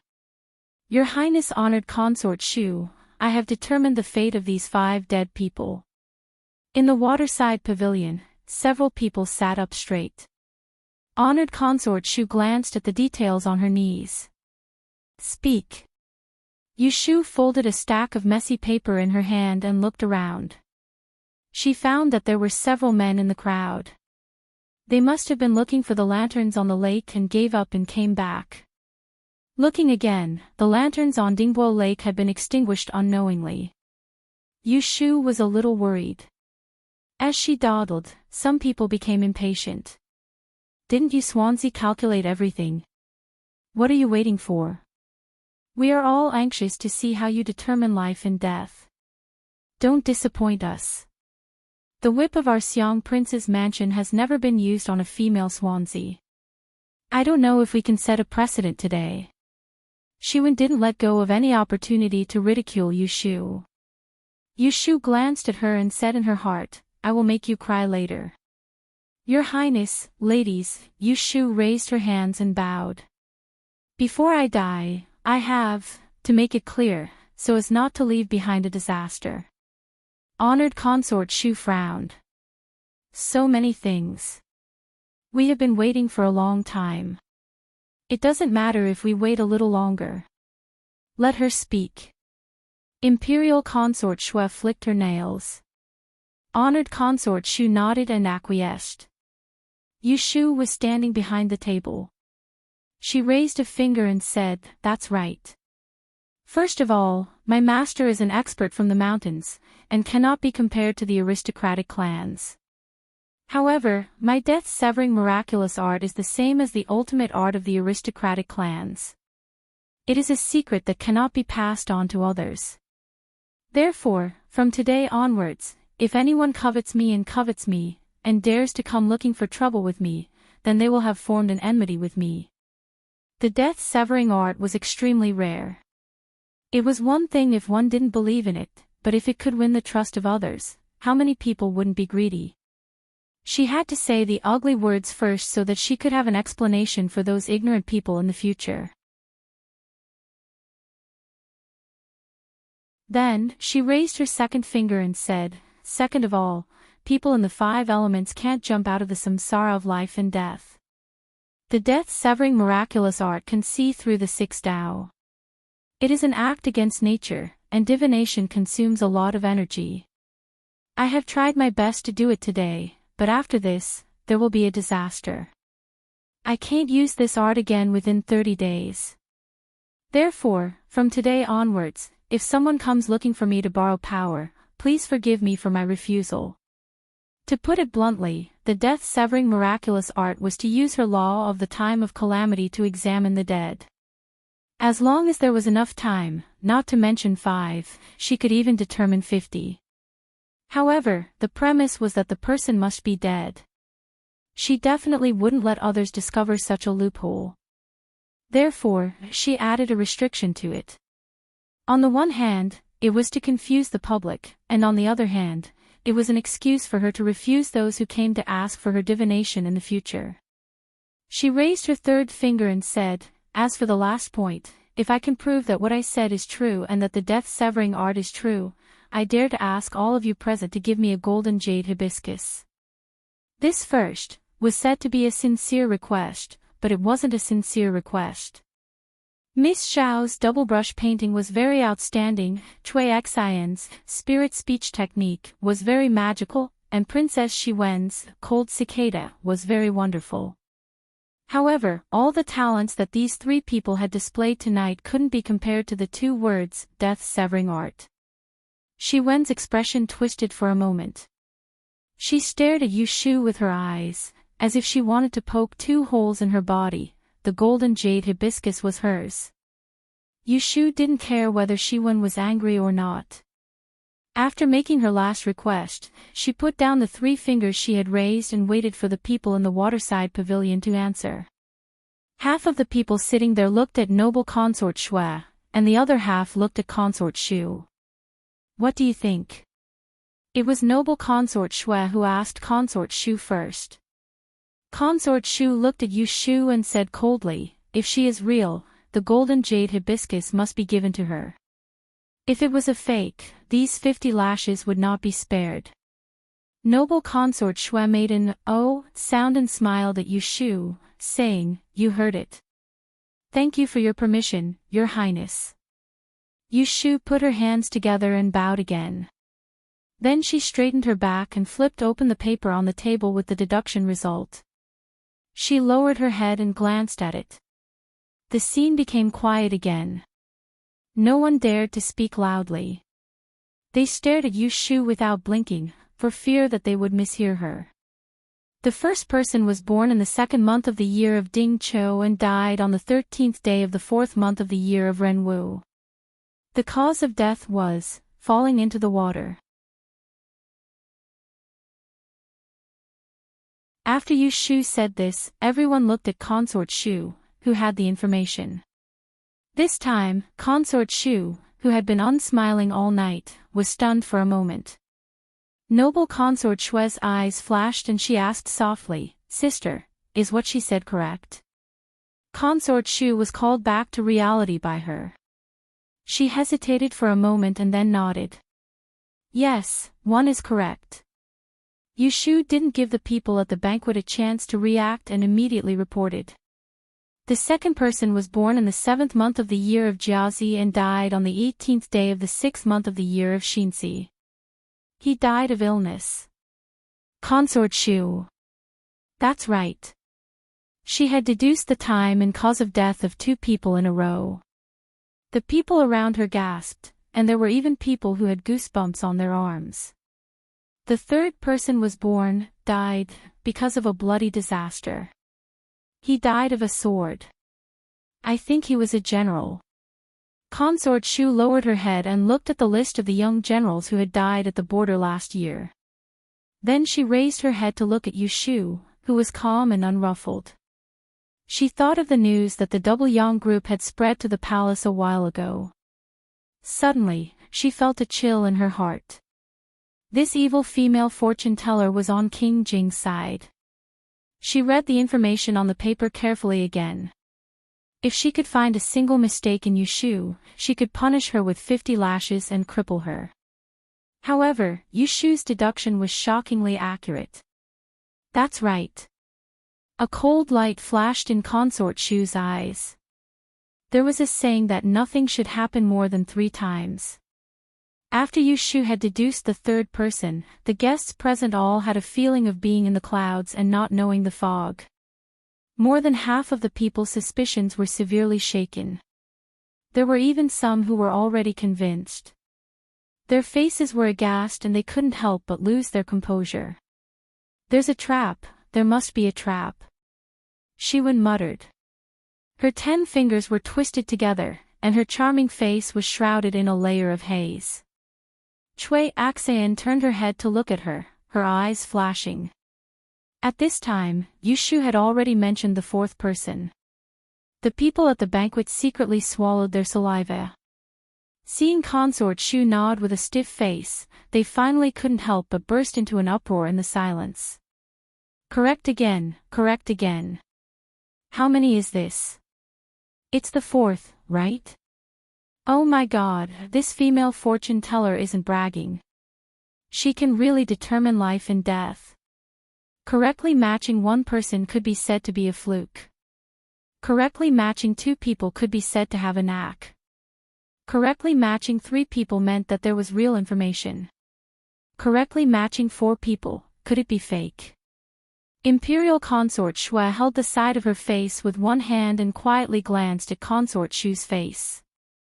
A faint smile overflowed from the corner of her mouth. Duchess Jing was also moved. At this moment, how could she still remember the harsh words she had said to Yu Shu at the beginning? She leaned half of her body to ask Consort Shu, Your Highness, did you see wrongly? Is it really correct again? Consort Shu took a deep breath and nodded in annoyance. Hearing the discussion outside, she coldly slapped the table. Paw! Everyone, be quiet. Let her finish. 5 dead people. There was still 1 left. At this time, everyone was nervous. Their mouths were dry. They couldn't tell whether they hoped that Yu Shu would be more correct or hoped that she would be wrong. Yu Shu stood in a bright place and took in the various expressions of the audience. Pride welled up in her heart and she silently recited a sentence. Next, it was time to witness a miracle. The 5th person was born in the 1st month of the year of Yi Mao and died on the 7th day of the 4th month of this year. He should have fallen off a horse and died. Consort Shu lowered her head and looked at the paper. After a moment of silence, she turned her head and looked at Imperial Consort Shui. Her gaze fell on the face of a beautiful peony. Seeing the lazy smile on her face, she had an impulse to tear the paper in her hand into pieces. She closed her eyes, raised her hand, and handed the thin pieces of paper to noble Consort Shui. Sister, take a look yourself. Imperial Consort Shui took the paper and glanced at it. There was not a trace of surprise on her face. She handed the paper to the palace maid behind her and showed it to the others. For a moment, the expressions of everyone in the waterside pavilion changed. Outside the waterside pavilion, a group of people waited anxiously. Among the people on the shore, apart from Imperial Consort Shui, Yu Shu was the calmest. She tidied up her sleeves and looked at the movements in the distance. She was not worried at all. Imperial Consort Shui waited for the papers to be passed around before she lightly clapped her right palm with her left hand and said, "At such a young age, he has mastered the art of determining death. It's rare that he is loyal and filial. This golden jade hibiscus, you Swansea fully deserves it." The conclusion was made. Instantly, there was a series of gasps below. Some people sighed. Perhaps they felt it was a pity, but they were convinced, a female Swansea could determine life and death. Tonight would be another strange story. Yushu raised her head and looked at the crescent moon in the sky. She sucked in a breath of cool air and smiled. Then, she let down her sleeves and bowed to Imperial Consort Shui. "Thank you for your grace, Imperial Consort Shui." The palace maid beside Imperial Consort Shui went to the back of the soft couch and brought out two beautifully carved red sandalwood boxes, one long and one short. There were no doubt two golden jade hibiscus in them. Imperial Consort Shui took the short wooden box and placed it on her lap. She opened it and put her hand inside. Yushu looked at it. She was very curious about what the legendary golden jade hibiscus looked like. In the next moment, she saw Imperial Consort Shui's left hand holding a ball of sparkling purple clouds. Everyone's eyes blurred. Yushu was shocked. When she looked again, it was a palm-sized hibiscus carved with purple jade and gold. "Yushu, come forward." Imperial Consort Shui smiled and called Yushu to her front. She personally placed the golden jade hibiscus in her hand. Yushu carefully took it. When she looked down, her heart rippled and she secretly said, "Oh my." The purple crystal that she had raised was very beautiful, but it paled in comparison to the lifelike flower in her hand. The purple jade was made of petals. Each petal was as light as a gauze. There were thousands of petals stacked on top of each other. Golden dewdrops dotted the petals. The stamen of the flower was the lotus, containing small golden gems. It was breathtakingly beautiful. As long as it was a woman, it was likely that no woman would be able to resist the charm of this golden jade hibiscus. When everyone saw that Yushu had obtained the golden jade hibiscus, they were extremely envious. It wasn't that no one was envious, but their skills were not as good as hers. How could they be a match for her? Yushu expressed her gratitude again. She proudly held the golden jade hibiscus and left the waterside pavilion. However, at this time, problems arose. "I don't accept this." Hearing this low roar, Yushu turned her head and saw Shi Wen's face burning red with anger and jealousy. Yushu raised her eyebrows and smiled maliciously. She raised the golden jade hibiscus in her hand a little higher. With her back facing the waterside pavilion, at an angle that only Shi Wen could see, she raised her index finger and provocatively shook it at her.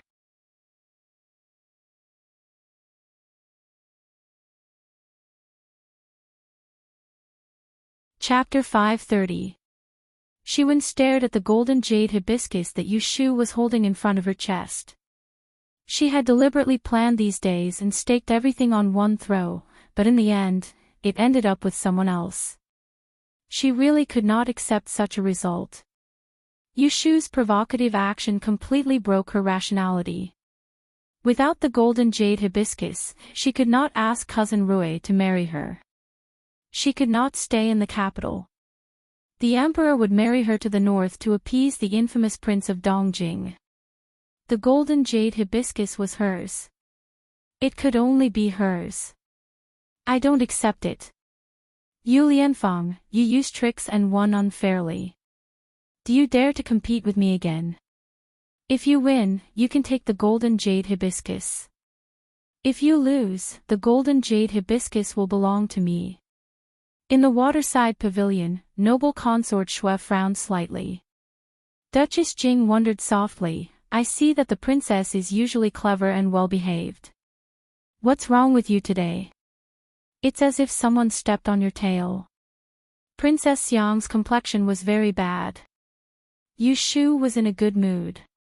Seeing Shiwen pestering her, she smiled and said, "Princess, do you think that my brain is not good? The golden jade hibiscus is already in my pocket. Why should I compete with you again? Regardless of whether I will lose or not, even if I win against you again, the golden jade hibiscus will still be mine. There is no benefit at all. You, on the other hand, want to gain something for nothing. You wish." In the past, when Yushu and Shiwen faced each other, they still had some scruples in their words. But now, she could cut whoever she didn't like. "If you're afraid, just say it. Don't waste your breath. I'm asking you, do you dare or not?" Shiwen broke free from Cui Xian's pole and walked a few steps in front of Yushu. She raised her hand and pointed at her nose.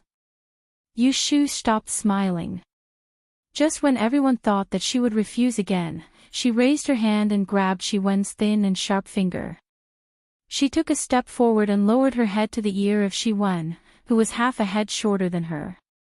She lowered her voice and said coldly, "It's not that I don't dare, it's that I disdain. I've already told you, it's true that I can predict death. I can calculate your evil intentions clearly. You want to use a dead person to threaten my big brother. Do you think you can get what you want?" When Shiwen heard this, she was in a daze. Then, she suffocated and her face slowly lost its color. "It's over.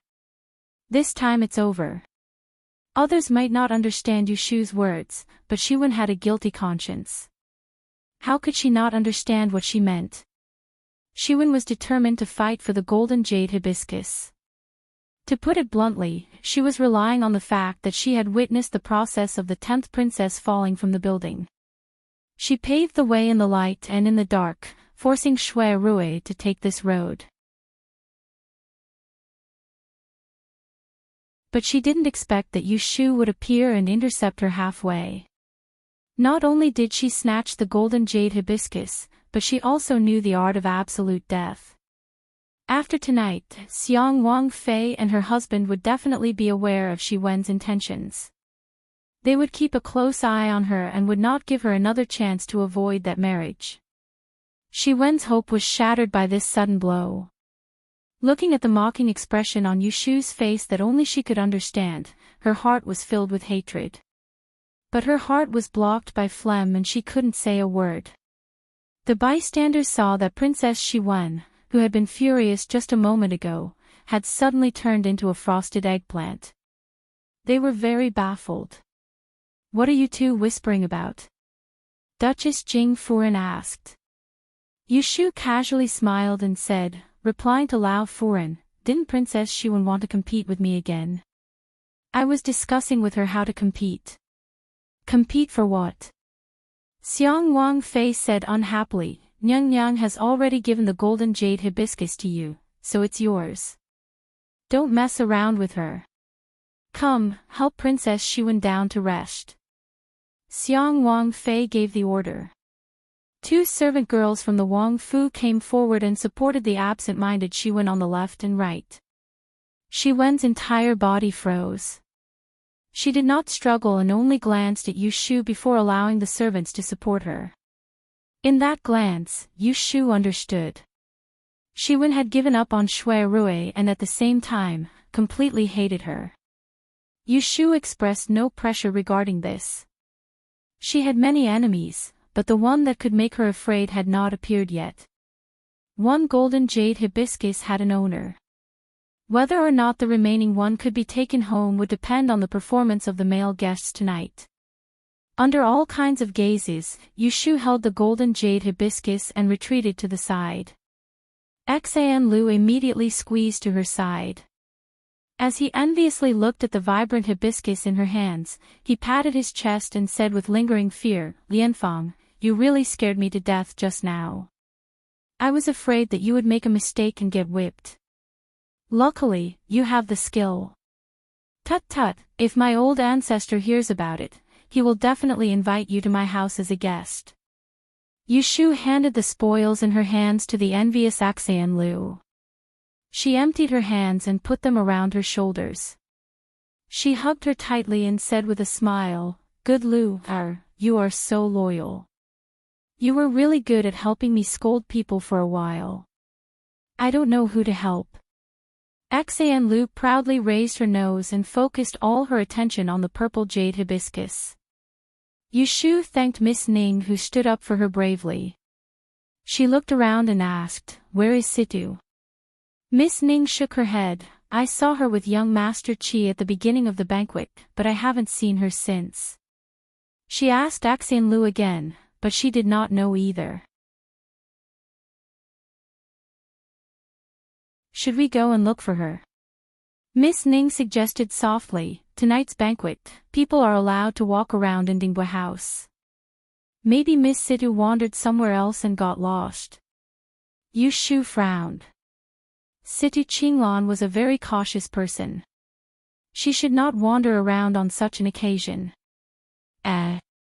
Isn't that Sister Situ?" Xan Lu looked around and suddenly pointed in a direction. Yushu looked over and saw Situ Qinglan walking quickly towards the crowd on the path beside the flower pond. Soon, she also saw them. "Sister Situ, where have you been?" Xan Lu and the others came to her and asked her. Situ Qinglan smiled bitterly and covered her mouth with one hand. She whispered to them embarrassedly, "I went to pee and lost my maid on the way. I almost got out of Dingbua House. I made a lot of turns and finally came back. I missed something important." Yushu looked at her thoughtfully. Xan Lu said, "Then you came here for nothing. Didn't you see how awesome the lotus room is?" Then she showed off the golden jade hibiscus in her hand in front of her. Situ Qinglan was surprised and asked what happened. Xan Lu then told her excitedly. She added a lot of oil and vinegar. In summary, there was only one sentence: Yushu got the golden jade hibiscus in seconds. Situ Qinglan was very surprised when she first heard that Yushu could decide life and death. However, the golden jade hibiscus was in front of her. She had to believe it. Yushu interrupted Xan Lu and said, "Well, you guys can talk about my story later. Didn't you see that people are all going to the bridge to watch the fun? Let's go there too." Noble concubine Shui didn't force them to stay on the shore. She waved her hand and they all went to the bridge to watch the fun. Xan Lu was afraid that the golden jade hibiscus would fall. After playing with it for a while, she reluctantly returned it to Yushu. It was not convenient for Yushu to walk with such a precious thing. So she asked them to go to the bridge first. She stayed behind and asked the noble in the waterside pavilion for a short rosewood box. Noble concubine Shui generously gave it to her. Yushu put the box under her armpit and went to find Xan Lu and Situ Qinglan. Before she reached the bridge, she was stopped by someone from behind. "You Swansea, wait." Yushu stopped and raised her eyebrows. She turned around and saw Rui Zizhu catching up with her in small steps. As soon as she got in front of her, she lowered her head and pulled the hem of her skirt nervously. She was too shy to speak. Yushu waited for a while. She didn't say anything. She secretly rolled her eyes and said, "What's the matter?" I. What happened tonight? It's my fault. I'm sorry." Yushu looked at her ashamed look. She squeezed out a smile and asked, "Miss Rui, when did I offend you?" "Ah." Rui Zizhu said slowly, "No, you didn't offend me."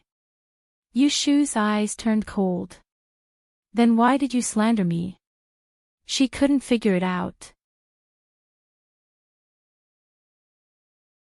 Tonight, these girls joined hands to target her. Shi Wen and Zhan Shuiyuan both had a grudge against her. Cui Axan relied on Prince Xiang's mansion, so she would naturally listen to Shi Wen's orders. But this Rui Zizhu had no grudge against her. She was the daughter of the Earl and the niece of the Empress. How did she become Shi Wen's henchman? There must be something wrong with this Rui Zizhu. Rui Zizhu was stumped by Yushu's question. Her face turned red again.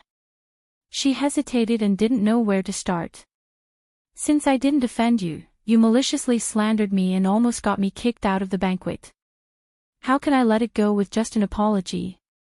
Didn't Princess Shiwen warn you when she ordered you to do this? I'm petty and vengeful. I'm never willing to suffer a loss. Hearing Yushu's cold words, Rui Zizhu took half a step back guiltily. She bit her lips and turned her head to avoid Yushu's piercing gaze. With a little grievance, she explained in a small voice, I believed Shiwen's words and mistakenly thought that you and young Master Shui had an affair. She said that you would take the golden jade hibiscus and give it to young Master Shui. Yushu blinked her eyes and came to a sudden realization. So the problem doesn't lie with me, it's because of Shui Rui's rotten peaches again. Then you must not know why Princess Shiwen insisted on fighting for the golden jade hibiscus.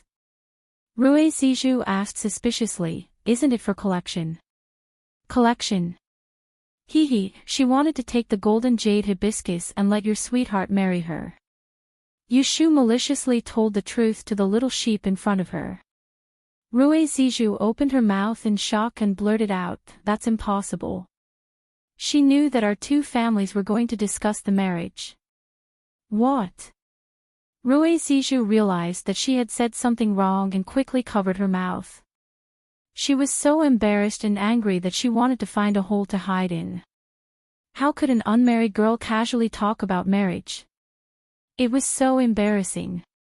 You Swansea, what I said just now, please, don't go around saying it. Yushu slowly swallowed her breath to avoid showing her fierce expression and frightening the little sheep. Don't worry, I won't say it.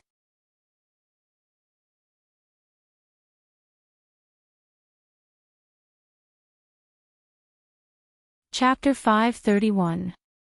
Hearing about Shui Rui's marriage for the first time, Yushu was not in the mood to hold a grudge. She dismissed Rui Zizhu with a few words and walked to the bridge with her heart full of worries. At this time, there were people standing everywhere on the bridge. Xan Lu and the others grabbed a good position with a good view. When they saw Yushu, they waved her over.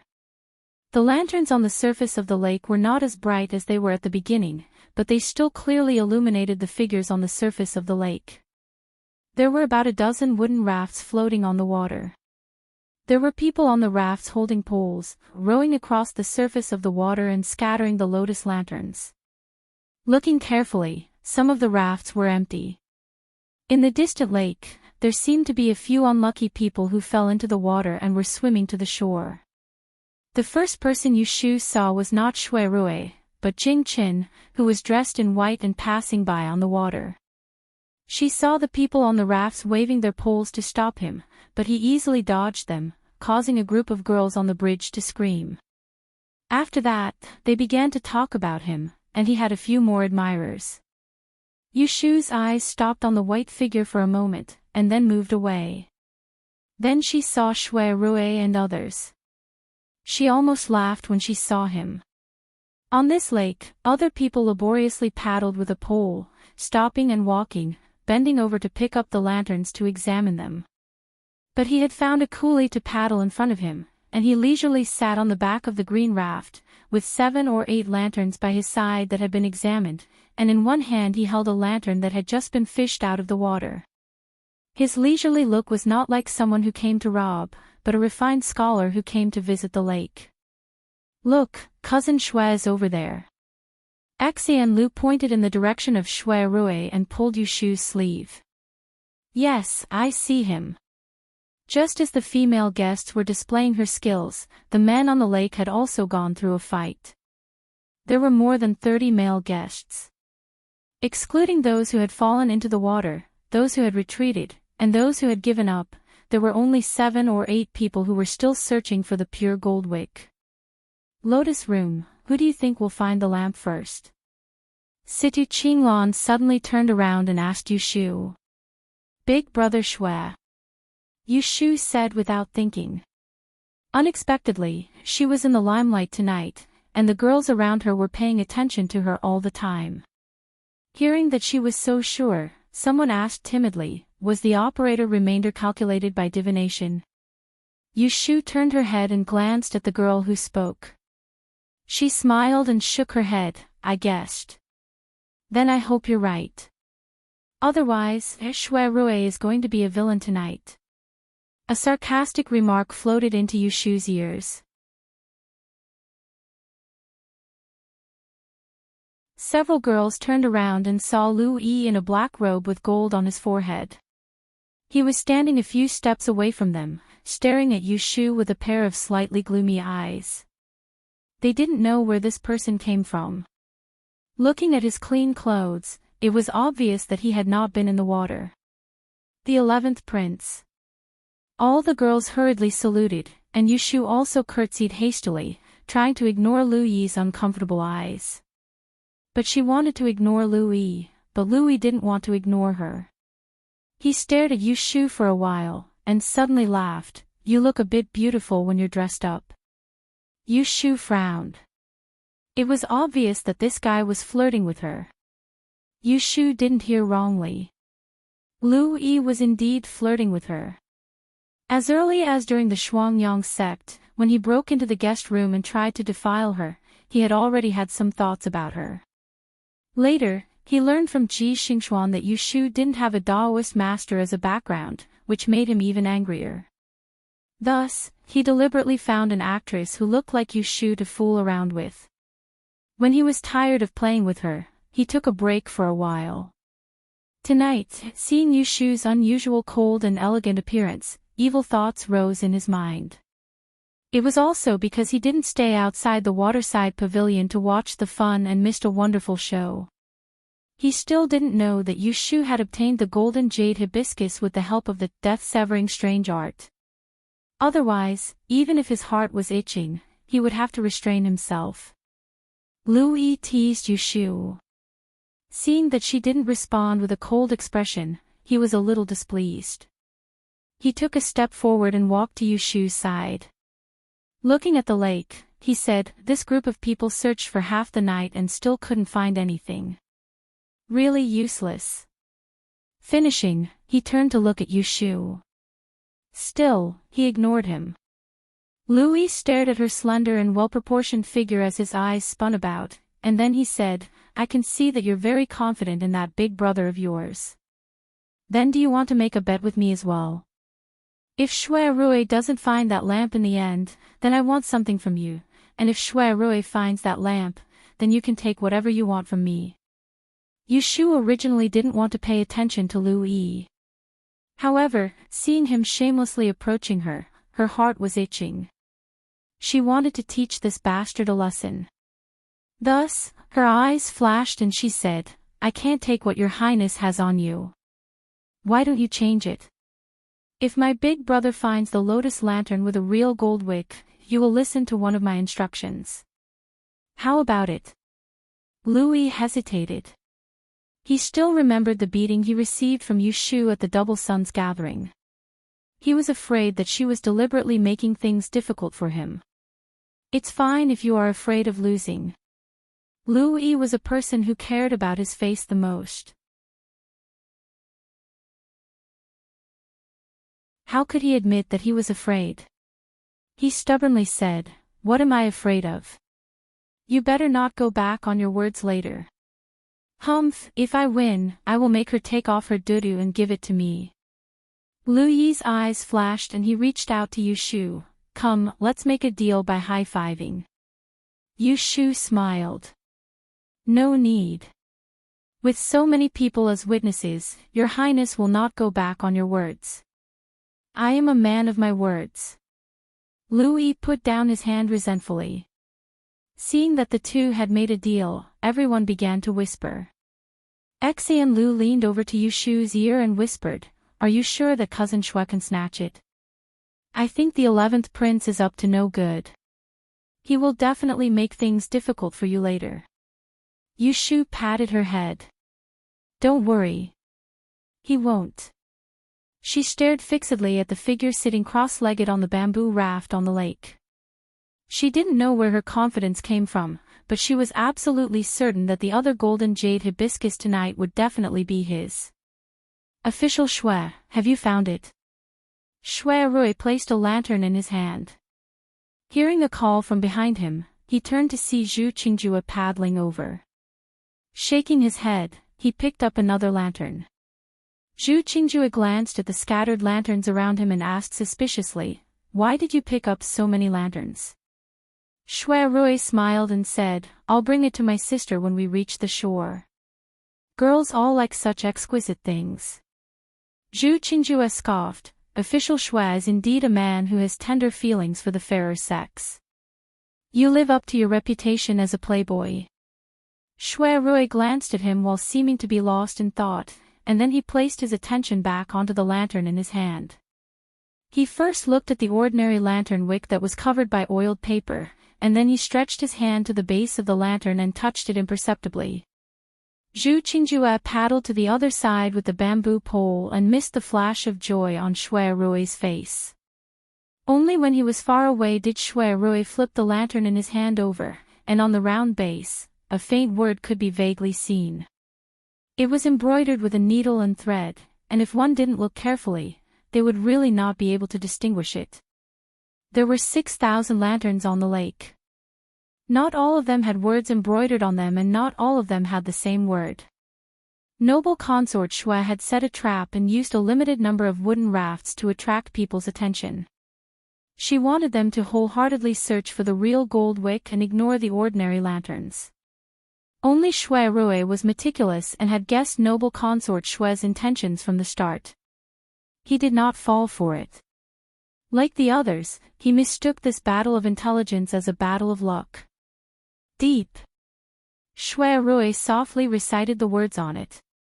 His gaze swept over the 11 lanterns beside him. He brought them up to his eyes and looked at them one by one, piecing together the words.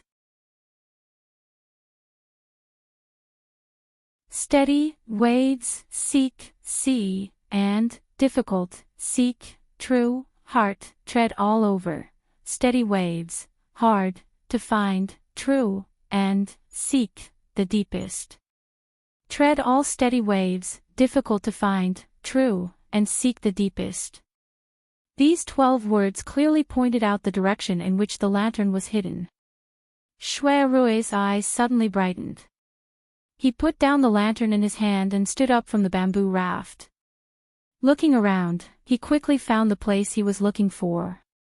"Brother, I'll have to trouble you to go over there," he said to the unlucky youth who had become his coolie, pointing at the small pavilion in the middle of the lake. That person accepted his fate and paddled in the direction he was pointing. The moment Shui Rui moved, many people noticed. Not only those floating on the lake, but also those watching from the bridge. Yushu saw that Shui Rui suddenly stood up and the raft under his feet flew in a direction, ignoring the scattered lanterns on both sides. She was puzzled. Where is he going?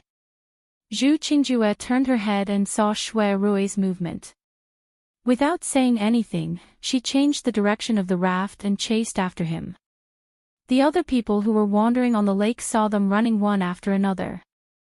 They also felt that something was wrong and cleverly followed behind them. In a short while, the 4 or 5 people who were still on the lake followed behind Shui Rui. Seeing that everyone was heading in that direction, Jing Chen hesitated whether he should follow them or not. At this moment, Shui Rui's raft stopped beside the small pavilion in the middle of the lake. Shui Rui stood on the raft and looked around. Strangely, there was not a single lantern within 10 feet of the pavilion. Tread on the steady waves and find it hard to find. Sincerely seek the deepest. He repeated these words again, and then slowly lowered his head to look at the pitch-black, bottomless lake beneath his feet. The steady waves lake was 10 feet deep. His swimming ability was average. In just a short while, Zhu Qingjue caught up and stopped beside Shui Rui. He looked around but did not see anything special. Only Shui Rui was staring at the lake. He teased, "What is Lord Shui doing here? Did the lantern fall into the lake?" Unexpectedly, Shui Rui raised his head and looked at him with a smile that was not a smile. He said, "So you also have a brain." If I said that the lantern was hidden under this pavilion, would you believe me? Under the lake. What kind of joke was this? You have a brain, but you are still lacking in courage. Shui Rui shook his head at Zhu Qingjue and showed a look of pity. He ignored Zhu Qingjue's rolling eyes and cupped his hands towards the young man who had been supporting him. He said, "Brother, I have one last favor to ask of you." What? You counted to 200.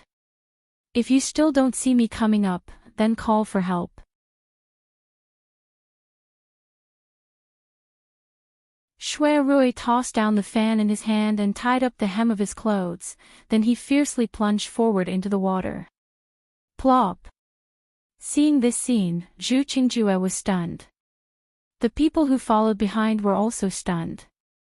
The people who were watching from the bridge were all stunned. You're tuning into the LoveLore Library YouTube channel. We're so grateful for your support, and don't forget to subscribe to join us on this incredible journey through captivating stories. Your generosity through donations truly makes a world of difference, as it's the primary source of revenue that allows me to expand and enhance this channel for you. Thank you from the bottom of my heart for being a part of this adventure.